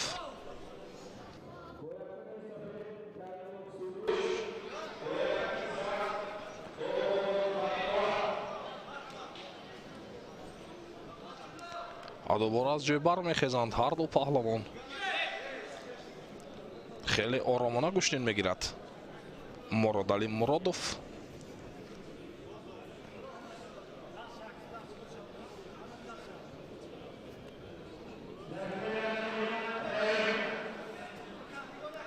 ҳеҷ натиҷаеро мо мушоҳида намекунем дар ин сабқат.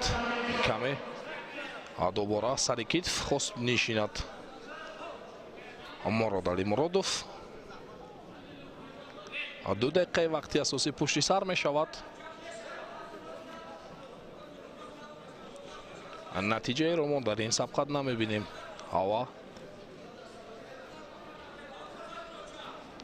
мунтазир мешавем ки кадоме аз ин паҳлавонон бо кадом усул партофти зебоиро анҷом медиҳад ва яке аз инҳо аз ин давр ба даври дигар мегузарад. ҳолати хеле ҳам хуб барои партоф кардан. як партофти дигарро хост ба анҷом расонад Шоев Фатҳулло, вале Муродов ин ҳолатро пайхас кард, дарҳол худро канор гирифт аз ҳариф. бори дигар як ҳолати дигар барои партофт кардан. Муродов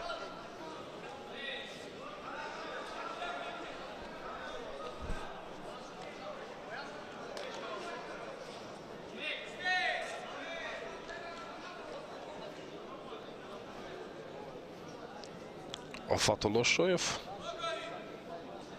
каме хаста ба назар мерасад, вале Муродов бошад худро ҳеҷ хастагию мондагии худро нишон намедиҳад. оромона гӯштин мегирад.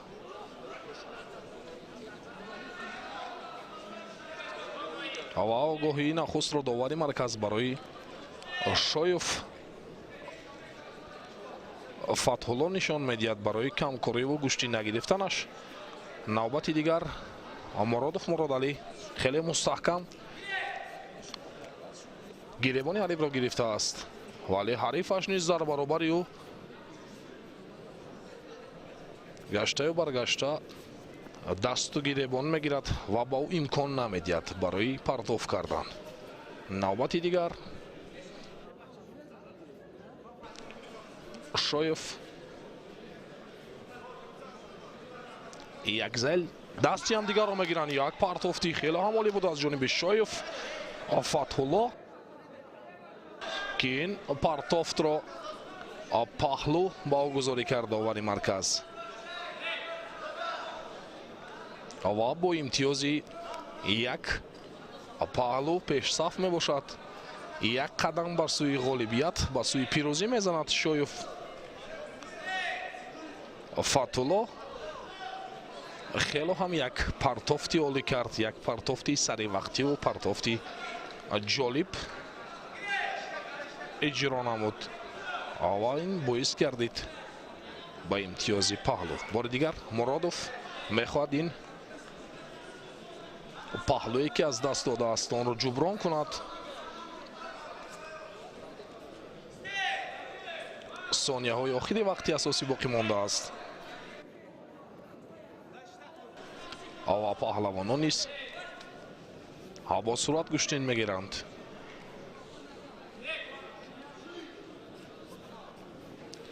Шоев Фатҳулло вақтро кашола медиҳад, зеро ӯ бо як имтиёзи паҳлӯ пешсаф мебошад.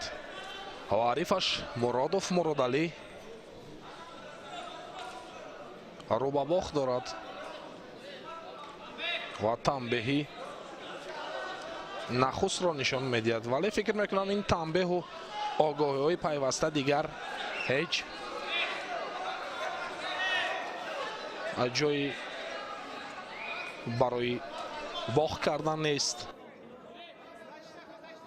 5 4 3 2 1 ثانیه دیگر همین طور یک پیروزی نصیب پهلوانی یکتگی سفید داشته شایف فتح‌الله میگردد. دوستان عزیز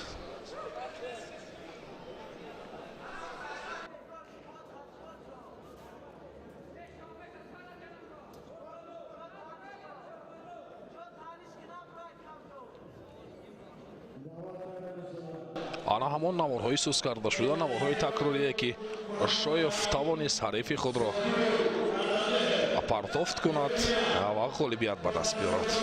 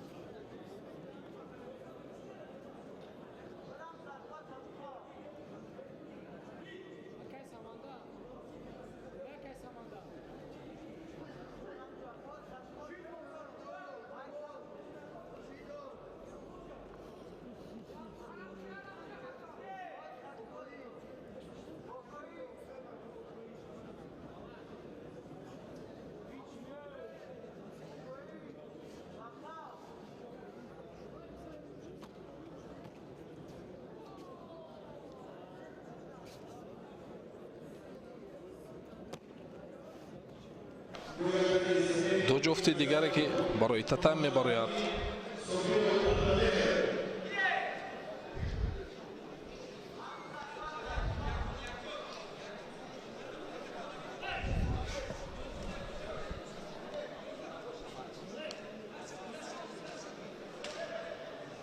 محمد امین المرادوف و حریفش صابیروف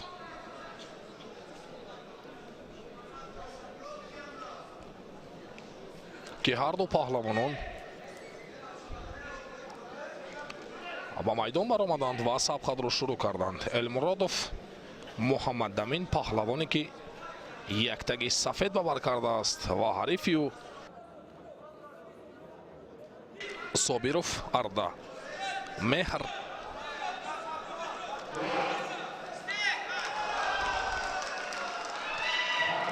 نماینده دوشنبه یک که هر دو پهلوانان در حال سبقت را شروع کردند و یک پرتافت با انجام رسانید. المرادوف محمد امین که این هم بعد از امر داور بود و دوباره پهلوانان هر دو سبقت را ادامه میدهند. المرادوف از صابیروف اردشیر خیلی مستحکم گرفته است دست و گریبان حریف را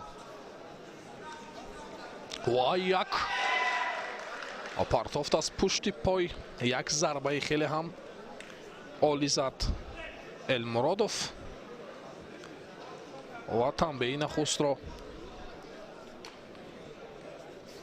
آگاهی نخست را معذرت نشان میدهد داور مرکز برای صابیروف اردشیر و سبقت ادامه مییابد.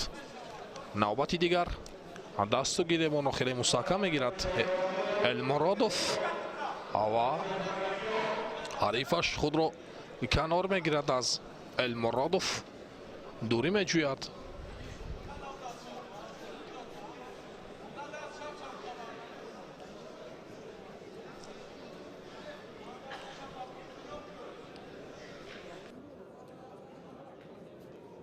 المرادوف محمد امین در دور اول غلامزاده طلبشاه را نماینده شهر نایتوبی مرکز را شکست داد و به این مرحله را خط گرفت و حریفش صابیروف اردشیر باشد.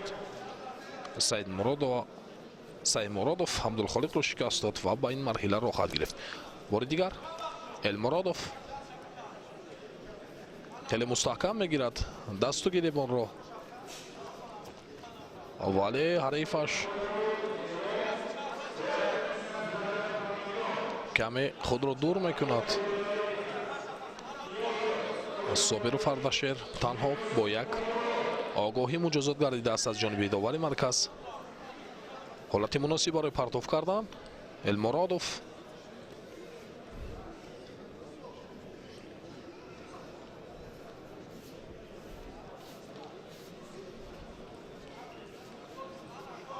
сабқат идома меёбад. ҳар ду паҳлавонон як зайл дасту гиребон мегиранд ва Элмуродов бори дигар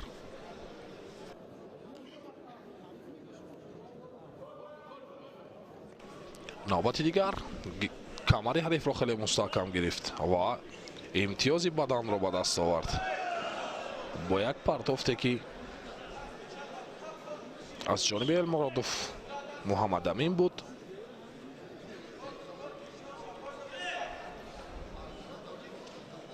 имтиёзи баданро ба даст овард.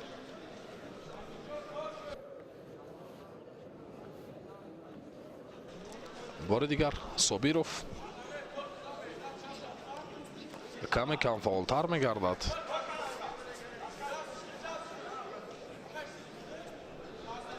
ва як партофти сари китфро мехост ба анҷом расонад Собиров ва як ҳолати хело ҳам муносиб буд барои партов кардан, вале Собиров Ардашер ин усулро то ба охир иҷро накард, дасти рақибро нагирифт ва ин ҳолат бартараф гардид. бори дигар Собиров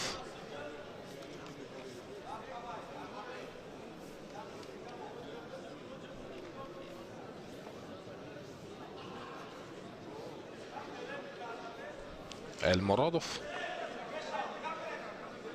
дар ин сонияҳои ба шумори вақти асосӣ бо имтиёзи як бадан пешсаф аст ва як партофти дигар Собиров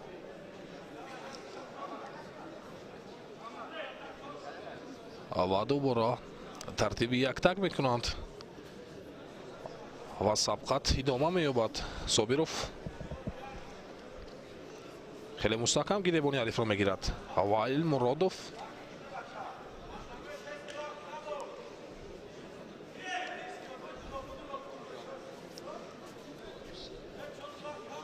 сонияҳои ба шуморо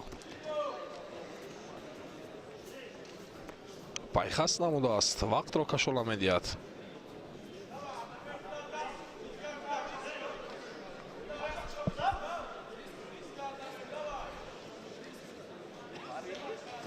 ва як партофти сари китфро хост ва анҷом расонад, вале ин ҳолат бартараф мегардад. дигар ин суръати баланд нишон доданд, ҳеҷ натиҷае намедиҳад, зеро дар вақти муайян партофт аз ҷониби Элмуродов Муҳаммад Амин буд ва пирӯз баромад. аз ин марҳила ба марҳилаи дигар рохат гирифт.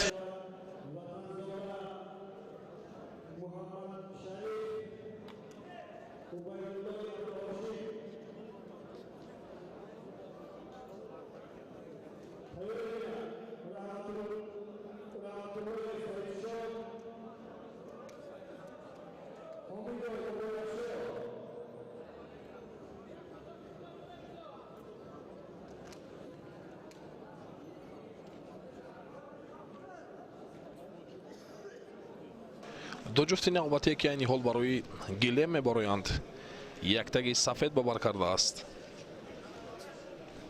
Ватанзода Муҳаммад Шариф намояндаи Душанбе-2 ва ҳарифаш Убайдуллоев Абдулҳошим, паҳлавоне ки як таги сабз ба бар кардааст ва ҳар ду паҳлавонон бо адои эҳтиром аз сабқатро шурӯъ карданд. ватанзода محمد شریف پهلوانی که پیراهن سفید با بر کرده است که در حال با هجوم میگذرد.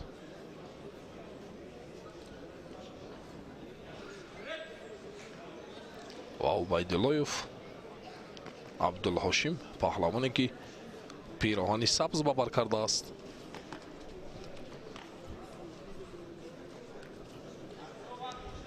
یک نوبت دیگر حالتی خیلی هم خوب برای پرتاب کردن ولی وطنزاده محمد شریف این حالت ها را استفاده نمیبرد.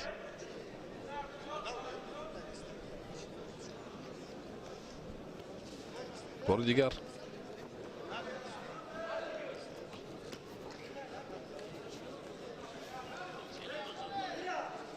گشته و برگشته بر زمین می نشیند عبیداللهیف ولی این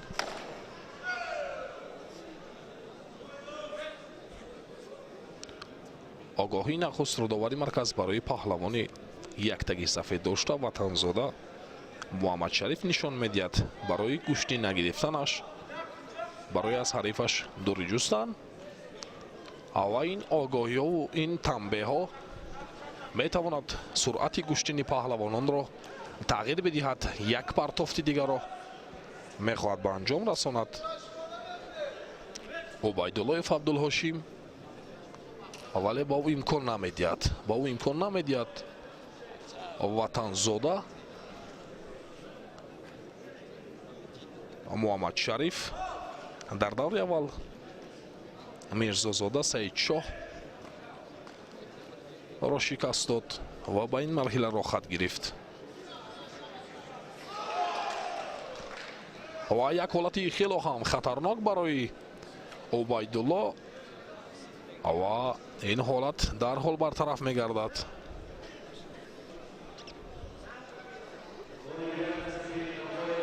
هر دو پهلوانان دوباره از جای بر میخیزند و با اجازه داور سبقت رو ادامه میدهند.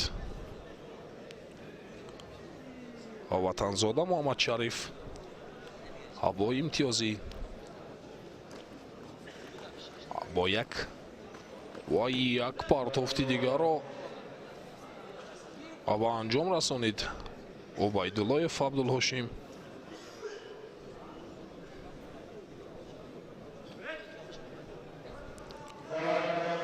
با جز یک آگاهی که وطنزاده محمد شریف مجازات گردیده است دیگر هیچ نتیجه در این سبقت ما پیقست نمیکنیم و یک پرتافت دیگر بود که این هم امتیاز پهلو را به بار آورد. بالاخره وطنزاده محمد شریف امتیاز ضروریش را از حریفش ستانید. پرتافتی خیلی هم عالی بود و امتیازی پهلو را از حریفش ستانید. سبقت جریان دارد. 2 دقیقه وقتی اساسی باقی مانده است تا به انجام این سبقت. عبیداللهیف عبدالحاشم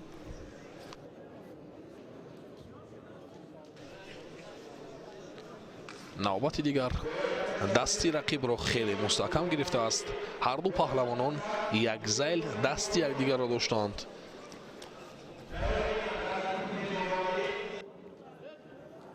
گشته و برگشته بر زمین می نشیند ولی این نشستن ها و این حرکت هایی که هیچ نتیجه برای پیروزی به دست آوردن برای غالب شدن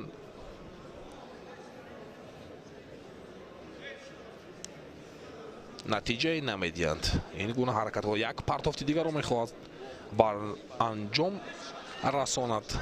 وطنزاده با وجود آنکه که با یک پهلو پیش صف است دوباره حرکت میکند، اجرای اصول میکند.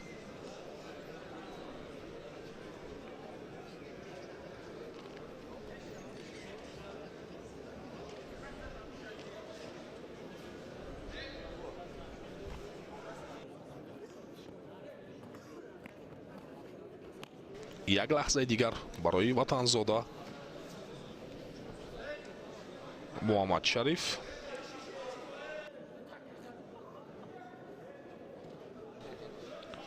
و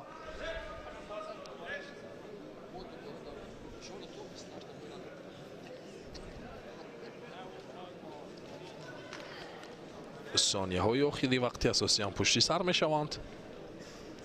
هر دو پهلوان کمی خسته به نظر می رسند. عبیداللهیف عبدالحاشیم با وجود اینه که یک امتیاز پهلو را از دست داده است، آن را جبران کردن نمی خواهد.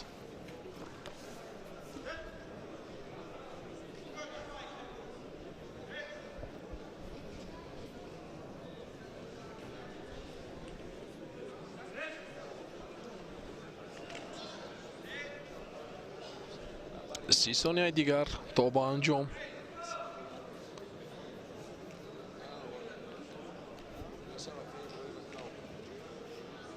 امتیاز ها، امتیاز یک پهلو یک بدن پیشرفت است. وطنزاده محمد شریف و همینطور وقت با پایان می رسد. پیروزی نصیب وطنزاده محمد شریف می گردد.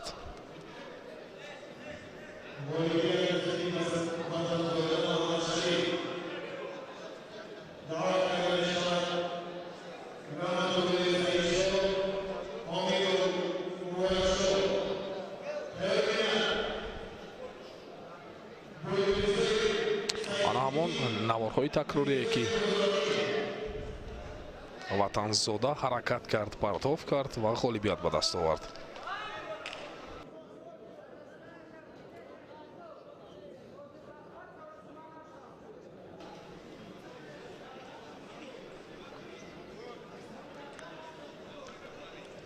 دو جفتی نوبتی که این حال آمادگی میگیرند برای و میدان میبرایند.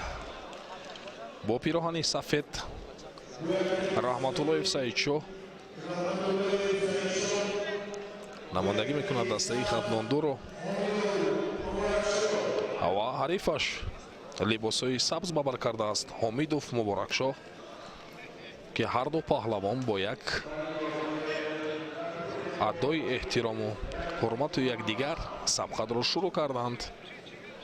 رحمت‌الله سعیدشاه در دور اول محمودوف فروخ را شکست داد و با این مرحله را خط گرفت و حریفش حمیدوف مبارکشاه باشد غنیف رستم را شکست داد و با این مرحله را خط گرفت. رحمت‌اللهیف در حرکت است ولی حریفش نیز خود را ناتوان نشان می‌دهد. در برابر حرکت و اصول هایی که اجرا میکند رحمت‌اللهیف اون نیز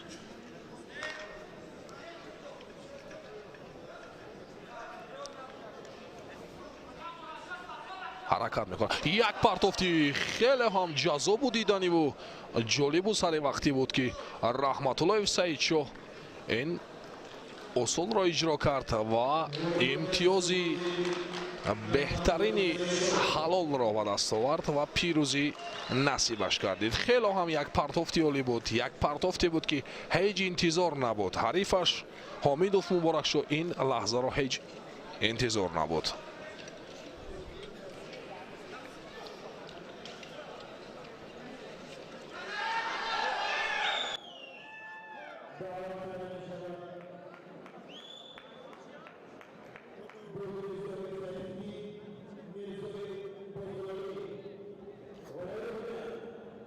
آنها همان پرتافته که رحمت‌اللهیف سعیدشاه پرتاف کرد.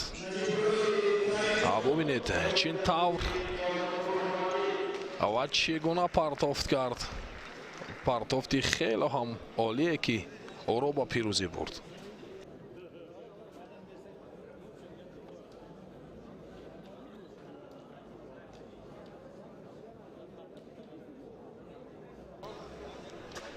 ду ҷуфти навбате ки айни ҳол барои татами мебароянд.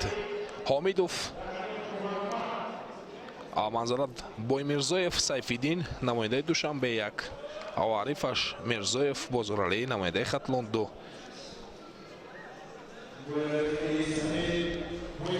Боймирзоев Сайфиддин бо яктаги сафед Арифаш бо либосҳои сабз Мирзоев Бозоралӣ ҳарду паҳлавонон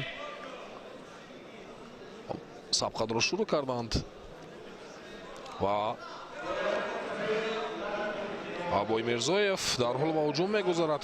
Дасту гиребони ҳарифро хеле мустаҳкам мегирад ва довари марказ сабқадро боз медорад.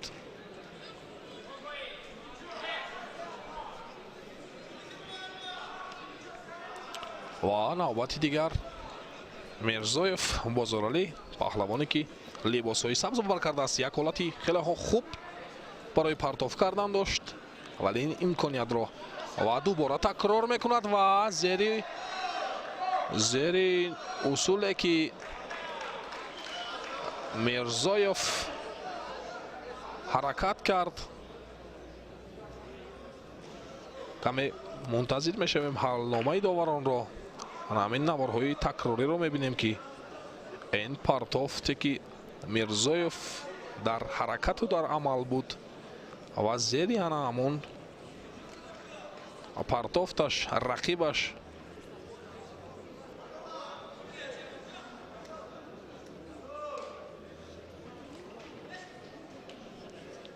ба самти дигарро тила дод.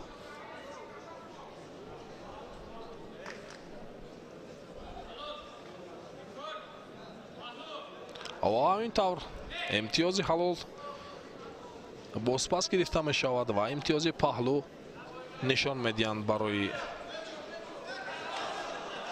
Боймирзоев Сайфиддин ва дубора ҳарду паҳлавонон хело ҳам бо як ҳаракатҳои ҷолибу бо як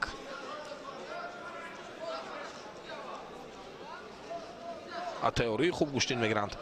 бори дигар Боймирзоев Сайфиддин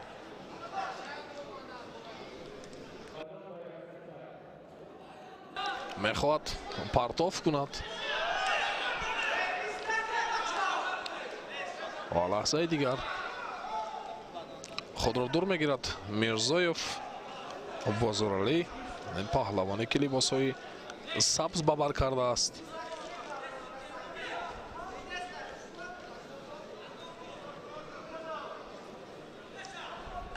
камари ҳарифро хеле мустаҳкам гирифт.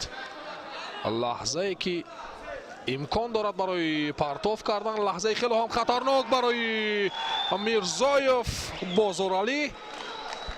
аммо ин партофт хеле ҳам партофте буд ки дигар барои баҳс кардан дигар ҳеҷ гапе нест. зеро партофт хеле партофти олӣ буд. партофте буд ки имтиёзи ҳалол буд. таваҷҷӯҳ мекунем ба ҳамон лаҳзае ки хело ҳам дасти ҳарифро гирифт ва пирӯзӣ ба даст овард.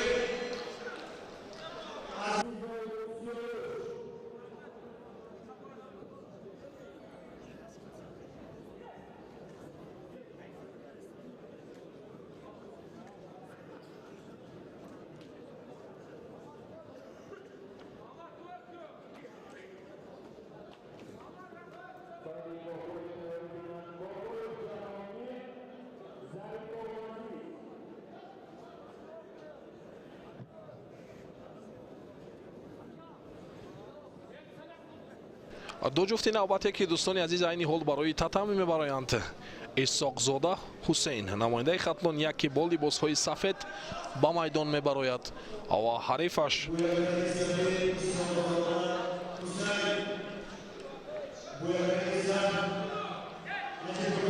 Наҷибуллои Каримҷон намояндаи Душанбе 1 ки ҳарду паҳлавонон ба сабқат баромаданд ва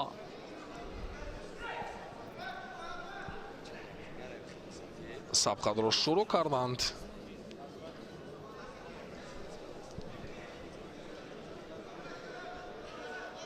исоқзода дарҳол дасту гиребони ҳарифро хеле мустаҳкам мегирад. ва ҳарифаш Наҷибуллои Каримҷон бошад. довари марказ сабқадро боз медорад ва дубора иҷозат барои гӯштин гирифтан ба ҳарду паҳлавонон медиҳад. исоқзода Ҳусейн дар даври аввал Камолов Сайднабиро шикаст дод, намояндаи суғдро. ва ҳарифаш Наҷибуллои Каримҷон бошад. Қурбоналиев Шермуҳаммадро шикаст дод. бори дигар исоқзода хост як партофти дигар ба анҷом расонад. вале ҳарифаш каме аз ӯ дурӣ меҷӯяд.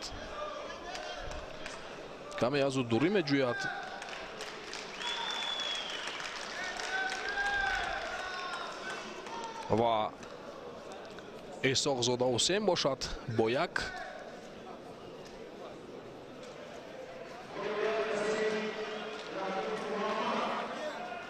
ҳамон гирифтани дасту камари ҳариф гаштаю баргашта ва як ҳолати хело ҳам хатарнок буд барои Ҳусейн Исоқзода. ҳарифаш низ худро ҳеҷ нотавоне нишон намедиҳад. дар баробари Исоқзода Ҳусейн гӯштин мегирад. бори дигар Наҷибулло ва аз дохили пои ҳариф ва ин тавр аз майдони марказӣ берун мегарданд.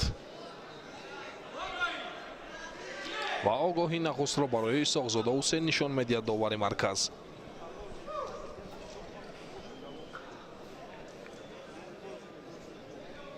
Наҷибуллои Каримҷон паҳлавоне ки либосҳои сабз ба бар кардааст каме хаста ба назар мерасад, вале Исоқзода Ҳусейн бошад.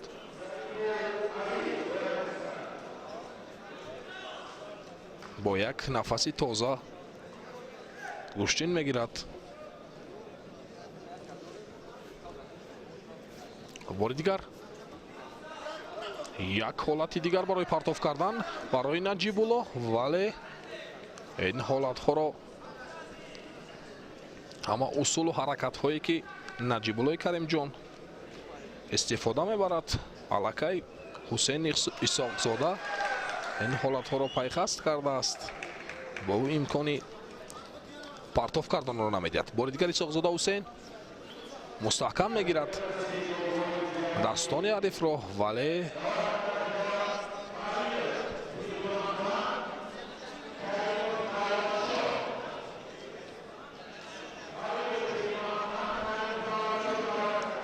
тартиби як таг мекунад Ҳусейн Исоқзода. ва довари марказ Баҳодур Ҳалимов дубора иҷозат барои гӯштин гирифтан ба ҳарду паҳлавонон медиҳад.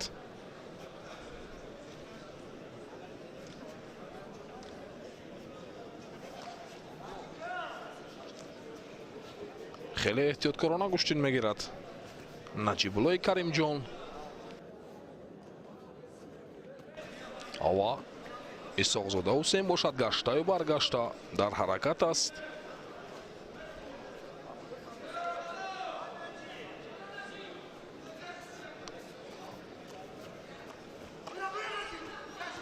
ва бе гирифтани дасту гиребон паҳлавонон иҷрои усул мекунанд.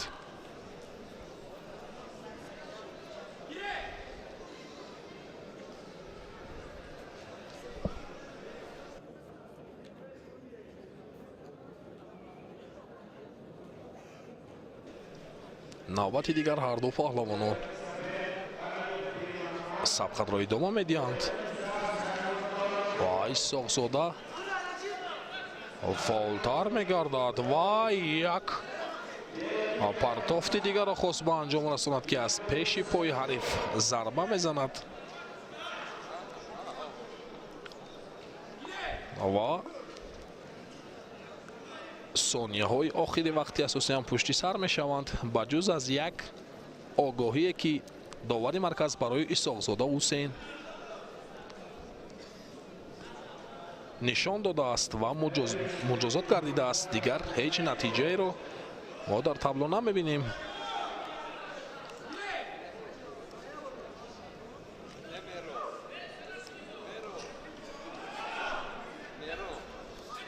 ва навбати дигар исоқзода то рафт сабқат бо сураттар мегардад. ҳарду паҳлавонон ҳама он қувваву нерӯи иловагие ки доранд истифода мебаранд. исоқзода бори дигар мехост як партофт кунад.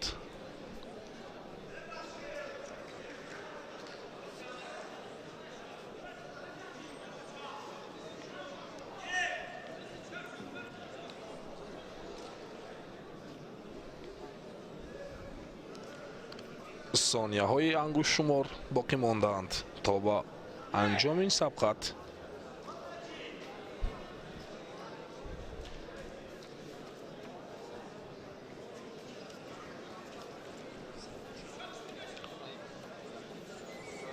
ва ҳамин тавр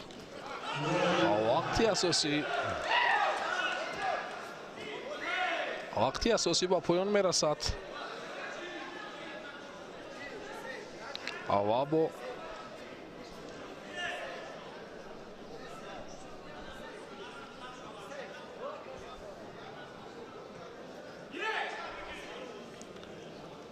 се дақиқаи дигар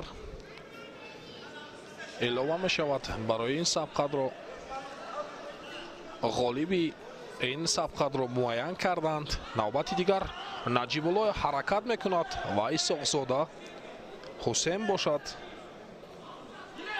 худро канор мегирад аз ин ҳолат.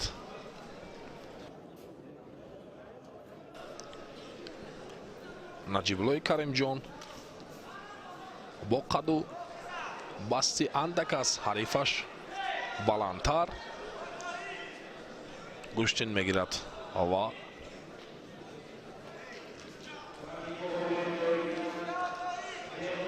интизор мешавем ҳалномаи доваронро ки яке аз ин паҳлавонон аз майдони марказӣ берун гардид.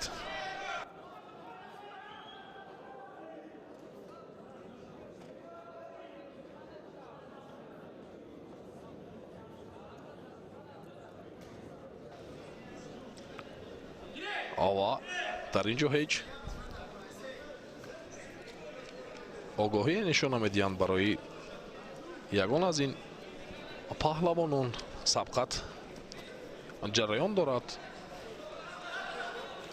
ва навбат дигар наҷибуллои каримҷон хело ҳам ҳолати хатарнок барои наҷибуллои каримҷон ва исоқзода ҳусейн мехоҳад партофт кунад, вале ин партофт бенатиҷа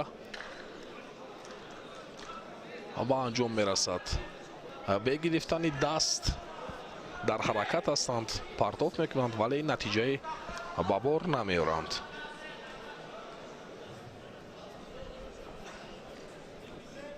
ҳусейн исоқзода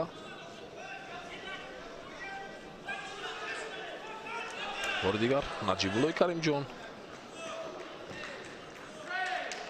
зери усулҳои наҷибуллои каримҷон исоқзода ҳусейн низ партофт мекунад.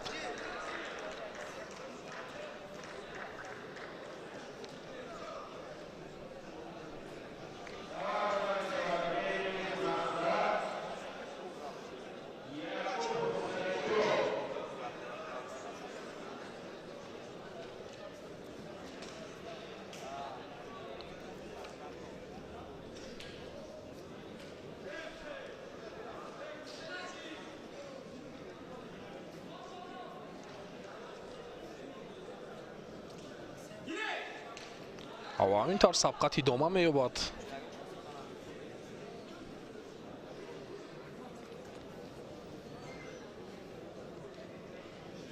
исоқзода бори дигар дасти чапи ҳарифро хеле мустаҳкам мегирад ва як ҳолати خیلی هم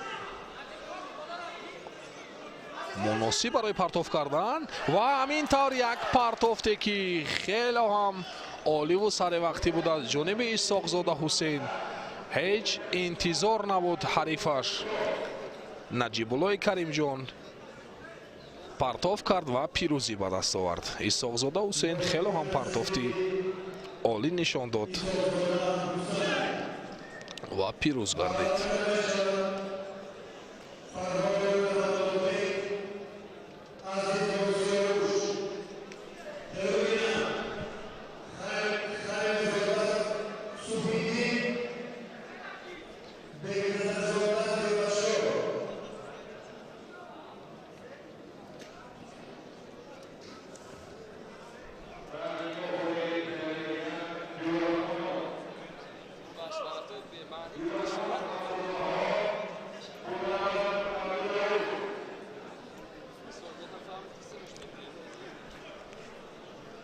دو جفتی نوبتی که این حال برای تتم میبرند. فرهادوف رحمت الله بک فرهادوف و حریفش عزیزوف سیاوش.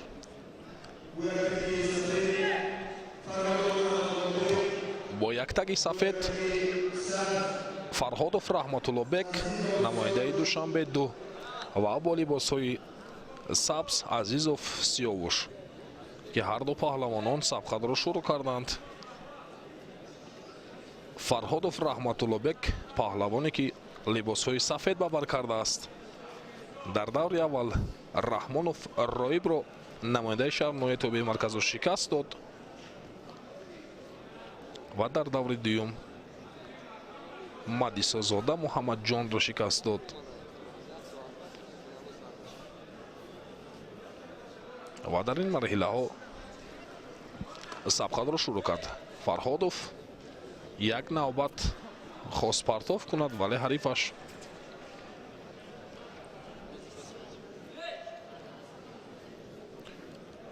بار دیگر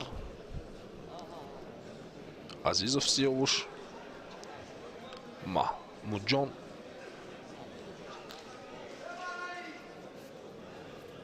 محمودوف جاویدان را شکست داد. فرهادوف یک پرتافتی دیگر را خواست به انجام رساند که از پیش پای حریف خواست ضربه زند.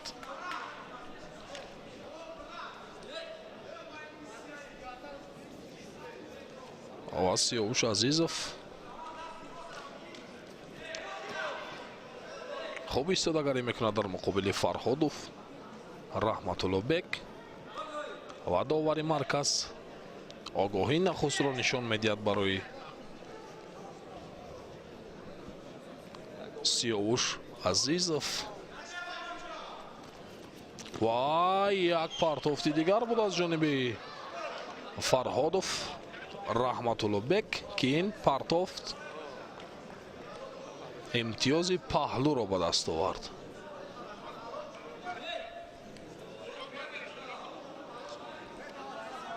بار دیگر هر دو دست به گریبان میگردند.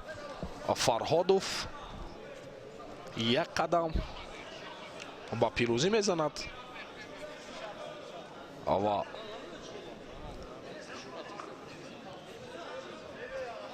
عزیزوف باشد از میدان مرکزی بیرون میگردد.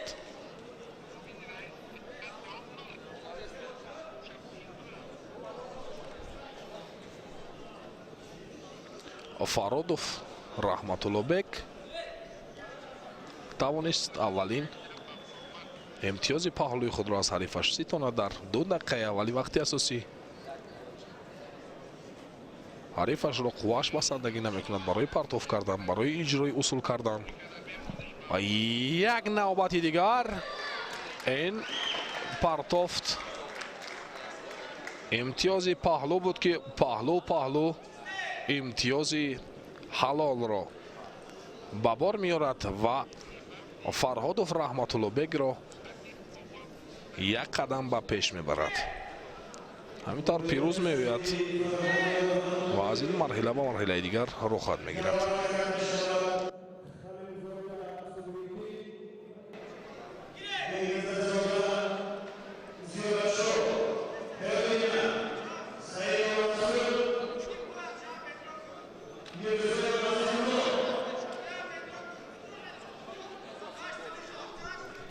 ҳамон наморҳои такрорие ки Фарҳодов Раҳматуллобек ана ҳамин гуна партов кард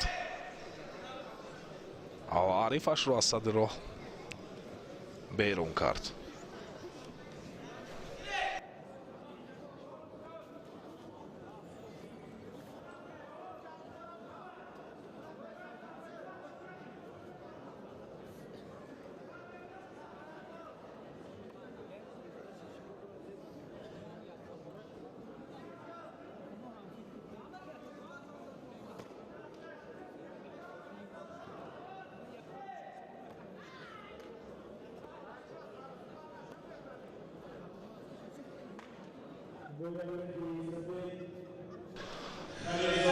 ду паҳлавони дигар Халилзода Субҳиддин ва Арифу Шамсиддин Бегназарзода Зиёратшоҳ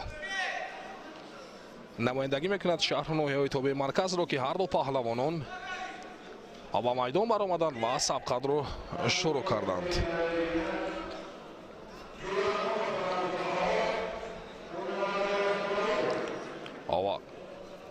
Субҳиддин Халилзода дар марҳилаи аввал Орифҷон Ориповро шикаст дод ва дар марҳилаи дуюм Мирзозода Ҳусейнҷонро шикаст дод ва дар ин марҳила бо Зиёратшоҳ Бегназарзода сабқадро шурӯъ намуд.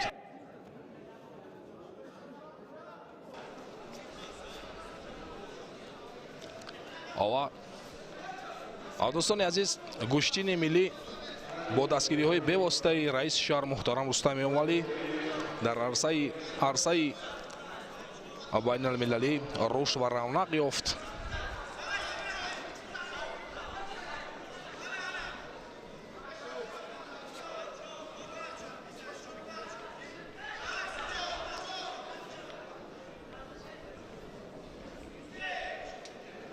навбати дигар довари марказ иҷозат барои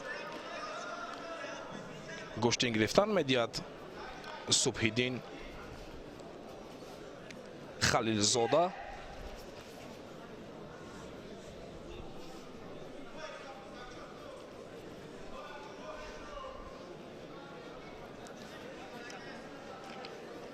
ва Зиёратшоҳ Бегназарзода ҳар ду паҳлавонон хеле бо як ҳаракатҳои зебову бо як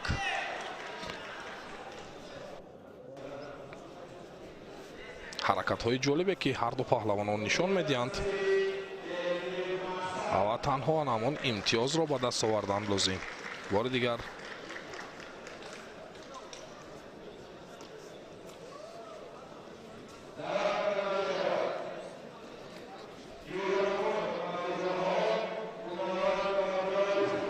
гиребони ҳарифро хеле мустаҳкам гирифтааст Халилзода.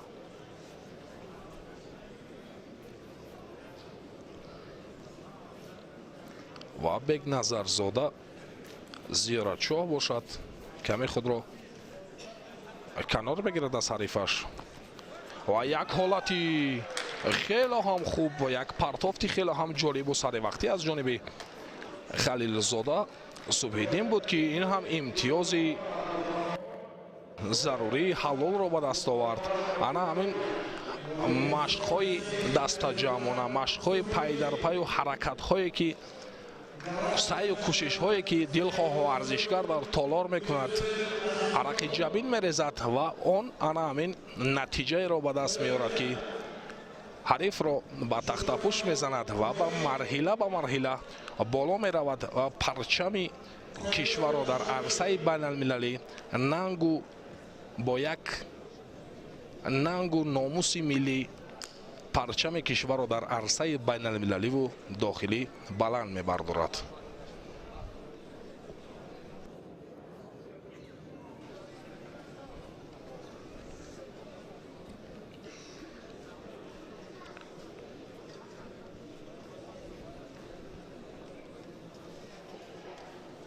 ду ҷуфти навбатие ки айни ҳол барои татам мебароянд. Саидов Расул намояндаи Душанбе 2 ва Арифаш Мирзоев Азизулло намояндаи Хатлон 2 саидов расул паҳлавоне ки либосҳои сафед ба бар кардааст ва ҳарифаш азизулло мирзоев бо либосҳои сабз ҳар ду дарҳол сабқадро шурӯъ карданд.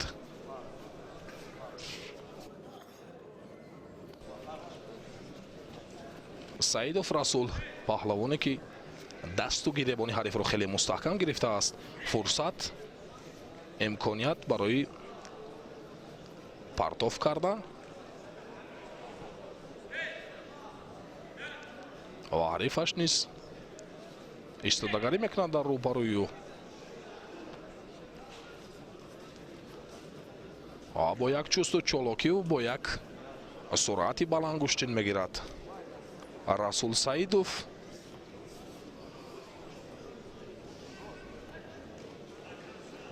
баъд аз ин марҳила яке аз ин паҳлавонон ба марҳилаи 4 ниҳоӣ рохат мегирад ва бори дигар расул саидов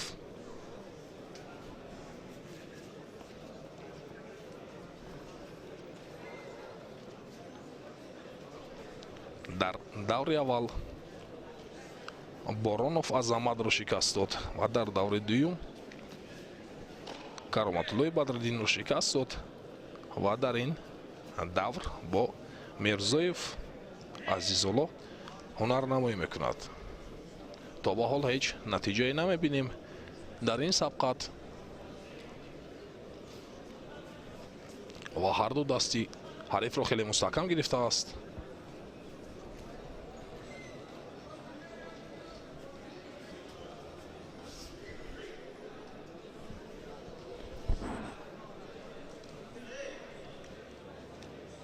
ва довари марказ сабқатро боз медорад.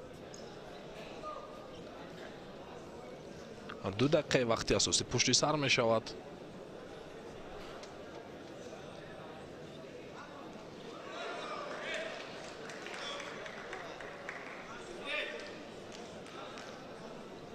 ва дубора сабқат шурӯъ мешавад. дасту гиребонро хеле мустаҳкам гирифтааст азизулло мирзоев ва расул саидов ба замин менишинад.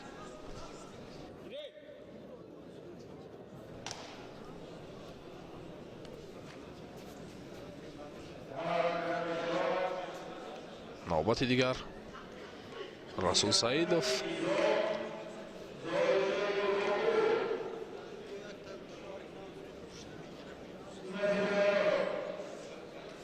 ҳарду як зайл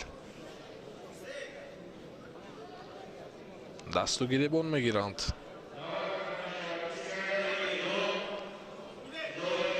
ва огоҳии нахустро барои мирзоев азизулло нишон медиҳад. довари марказ ва каме фаъолтар мегарданд ҳар ду паҳлавонон.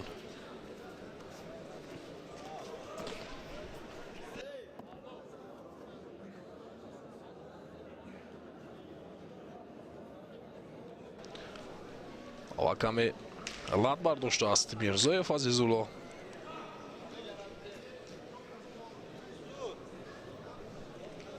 ва каме ба духтур эҳтиёҷ дорад мирзоев. ва расул саидов бошад интизор мешавад то ба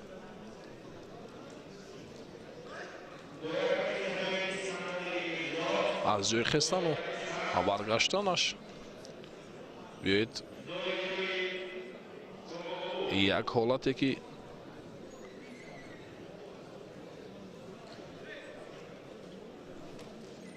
партофте ки каме лад бардоштааст.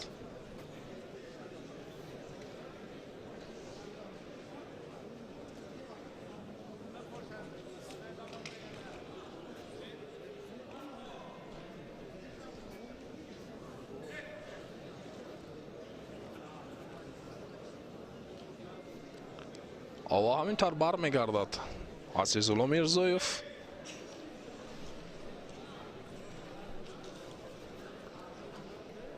сабқат идома меёбад расул саидов. бори дигар хеле мустаҳкам мегирад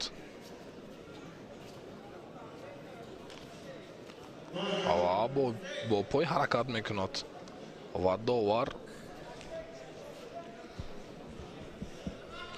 сабқатро боз медорад.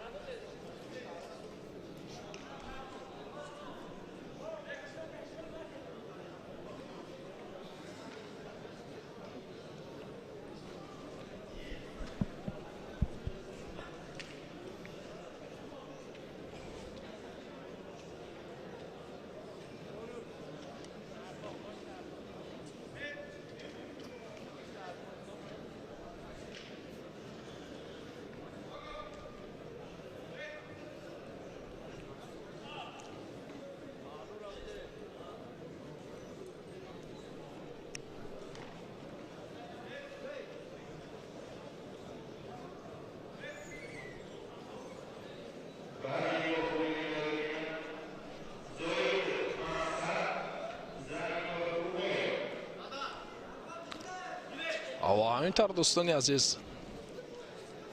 имтиёзи бадан нишон медиҳанд барои Расул Саидов. партофте ки иҷро карда буд имтиёзи баданро ба бор овард. ава Мирзоев Азизулло бошад, танҳо бо як огоҳӣ муҷозат гардидааст аз ҷониби довари марказ ва дубора мехоҳад Расул Саидов сари китф нишинад.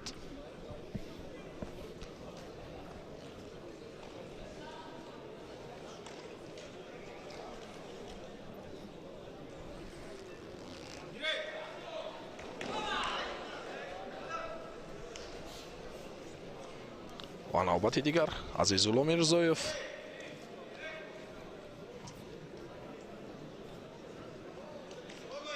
барои нодуруст гирифтани даст, ғайри қоида гирифтани даст, огоҳӣ нахуст бар Расул Саидов нишон медиҳад довари марказ. бо вуҷуди як огоҳӣ гирифтанаш, имтиёзи як баданро ситонидааст аз ҳарифаш.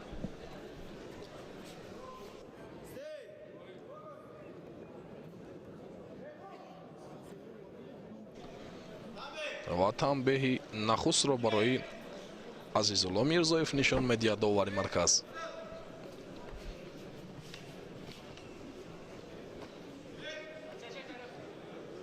ҳарду паҳлавонон бо як самт, бо як гирифтани даст гӯштин мегиранд баробар. каме хаста ба назар мерасад Мирзоев. Азизулло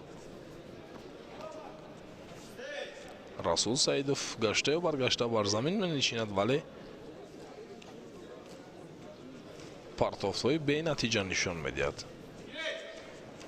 танҳо як партофте ки иҷро кард, имтиёзи баданро ба бор овард. бо ҳамин имтиёз пешсаф мебошад. вақтро кашола медиҳад. ҳамин тавр 10 сонияи дигар боқӣ мондааст то ба анҷоми ин сабқат.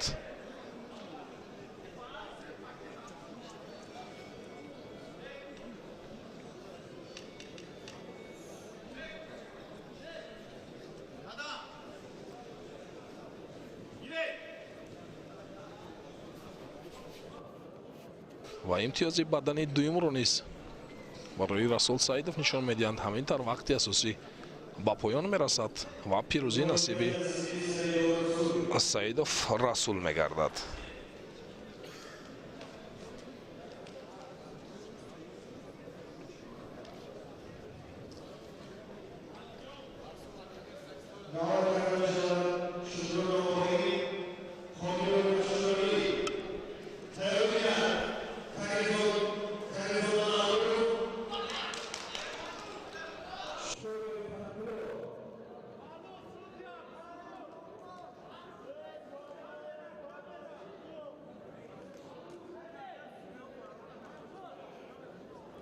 наворҳои такрорие ки Расул Саидов партов кард ғолибият ба даст овард ва ба марҳилаи чаҳорякниҳоӣ вазни зери 78 килоро хат гирифт.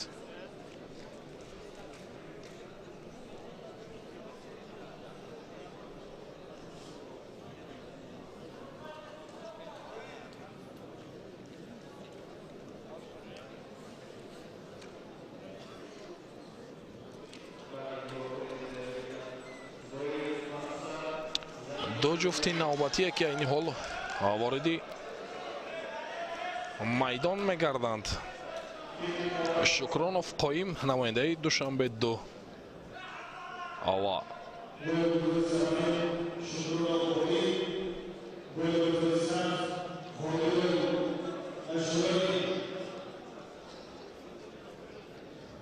Қодиров Ашуралӣ намояндаи Хатлон 1 ки ҳарду паҳлавонон сабқатро шурӯъ карданд. либосҳои сафед бовар кардааст Шукронов Қоим намояндаи Душанбе 2 ва бо либосҳои сабз Қодиров Ашуралӣ. Қодиров дасту гиребонро хеле мустаҳкам мегирад ва Шукронов бошад аз ин лаҳзаҳо бо осонӣ мебарояд.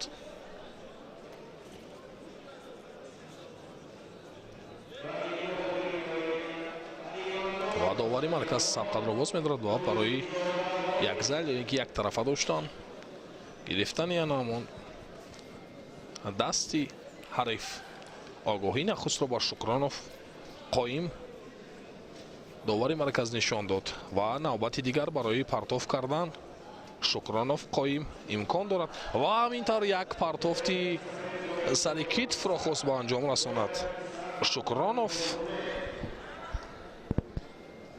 вале ҳарифаш ин ҳолатро байхас кард.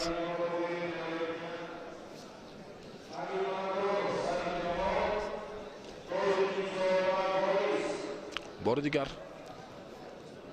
имкони хуб барои партов карданд. Шукронов Қоим каме фаъоли худро нишон медиҳад.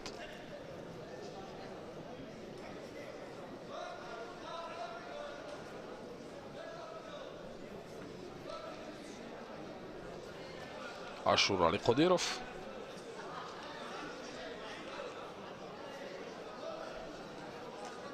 гаштаю баргашта дасту гиребони ҳарифро мегирад, вале натиҷае намедиҳанд.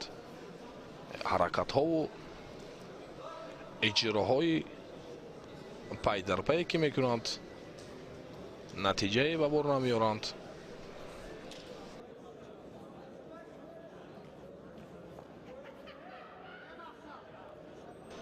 ва бори дигар имконият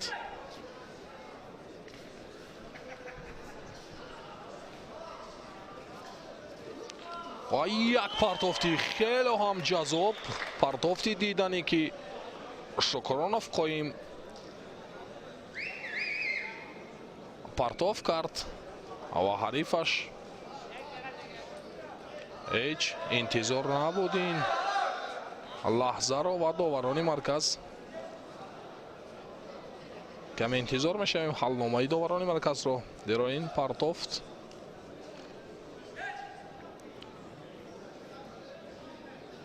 шабоҳат ба имтиёзи ҳалолро дошт. паҳлӯ имтиёзи паҳлӯ гирифта мешавад ва имтиёзи ҳалол медиҳанд ба паҳлавони либосҳои сафед дошта Шукронов Қоим. Шукронов Қоим аз ин давр ба марҳилаи чаҳорякниҳоӣ роҳ хоҳад гирифт.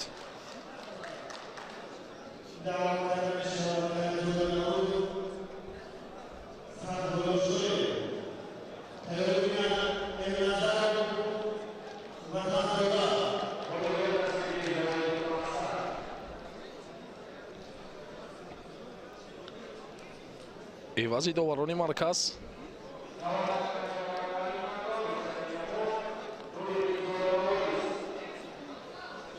ана ҳамон лаҳзаҳое ки Шукронов Қоим ҳунари худро нишон дод, пирӯзӣ ба даст овард. ду ҷуфти навбатие ки барои татам мебароянд Каримзода Наврӯз намояндаи Душанбе 1 ва ҳарифаш Шоев Фатҳулло намояндаи Душанбе 2 ҳарду паҳлавонон ва майдон мебароянд.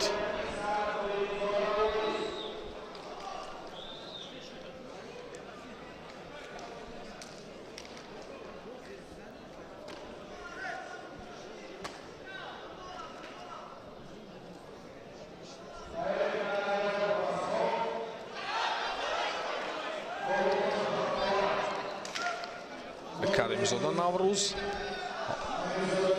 обо либосҳои сафед ва арифаш шоев фатҳуллоҳ шоев ҳар ду паҳлавонон бо адои эҳтиром бо ҳурмат кардани якдигар сабқатро шурӯъ карданд. Каримзода наврӯз дар даври аввал қосимов шукрияллоҳро шикаст дод ва ин навбат бо ҳарифаш шоев фатҳуллоҳ як сабқати хело ҳам пурсурату сабқати ҷолиб нишон медиҳанд ҳар ду паҳлавонон. каримзода оромона гӯштин мегирад, дилпурона ва шоев фатҳуллоҳ дасти арифро хеле мустаҳкам гирифтааст, имкон дорад барои партов кардан.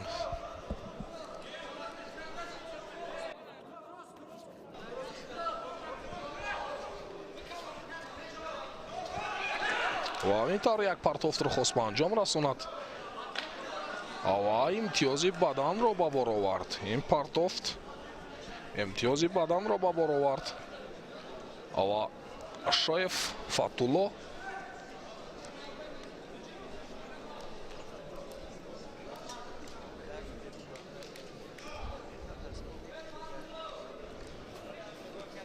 бори дигар каримзода дасту пушти арифро хеле мустаҳкам гирифтааст, вале ҳарифаш аз ӯ дур мешавад. фатҳуллоҳ шоев дар рӯбарӯи каримзода наврӯз хуб истодагарӣ мекунад. бори дигар наврӯз каримзода ҳарду имкон доранд барои партов кардан. як партофти дигарро хост ба анҷом расонад, вале шоев фатҳуллоҳ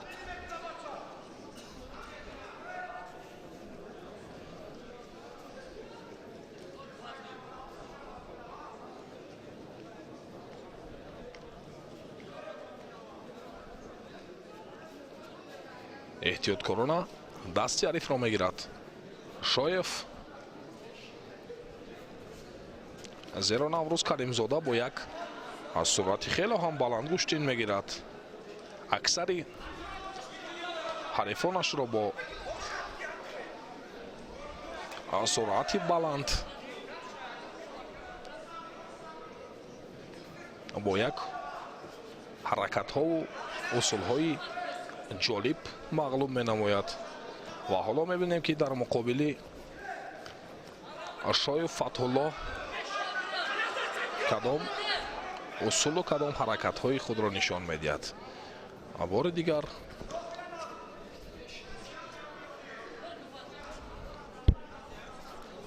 шоев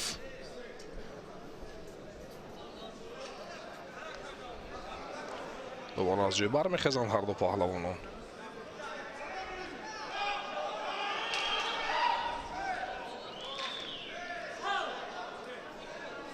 ва каримзода наврӯз имтиёзи як баданро ситонидааст аз ҳарифаш.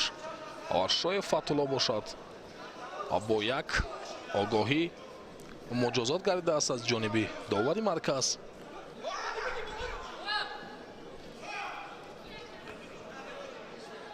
ва довари марказ сабқатро боз медорад. 2 дақиқаи вақти асосӣ боқӣ мондааст. ва ҳамин тавр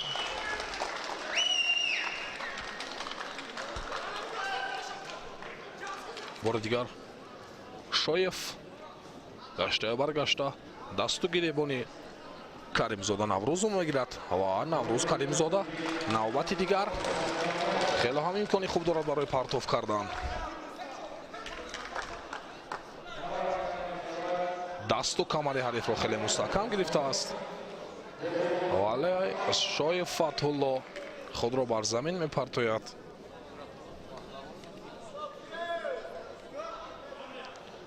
танбеҳи нахустро барои шоев фатҳуллоҳ нишон медиҳад. довари марказ муҷозотҳо зиёд мегарданд. Бо як огоҳӣ муҷозат гардидааст ва бо як танбеҳ.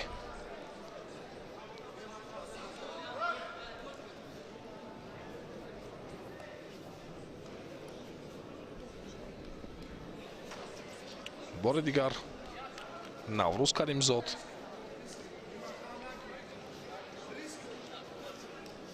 оромона гиребони ҳарифро мегирад.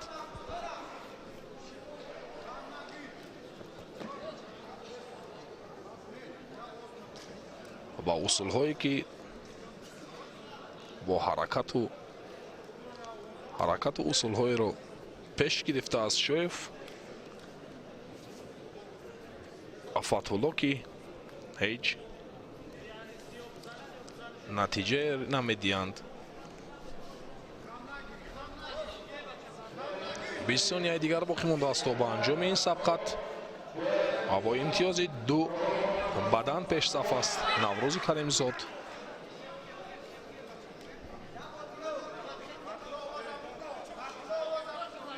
اما فکر میکنم در این 10 ثانیه دیگر شوی فتح‌الله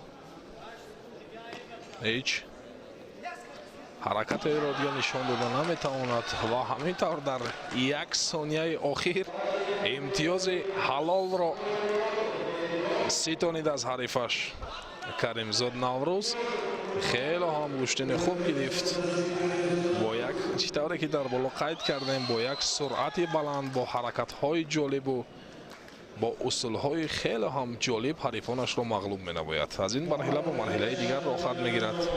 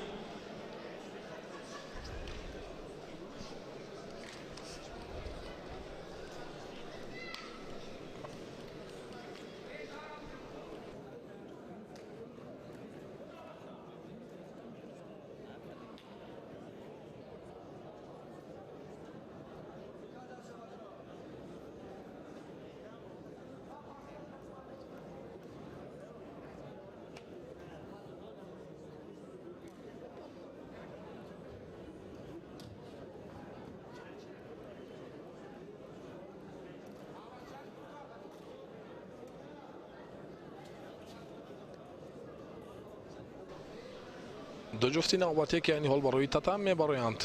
المرادوف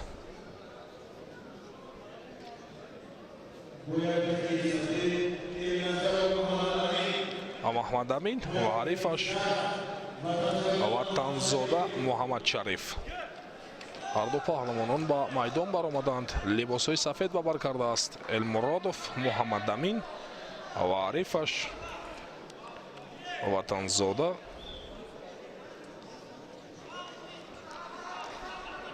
محمد شریف که هر دو پهلوانان سبقت رو شروع کردند با لباس های سبز. وطنزاده محمد شریف پهلوانی که خیلی هم در سبقتی گذاشتهش سبقت جالب نشان داده بود و این پرتافت المرادوف محمد امین را داور مرکز امتیاز بدن نشان میدهد.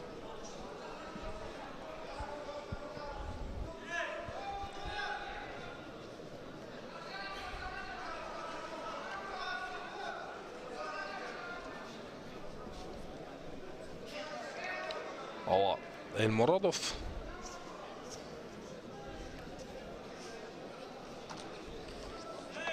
محمد امین در دور اول غلامزاده طلبشور را شکست داد و در دور دوم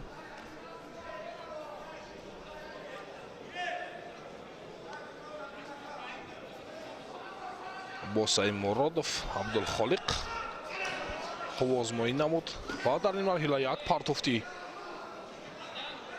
خیلی هم جالب بود که وطنزاده میرزا شریف اجرا کرد و امتیاز بدن را از حریفش ستانید. خب برابر میگردن که یک پرتافت دیگر аз ҷониби ватанзода муҳаммад шариф ки имтиёзи паҳлӯро мегирад, аз ҳарифаш меситонад ва имтиёзҳо як паҳлӯ ва як бадан дорад. ватанзода муҳаммад шариф ва элмуродов муҳаммад амин бошад, танҳо бо як бадан. як ҳолати дигар барои партов кардан. ватанзода муҳаммад шариф бо қаду қомати хело ҳам баланди худ аз ҳарифаш дасту гиребонро озодона мегирад ва ба ҳар усулу ҳаракатҳое ки эҷро мекунад дасти чапи ҳарифро хеле мустаҳкам мегирад ва як бори дигар сари китф менишинад элмуродов муҳаммад амин.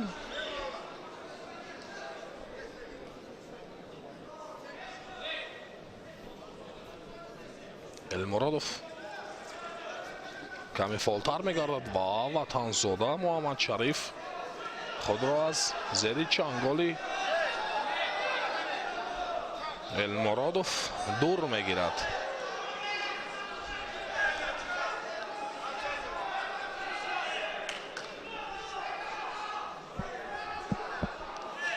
ватанзода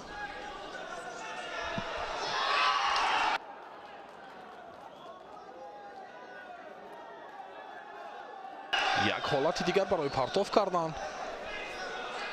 элмуродов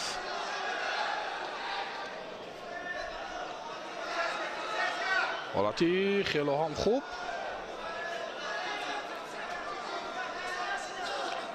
худро дифоъ мекунад элмуродов ва ватанзода муҳаммад шариф партов мекунад.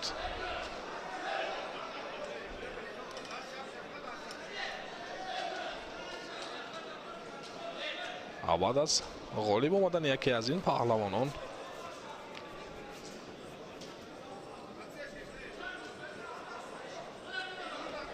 ва як ҳолати дигар марҳилаҳои чаҳор як ниҳоиро хат мегиранд.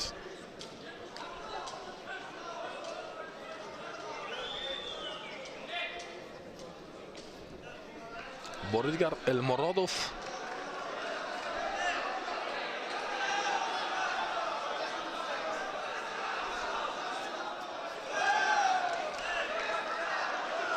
аз канори чапи ҳариф мехоҳад усул кунад, вале ватанзода хело ҳам як ҳолати хуб буд барои элмуродов, вале то ба охир иҷро накард. партовро то ба охир иҷро накард ва дубора сабқат ҷараён меёбад.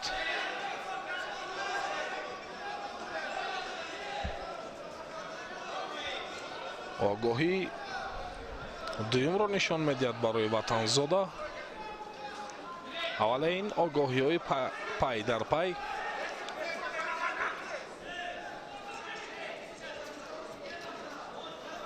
ҳеҷ мушкилие ба бор намеоранд барои ватанзода, зеро бо як паҳлӯ ҳарифро мағлуб намудааст ва як партофти дигар кард ки паҳлӯ имтиёзи ҳалолро ба бор овард ва ҳарифашро шикаст дод ва ба марҳилаи чаҳор як ниҳои вазни зери 78 кило ро хат гирифт.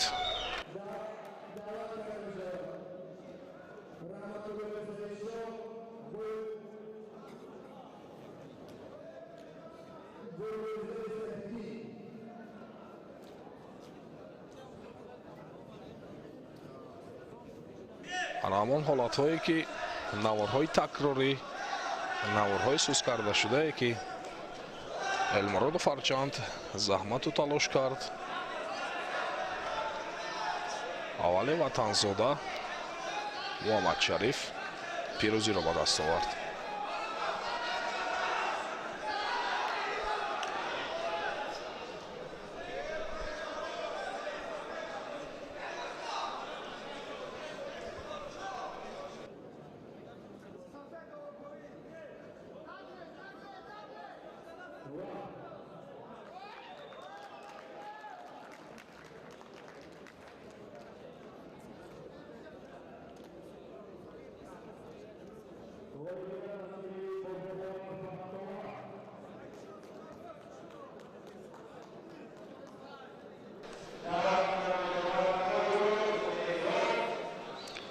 ду ҷуфти навбатие ки айни ҳол ба майдон мебароянд.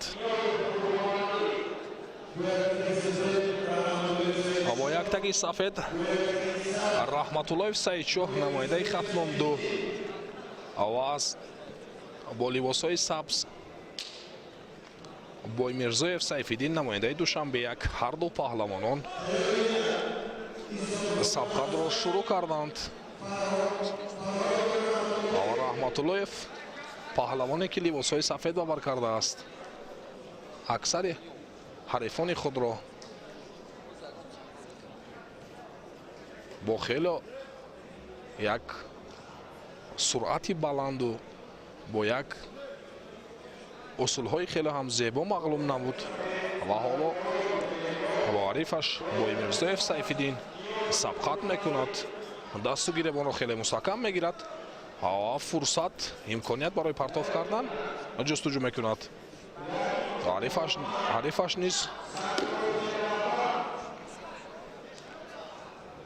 худро хеле қавӣ нишон медиҳад. Боймирзоев Сайфиддин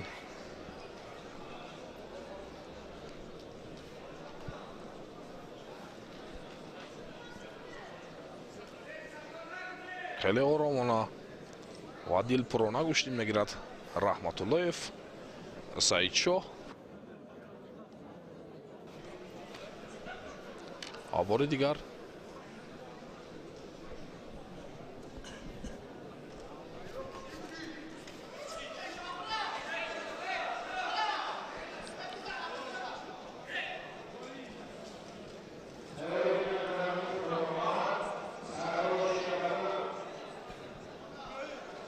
огоҳӣ нахуст барои Раҳматуллоев Саидшоҳ довари марказ нишон медиҳад.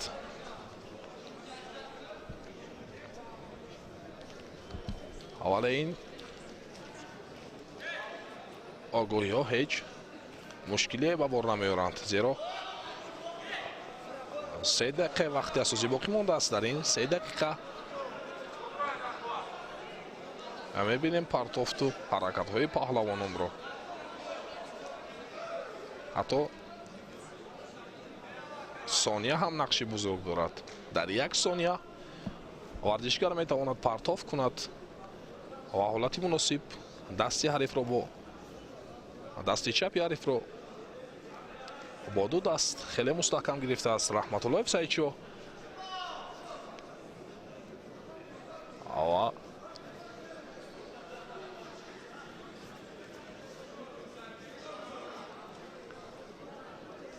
имконият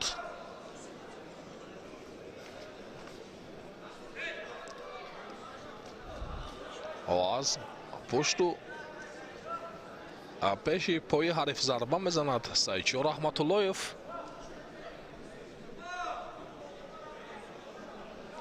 ҳарифаш танҳо худро дифоъ мекунад.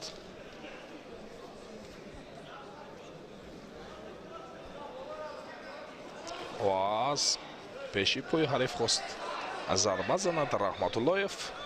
2 дақиқаи вақти асосӣ то ба анҷом боқӣ мондааст ва танҳо довари марказ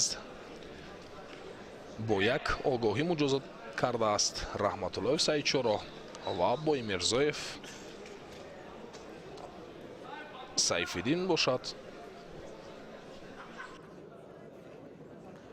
то ба ҳол ҳеҷ натиҷае нишон надодааст ва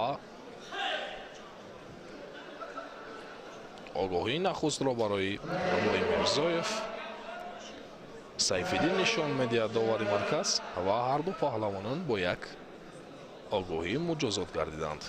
ва ҳоло як ҳолати дигар, ҳолате ки ҳар ду паҳлавонон бо як суръати баланд куштин мегиранд, вале аз майдони марказӣ берун мегарданд. дар ҳоли аз майдони марказӣ берун гардидан довари марказ маҷбур мегардад қувваозмоиро боз намояд ва дубора иҷозат барои куштин гирифтан бидиҳад.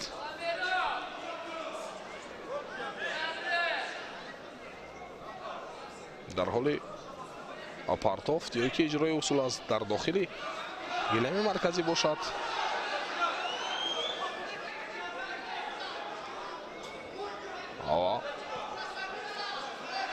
Саидшоҳ Раҳматуллоев як ҳолати хело ҳам муносиб буд барои Боймирзоев. Сайфиддин ҳолатро истифода набурд, партоф накард, каме лад бардоштааст. Раҳматуллоев Саидшоҳро каме дасташ лад бардоштааст ва эҳтиёҷ ба духтур дорад ва баъд аз чанд лаҳза интизор мешавад Боймирзоев Сайфиддин ҳарифашро ҳамон лаҳзае ки партофт хост ба анҷом расонад Боймирзоев Сайфиддин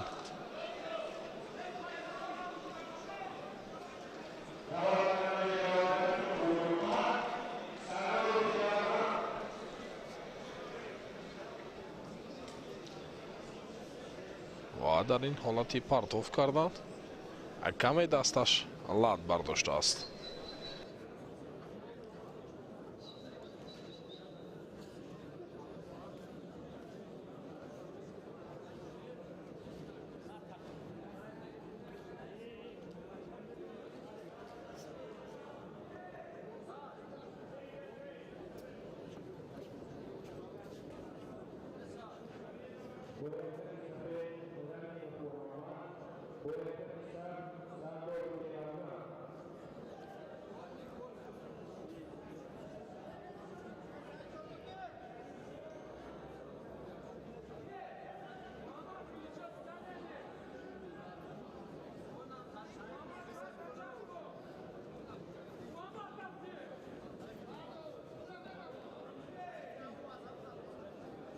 ҳаво ҳамин тавр бармегардад. Саидшоҳ Раҳматуллоев ба майдон бармегардад. ҳава сабқадро идома медиҳанд.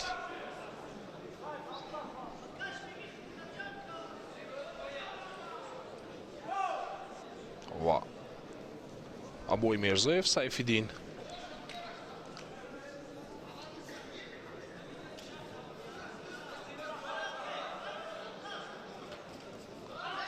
ҳолати хело ҳам муносиб барои партоф кардан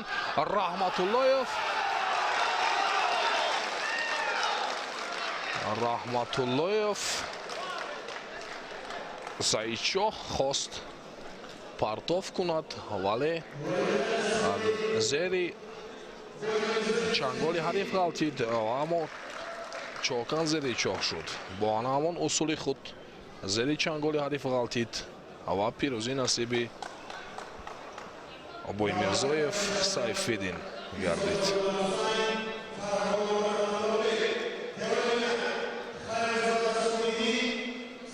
ҳамон намудҳои такрорие ки хост партоф кунад Раҳматуллоев Саидшоҳ, вале зери чанголи ҳариф ғалтид.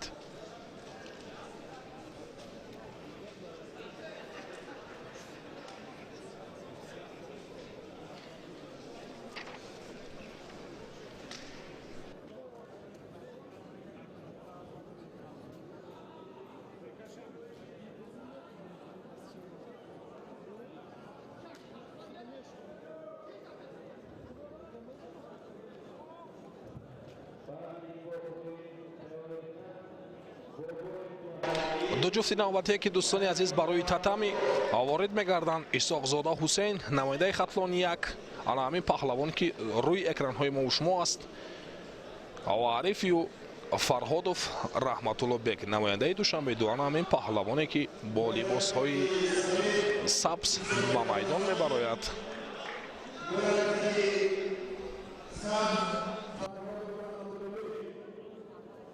Раҳматуллобек Фарҳодов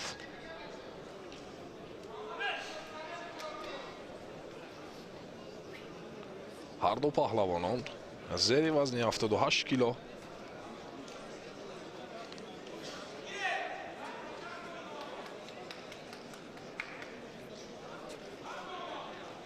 дар марҳилаи нимниҳоӣ сабқадро шурӯъ карданд.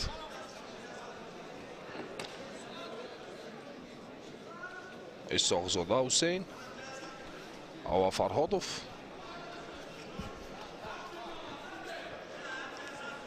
хеле мустаҳкам дасту гиребони якдигарро гирифтанд.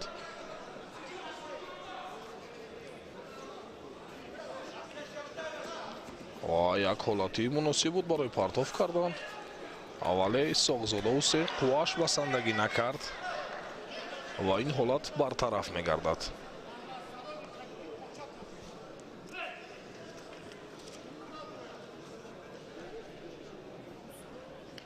Раҳматуллобек Фарҳодов бори дигар гиребони ҳарифро гирифт ва Исоқзода Ҳусейн бо як даст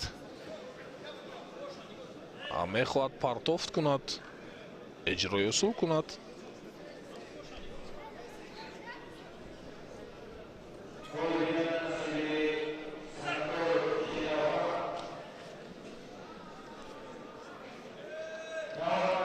ҳарду паҳлавонон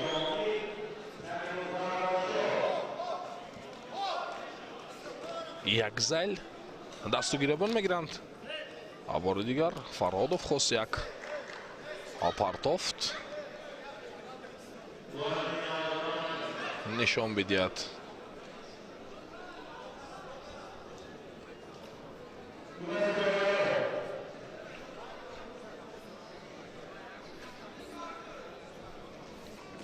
бори дигар даст ба гиребон мегарданд. Фарҳодов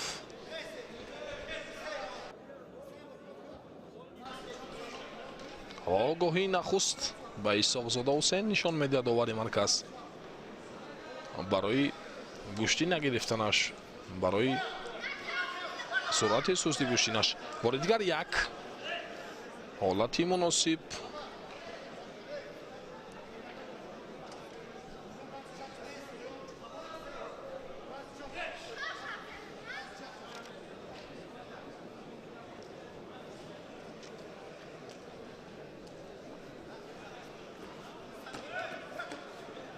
Исоқзода Ҳусейн аз як тараф дасту камари ҳарифро мегирад ва мехоҳад партов кунад, аммо довари марказ сабқатро боз медорад.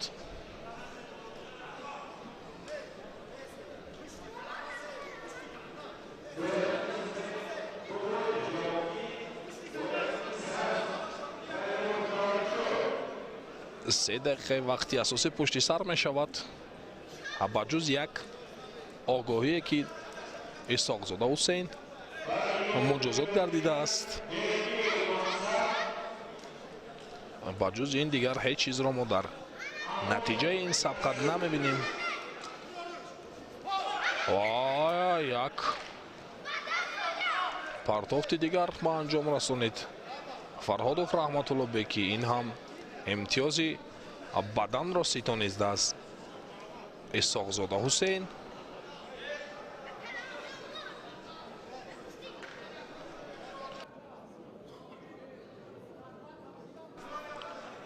бо баровардани як нафаси тоза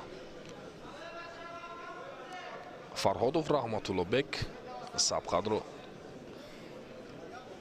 шурӯъ мекунад.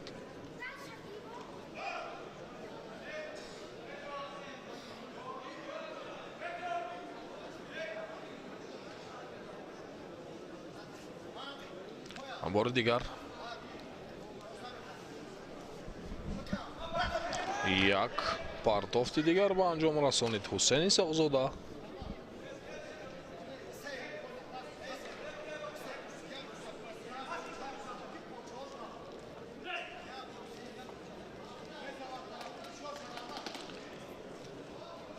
Фарҳодов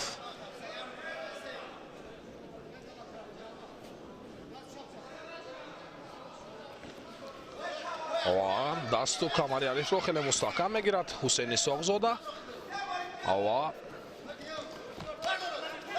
ҳарифро аз гилеми марказӣ берун месозад.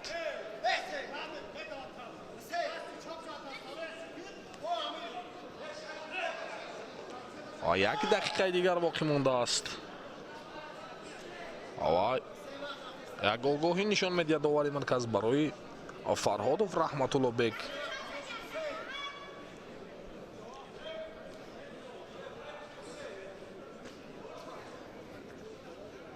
исоғзода гаштаю баргашта ҳаракат мекунад, вале аввале ҳаракатҳои бенатиҷа, ҳаракатҳое ки бо як дасту гиребон мегирад ва иҷрои усул мекунад. бори дигар соғзода 20 сонияи дигар то ба анҷом ва вақтро кашола медиҳад Фарҳодов Раҳматуллобек ва Исоғзода Ҳусейн бошад. ин сонияҳои ба шуморо, сонияҳои ангуш шуморо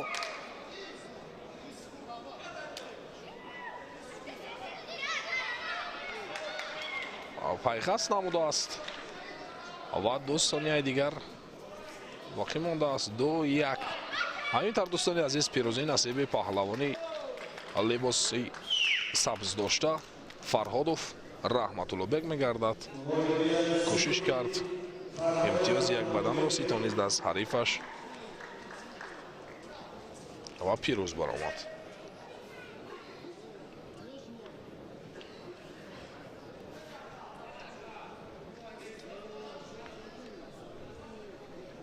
ана ҳамон лаҳзае ки имтиёзи баданро ба даст овард ва бо ин гирифтани ин имтиёз пирӯзиро ба даст овард.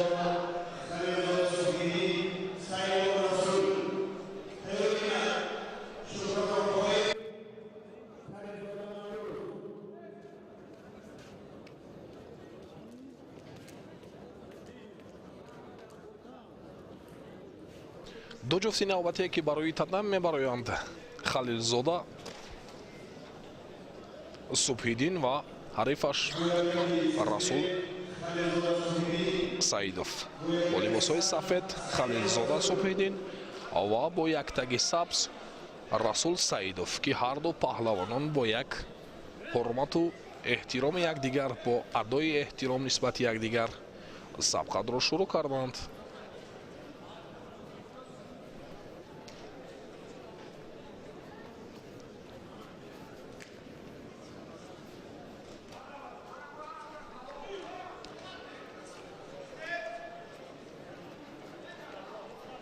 Халилзода Субҳиддин ва Расул Саидов ҳарду паҳлавонон дар ҳоли ғолиб омадани яке аз ин паҳлавонон Фарҳодов Раҳматуллобек интизор аст. яке аз ин паҳлавононро ва сабқат ҷараён меёбад. Расул Саидов ва ҳарифаш Халилзода Субҳиддин, намояндаи Душанбе-2, ҳарду паҳлавон бо як суръати баланд гӯштин мегиранд ва танҳо мо натиҷаеро интизорем ки кадоме аз ин паҳлавонон ва як ҳолати дигар Халилзода Субҳиддин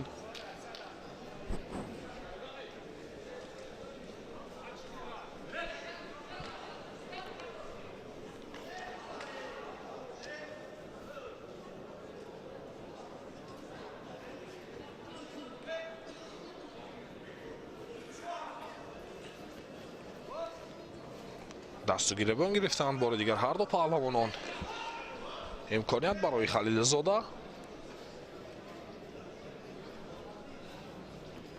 Расул Саидов имкон барои партов кардан намедиҳад.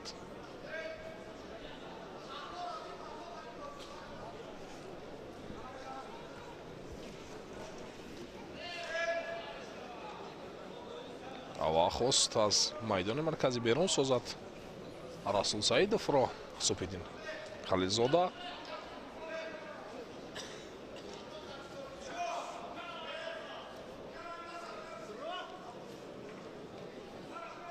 хеле мустаҳкам гирифтааст дасту гиребони ҳарифро Расул Саидов.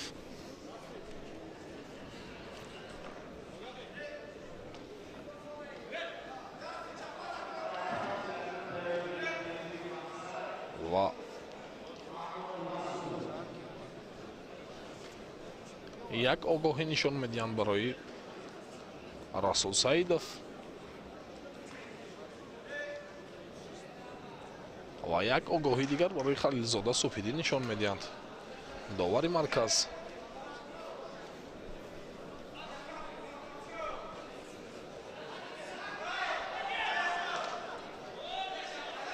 як ҳолати дигар барои партов кардан. Субҳиддин Халилзода хело ҳам имкони хуб дошт барои партов кардан, аммо ҳарифаш худро канор гирифт ва аз дур иҷост. Бори дигар ҳарду паҳлавонон бо як суръати баланд ва як ҳолате ки партофт аз ҷониби Халилзода Субҳиддин буд ва имтиёзи баданро аз Расул Саидов ситонид ва барои ин ҳолатро ин баданро ҷуброн кардан Расул Саидов бояд ҳаракатҳояшро дигар созад ва имтиёзи ду баданро аз даст медиҳад Расул Саидов. бори дигар ҳамон намуди тактикае ки пеш гирифтааст Субҳиддин Халилзода.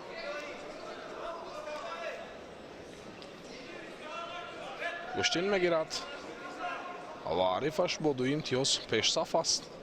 ҳоло вақт зиёд аст, як дақиқаи дигар.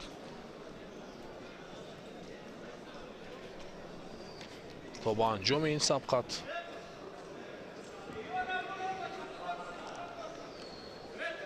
Расул Саидов ҳарчанд кӯшиш мекунад, заҳмат мекашад, талош меварзад барои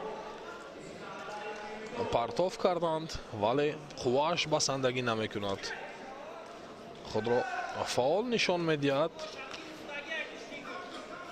аммо қуввааш басандагӣ намекунад барои партов кардан ва имтиёз ба даст овардан.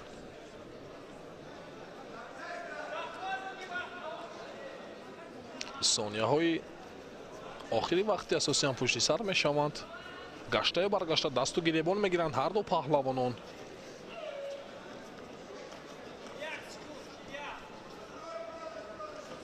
ва аз майдони марказӣ берун мегардад Расул Саидов.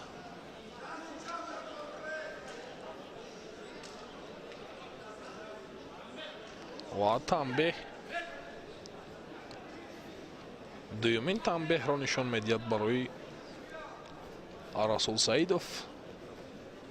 довари марказ ва дар 20 сония Расул Саидов имкон дорад то партов кунад. 10 сонияи дигар боқӣ мондааст. ҳарифаш пешсаф аст.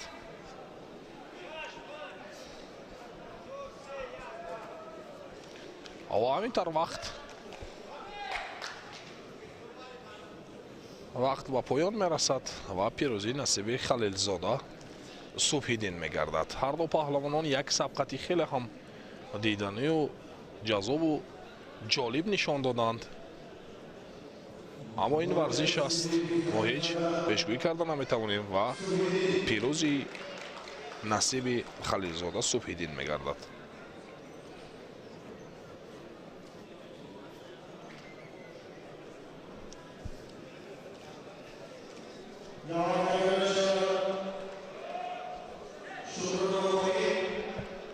ҳамон лаҳзаҳое ки Субҳиддин Халилзода партов кард, ҳарифаш Расул Саидов имтиёзҳои лозимаро аз даст дод.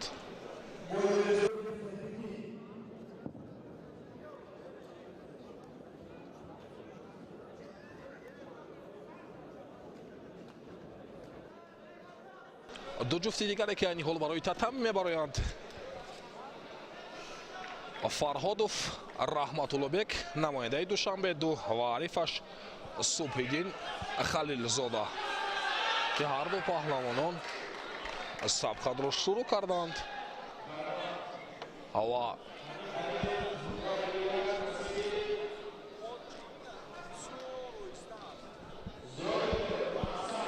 ҳар ду паҳлавонон ба майдон мебароянд.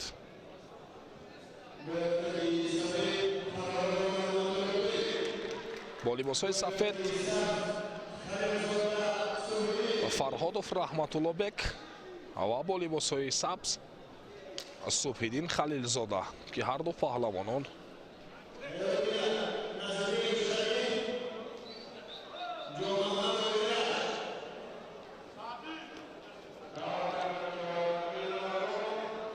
дар марҳилаи нимниҳоӣ вазни зери 78 кило сабқатро шурӯъ карданд. Фарҳодов Раҳматуллобек ва арифаш Халилзода Субҳиддин ҳар ду паҳлавонон хело ҳам эҳтиёткорона гӯштин мегиранд. Халилзода дар ҳол ба ҳуҷум мегузарад, дасту гиребони ҳарифро мегирад.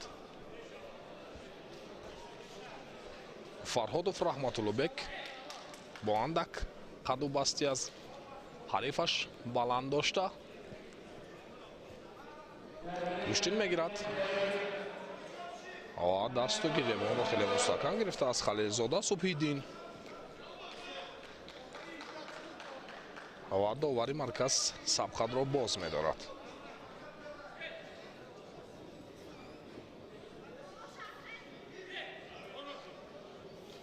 дубора довари марказ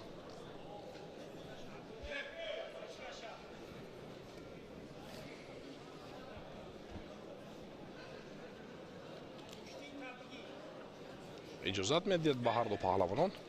Фарҳодов ва Халилзода як огоҳӣ нишон доданд. довари марказ барои Фарҳодов ин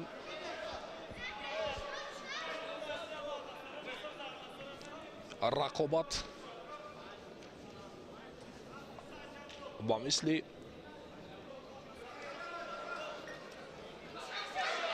рақобатҳои дигар хело ҳам партофте ки Халилзода Субҳиддин эҷро кард, усуле ки эҷро кард ва имтиёзи ҳалолро ба даст овард ва Халилзода Субҳиддин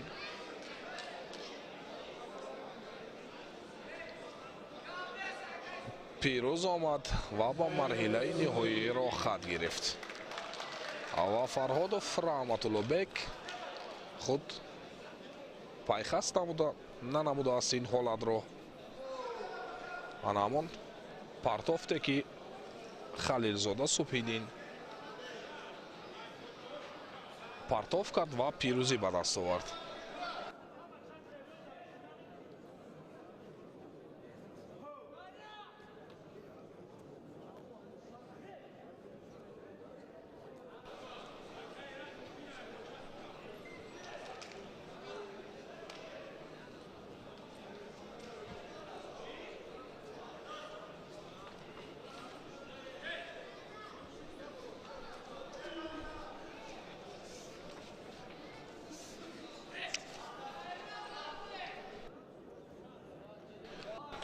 ду ҷуфти навбатие ки айни ҳол барои татам мебароянд.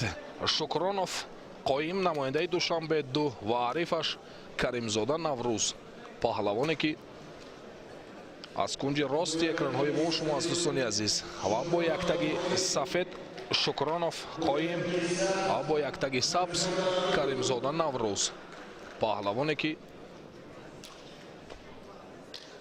ҳарду сабқатро шурӯъ карданд ва дар ҳол хело ҳам ин сабқат як сабқати ҷолибу диданӣ, як сабқати хело ҳам хотирмон хоҳад шуд, зеро ҳар ду паҳлавонон ҳарифони худро бо усулҳои хело ҳам зебо мағлуб намуданд ва ин сабқат ҳам хело ҳам сабқати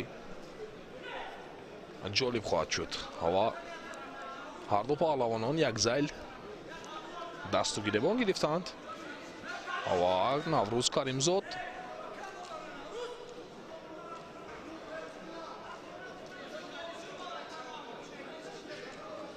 интизор мешавад, имконияти ҳолати партов кардан меҷӯяд ва дасти аз чапи Арифро мегирад.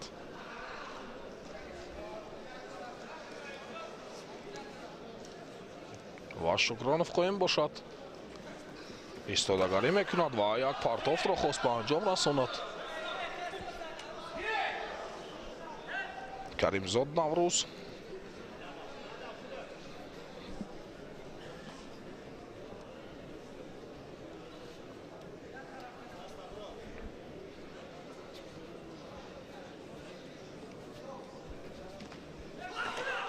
ва як партовти дигар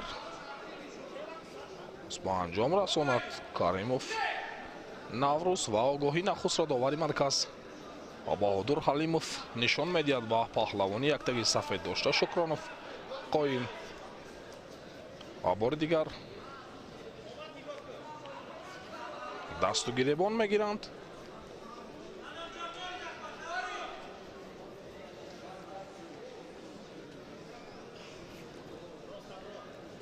Шукронов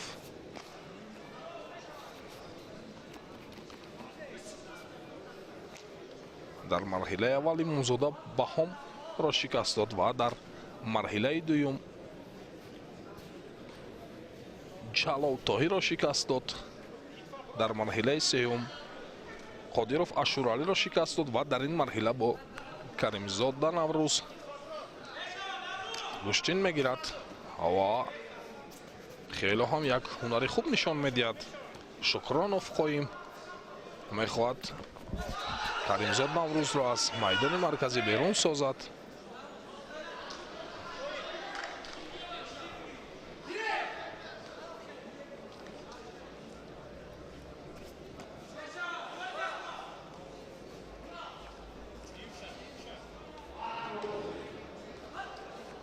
бори дигар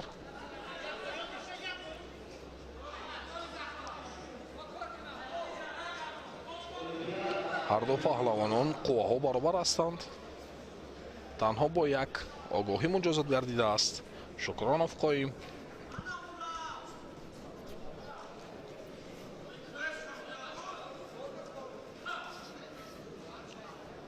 ҳолати дигар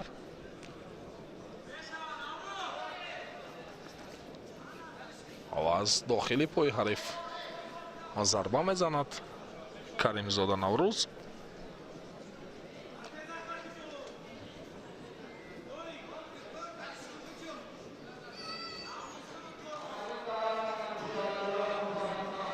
дақиқаҳо пушти сар мешаванд.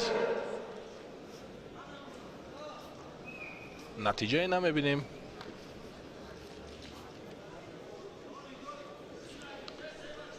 ҳарду як зайл гӯштин мегиранд.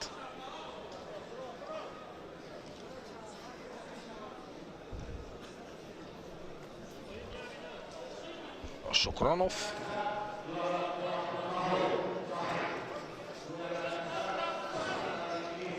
намехоҳад имтиёзҳои заруриро аз даст бидиҳад ва ҳар як варзишгаре ки чӣ тавре қайд кардем гаштаю баргашта қайд мекунем. ҳар варзишгаре ки тамрин мекунад дар толора сидқ машқу тамрин мекунад ба дилхом мусобиқаҳо сафарбар мегардад бо як нияти неку бо мақсади ғолибу пирӯз омадан сафар мекунад, сафарбар мегардад ба мусобиқаҳои хоҳ дохилию хоҳ хориҷи кишвар бошад ва мақсадаш танҳо пирӯз омадан аст. ҳарду ин паҳлавононе ки айниҳо сабқат мекунанд, ҳарду паҳлавонон бо як нияту мақсаду мароми нек ба инҷо омаданд ва сабқат мекунанд. 3 дақиқаи вақти асосӣ боқӣ мондааст то ба анҷом. ва сабқат идома меёбад.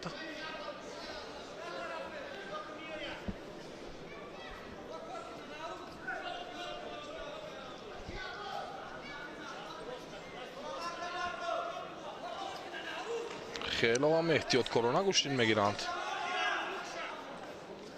کریمزاده نوروز و شکرانوف قایم.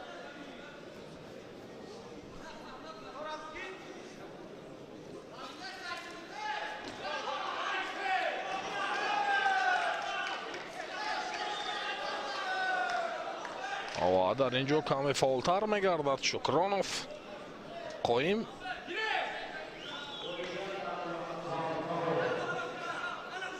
و کریمزاده نوروز باشد کمی کم فاولی خود را نشان میدهد. زیرا شکرانوف گشته و برگشته حرکت میکند، پرتاف میکند. حرکت ها و پرتافت هایی که نتیجه هم به بار نآورند داوری مرکز به نوبت میگیرد و کم فاولی ورزشگری که گوشتی نمیگیرد در این حال آگاهی یا تنبیه داده میشود.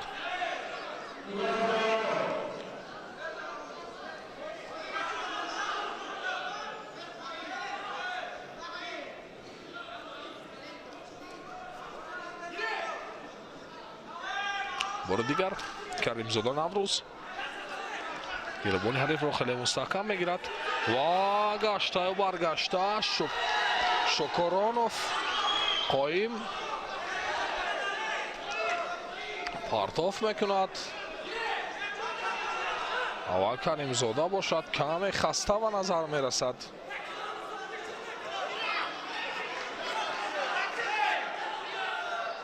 بر زمین می نشیند.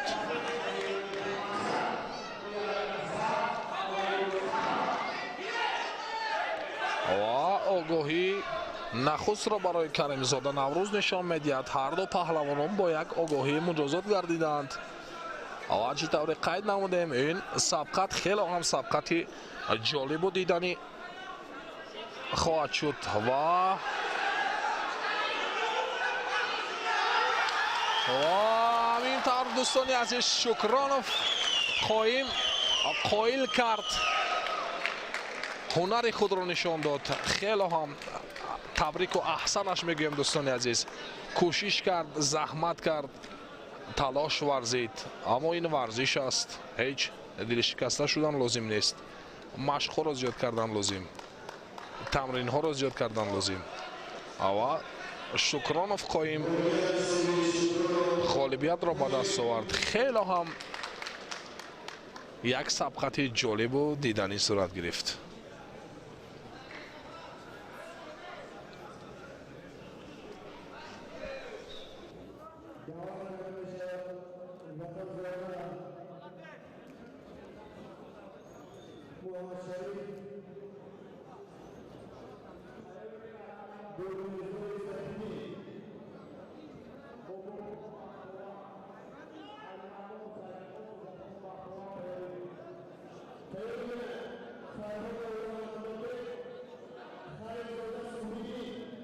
دو چهره که معرفی شدند اینها در فینال هستند. قایم شکرانوف با لباسای سبز است، دست پرور کلوب ورزشی وستن هست و در کارنامه‌اش بارها شاهد پیروزی در مسابقات داخل کشوری را دارد و همچنین استاد ورزشی درجه جمهوریوی هست و در برابر سپیدین خلیلزاده قرار میگیرد. سپیدین خلیلزاده که با لباسای سفید است، او نیز در کارنامه‌اش شاهد پیروزی در مسابقات داخل کشوری بسیار دیده می شود و استادی درجه جمهوریوی هست. دو ورزشکاری که از همدیگر شناختی خوب دارند در رقابت‌های داخل جمهوریوی با هم واخوردند. قایم شکرانوف در چمپیونات جمهوری تاجیکستان در جودو هم خود را سنجید. برای به دست آوردن مدال برنجی شکست خورده بود، از این رو نتوانست به تیم ملی جودوی تاجیکستان بپیوندد و برای اکنون در هیئت تیم ملی گشتنگیری تاجیکستان برای شرکت در مسابقات بین المللی جام نوروز در سال 2023 نیز جهد و تلاش خواهد کرد. در چند مرحله از مبارزه یا همون جهد و تلاشی که داشتند، کسی از ورزشکاران موفق به کسب امتیاز نشد. قایم هم اکنون یک سبکی دیگره در روش قپیدنش با اجرا رسانید ولی موفق نشد. یک آگاهی با قایم امدادوف. اکنون موقعیت داوری درجه بین المللی ابراهیم کریموف از ازبکستان است که این رقابت را داوری میکند. نه، داور از تاجیکستان است، معذرت. این رقابت را داوری میکند و داوران دیگر از ازبکستان هم در این رقابت به صفت کمک داور یاری میرسانند با داور مرکز و همچنین هیئت کمیسیون نیز هر یک نکاتی مورد نظر ورزشکاران را، هر یک حرکاتی ویژه ورزشکاران را مورد نظر قرار میدهند، تحقیق میکنند و خلاصه نهایی خود را خواهند برآورد. قایم هم با یک ندای روحیه بخش و همچنین خلیلزاده نیز به همان ترتیب به همدیگر نزدیک می شوند، یک نفس رس می کنند و ببینیم تا کدام اندازه صداهای روحیه بخش در عین رقابت ورزشکاران دیگرگونی وارد می کند. چیزی نشد و بار دیگر نیز اکنون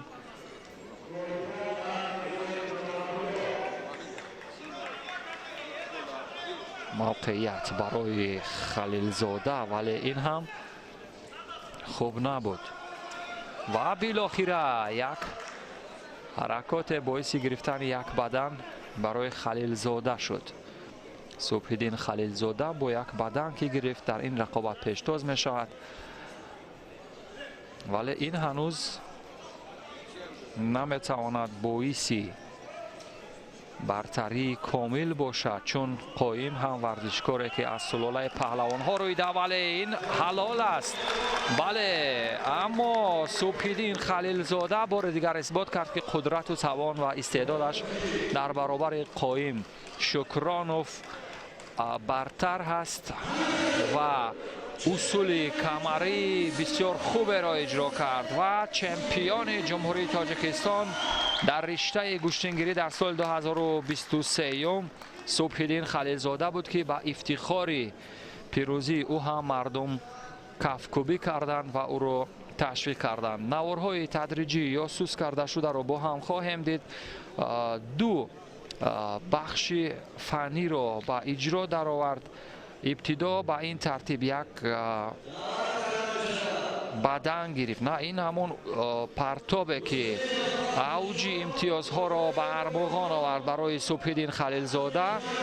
امتیاز کامل حلال را ببینید چگونه پایزنی کرد. یک هلوکی معمولی بین را به اجرا رسانید و خلیلزاده صبح‌الدین در یک رقابت برایش تا جای مشکل گذر توانست که شهد پیروزی بچشد و در چمپیونات جمهوری تاجیکستان آید به گشتنگیری مقام اول را کسب کند. با اکنون دوستان عزیز رسمی تقدیم جایزه ها را تماشا میکنیم، جایی که فرهاد رحمت الله برنده مدال برنجی اول شد، همچنین رسول سعیدوف دو پهلوانی که مدال های برنجی را با هم دیدند و قایم شکرانوف ورزشکاری که در فینال رقابت کرد. این چهره برنده مدال نقره شد و زینه دوم را اشغال کرد و جای اول باشد نصیب صبح‌الدین خلیلزاده گردید که بارها در این زینه افتخاری قرار گرفته است و همکنون در سال 2023 هم یک بار دیگر بخت برایش خندید و به همین ترتیب غالبان وزن تا 78 کیلوگرم را برای رسیدن به پیروزی تبریک میگوییم و یک فینال دیگر باقی مانده است دوستان عزیز که آن فینال را هم تماشا خواهیم کرد، اما در دسته وزن 6 килограмм ҳам غالبان با نزد تخته فخری یا زینه افتخاری خواهند برآمد بعد از آنه که این ورزشکاران تحفه های خود را از دستان دستاندرکاران این مسابقات گرفتند. مدال و افتخارنامه ها با آنها هم تبریک شد و این هم مرحله های هست که دوستان عزیز گشتین ملی ما گشتین بین المللی هست و این ورزشکاران خوششانس و خوشطالع که می‌درخشند طبیعتا برایشان یک افتخار بسیار خوبش خواهد شد.